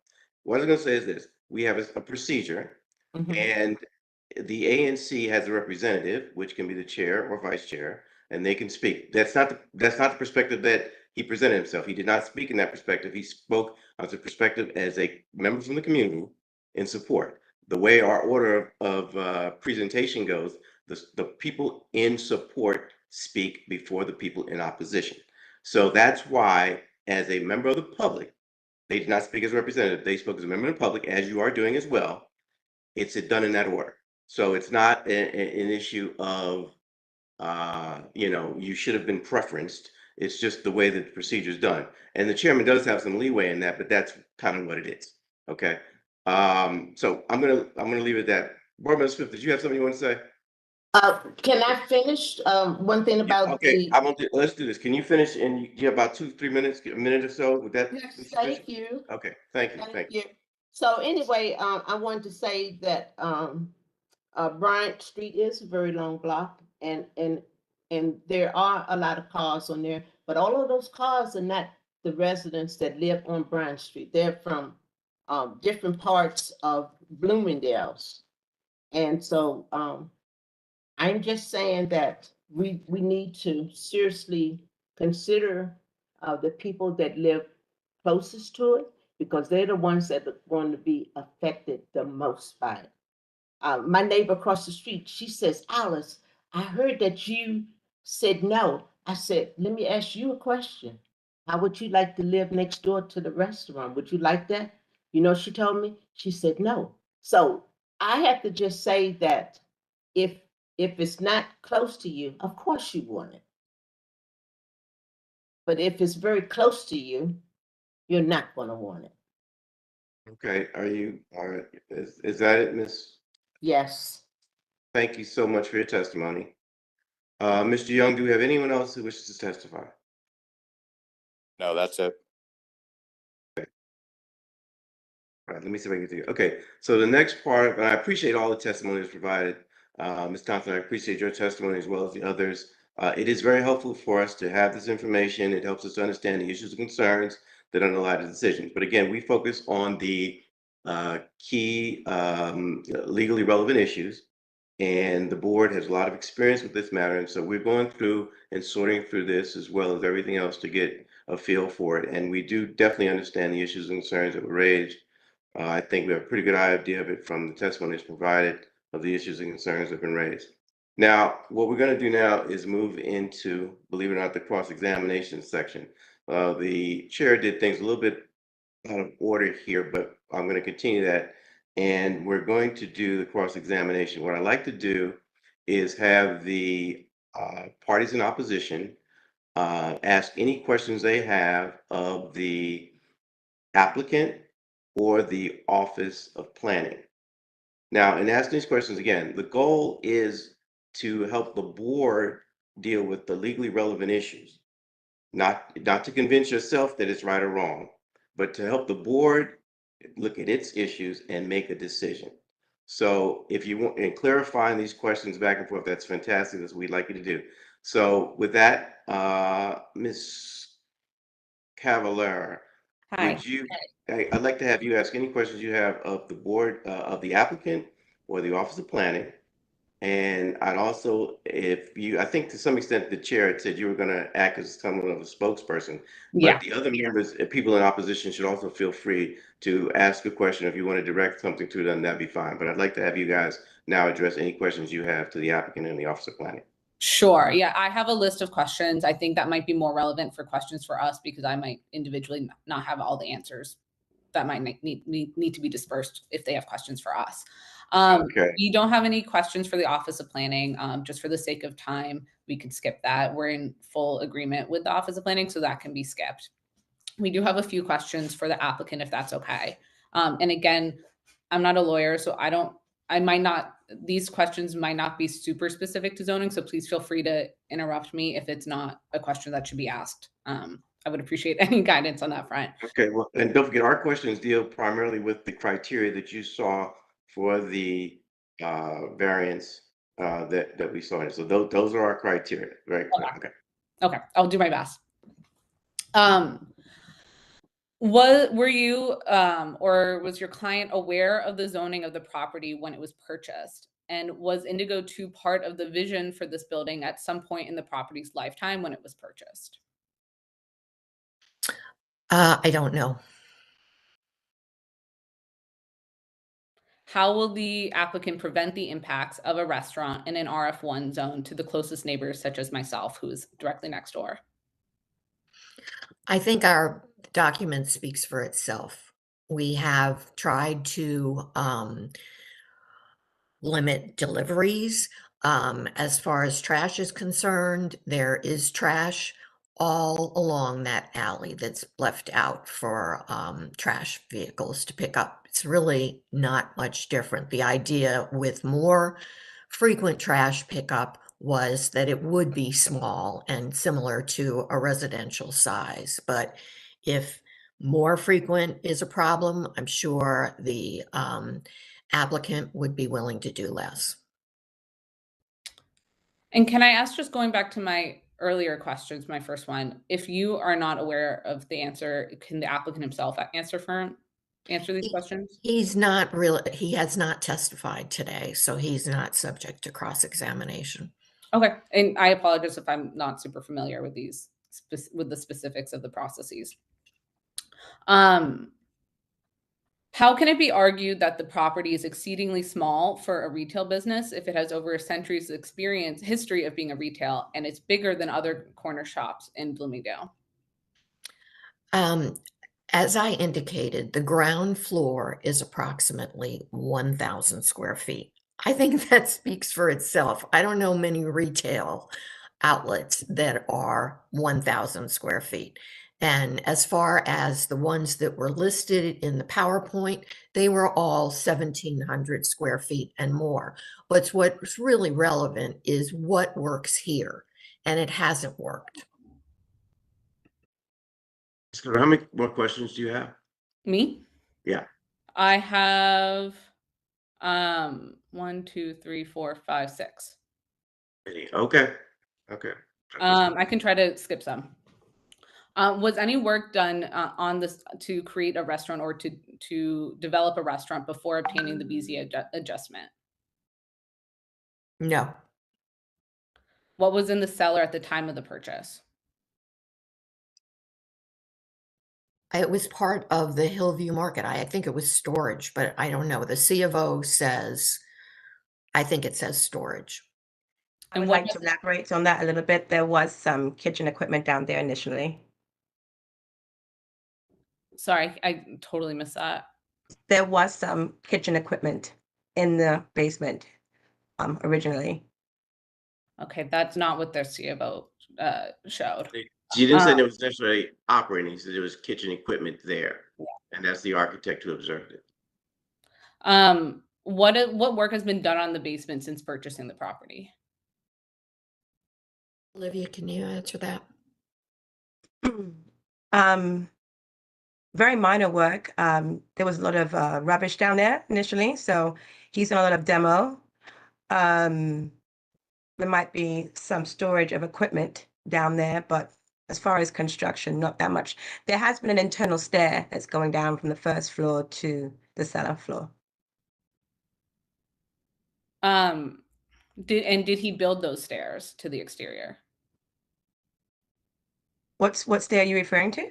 Sorry, the stairs that you just described in the exterior going down to the basement, did he build those stairs? Yes, he did. And what is She said they were interior stairs. You asked about exterior. Yes. Sorry, I'm asking about exterior. Was that built as part of this? No, I was referring to the interior stairs. And did the applicant construct any stairs to the exterior in the back alley? Yes, he did. And what is the permit number associated with that? I am not aware. Is there a permit number associated with that? I am not aware. Chairman Blake. Okay, so he has no answer to that question. Yes, sir, Mr. Smith. Yeah, I'm trying to understand the line of questioning about her. The point is that this was done without any permit, and that construction is supposed to have a permit. So he has a history of doing work that is not permitted. So we're trying to. And I understand that, but that's not the subject of the zoning concern. Okay, no, I appreciate you. I just want to steer your line of questioning to. No, and I appreciate that. I'll move on. Okay. Thank you. I guess our final question is, what if you could just please describe the current condition of each floor and their proposed use? Okay. The proposed use for the cellar, aka the basement, is going to be the kitchen area. It's going to have bathrooms for public. The internal stair. The first floor is going to have a bar with restrooms and a stair as well that will be leading down, and another stair that will be leading upstairs to the second floor. Currently, construction is no longer in progress. Okay, just for context, we see a construction worker there daily. Is that your last question? Yeah. Okay, great. Thank you. Let's see. Do any of board members have questions for the applicant at this point? Okay. I'm going to now have the applicant, if they have any questions for are there any other parties in opposition, actually, so they did have any other questions for the applicant? Sorry, if we have any questions for the applicant? Are there any other members? Are they satisfied? Okay, then I'm going to turn now to. Sorry, I see Evelyn has her hand up. Okay, go ahead, Ms. Brown. I have a question. I have to kind of preface my remarks. I was reading the zoning regulations. I would like to know why the applicant purchased a piece of property for $1.2 million without researching the zoning requirements. And when specifically I read that prior to your purchasing property, there's a caution in the regulations. I don't know exactly where it is. It says, if you anticipate purchasing a property and making a change in order to finalize a project, they caution you to make sure that you try to execute the outcome without requesting a zoning adjustment. So expending $1.2 million, what was the rationale? I'm just curious. It has just been bothering me as to why the applicant, he did not do the homework prior to purchasing the property because it was RF1 zoned. There was a history that was included in our statement that the applicant had originally envisioned an expanded kind of market that would include spirit sales, and had gone to the Aber board to get that approved. It was denied. At that point, he felt that the only other alternative use that was viable there was a restaurant. And I don't think the regulations include the provision that you're talking about, but I could be wrong. Okay, thank you. You have any other questions? Richard Smith, I have one or two. Okay. Yes, thank you, Richard Smith. Can you confirm or deny that when the applicant purchased the store, he allowed Sunbeam Market to continue to rent the space and operate as a store for an additional year? I'm not aware, no. Okay, that was told to me by the store owners themselves, and they said that when they left because the applicant raised his rent. That's hearsay. Okay, It is hearsay. That is. Thank you. Do you have any other questions? Nope, that was it. Thank you. Okay. Mr. Giordano, I'm going to ask you, do you have any questions for the parties in opposition? I do not. Okay. So what we're going to do now is I'm going to I ask have my a question for the Office of Planning. Is that? Oh, yes, please go ahead. Okay. All right. Absolutely. So, can you cite any, what in your view are the alternatives here besides what is proposed and the existing convenience store use? So to be clear, we are not proposing or recommending any alternative use. That's not I just our mean position. under the regulations. Well, under What the do the regulations permit? They permit numerous, they do permit quite a few different types of businesses. There are different types of retail that would be permitted by special exception. There are different types of Could you point to where those are in the zoning regulations? It's under the corner store regulations. There are matter of right uses that are allowed and special exception uses that would be allowed that are not specifically a bodega use. Okay, so under the corner store regulations, yes, would it be appropriate to pull those up? Section 255? No, we're not We don't deliberating. need to do that. That But type of Mr. Smith, go ahead. You can say. Prior to this hearing. I mean, I think that a good point to make is that there are a lot of things that can be done under the corner store regulations. It's a fairly flexible regulation. For example, we mentioned that a kitchen could actually be in a corner store. It's just a question, the magnitude of it, the scale of it may be different. The intent for a corner store is to serve the community. That's the overriding part of the corner store. So within the context of that, there are a number of functions that can take place in the context of that corner store. So I don't think it's that limited. But if we go through the regulations, you can find that. And if the applicant wishes to pursue, if we don't know the outcome of this proceeding, first of all, but to the extent that this applicant decided to pursue other alternatives in the context of that, that's fine. It's also not our responsibility to provide the highest and best use for the property. You know, they should get a reasonable return. So there are a lot of different ways we could look at this, but I do think there are options under the corner store provisions to do things which may or may not have been explored. Mr. Smith, do you have another comment, or Dr. Can I Lamar? just respond? The reason I asked is because, you know, what we're dealing with here under the regulations is whether there are any other viable uses. And the corner store provisions are very narrow. They only the only kitchen that you're allowed to have is a microwave, basically, to reheat food or to put sandwiches together. You can't cook any food on the premises under the corner store regulations. They're extremely limited. And I would just ask the Office of Planning if he's aware of the usage of those corner store provisions. I'm not aware of them being used. I've been doing zoning for 40 years in the city. Mr. Barron, you don't have to answer that question. There are a number of corner store special exceptions that we have approved in very recent memory. I had 2 or 3, but again,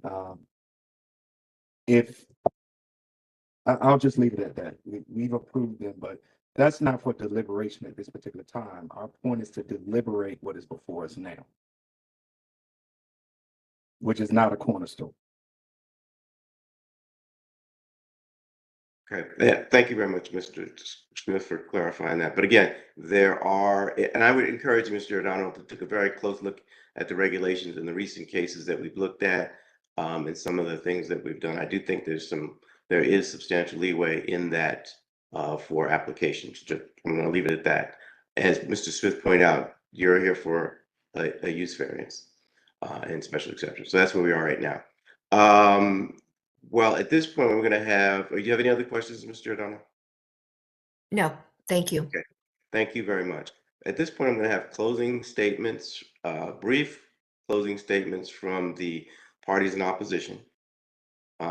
This is just a matter, any last comment, brief comment that the party in opposition might want to make with regard to this hearing. Sure thing. Let me just pull up a couple sentences. Thank you to the BZA for allowing us the time and space to voice our concerns. We urge you to consider that the ANC took no stance on this proposal. The Bloomingdale Civic Association voted to deny, the BZA voted to deny this request, and the OOP recommended to deny this request. The idea that a restaurant is the only viable option for this property is unsubstantiated, and we have many other examples to suggest otherwise. It is not our responsibility to provide the applicant with a business model for his property. A restaurant would represent an extreme change of use and fundamentally change the way we live in our homes and threatens our property values. While there are many who support this restaurant, they don't live close enough for the impacts to change how they live in their own homes. Unfortunately, I cannot say the same for myself or my neighbors with party status. Ultimately, this is a zoning issue and not a popularity contest, and we support a business at this property, but not at the expense of our peace, and the business must meet the standards set by the BZA. The applicant has not met the burden of proof that a restaurant does not create impacts greater than what it is currently zoned for. And we urge the BZA to support the Office of Planning and the neighbors who would be most severely impacted by this change of use and vote to oppose this request and maintain the RF1 character of Bryant Street. Thank you. Thank you very much. Ms. Giordano, would you like your closing remarks, please? Yes, thank you. The non-conforming use regulations are designed to basically phase out non-conforming uses that are not compatible with zoning. And I would submit that this convenience store use is one such use. There is a reason. I don't think you need a market study to figure it out why a number of these stores start to rely on lottery tickets, alcohol, cigarettes, and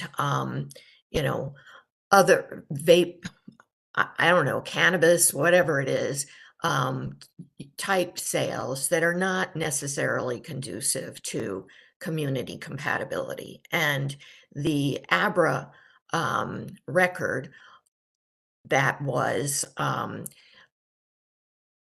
part of the case that denied the applicant's request to start selling spirits as part of the convenience store is full of complaints by a number of these very same people about that market and markets like that, including the one a block away, that are conducive to loitering, rodents, trash, and unsavory activities that the community doesn't want. So again, in terms of phasing out this use, we don't think that a market study is necessary to determine that a 1,000 square foot ground floor space, non-residential space, is conducive to a lot of other uses that might be permitted under the zoning regulations. The corner store uses don't permit any kind of cooking, any sales of spirits. It's 1,000 square feet. I don't know why anybody thinks that someone can make a go of that kind of space, particularly in a community like this where, there isn't, it's not embedded within a residential neighborhood. It's right on North Capitol Street. And you really need a destination like a restaurant to make that space work. So that is what's before the zoning board.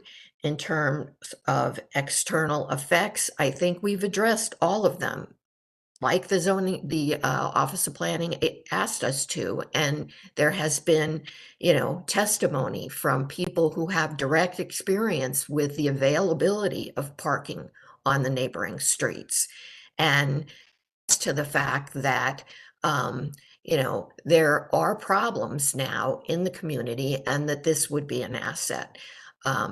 That concludes my closing remarks. Thank you very much. Before I dismiss everybody, I want to just check with my board members to see if there's anything that you guys need before we go into the next phase of this hearing. Mr. Smith? No. Dr. Mamora? Thank you, Mr. Vice Chair. No, there's nothing additional that I need, but I would like to just take a minute and let everybody know whether you're in opposition or for special exception here, in favor of. Thank you for your participation in the public process. This has been a long hearing. I also want to thank Vice Chair Blake for his leadership here to carry on after Chair Hill had to step out. But this is important. We take this very seriously. It's zoning is imperfect, and we appreciate your point of view. Thank you, Dr. Mamora.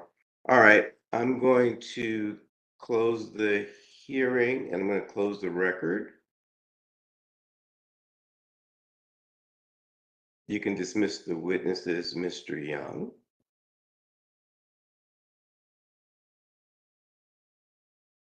I am certain that the chairman would love to participate in this activity. In respect for that, we will delay our deliberations and schedule a decision and vote at a meeting session on June 4th. Would that be fine, Madam Secretary? Decision for June 4th is fine. So there we have it. We'll have this rescheduled for the decision meeting on June 4th. Is there anything else that we need to address today? Nothing from staff. This meeting is adjourned. Good job, Vice Chair Blake. Secretary and board member Smith. Thank you.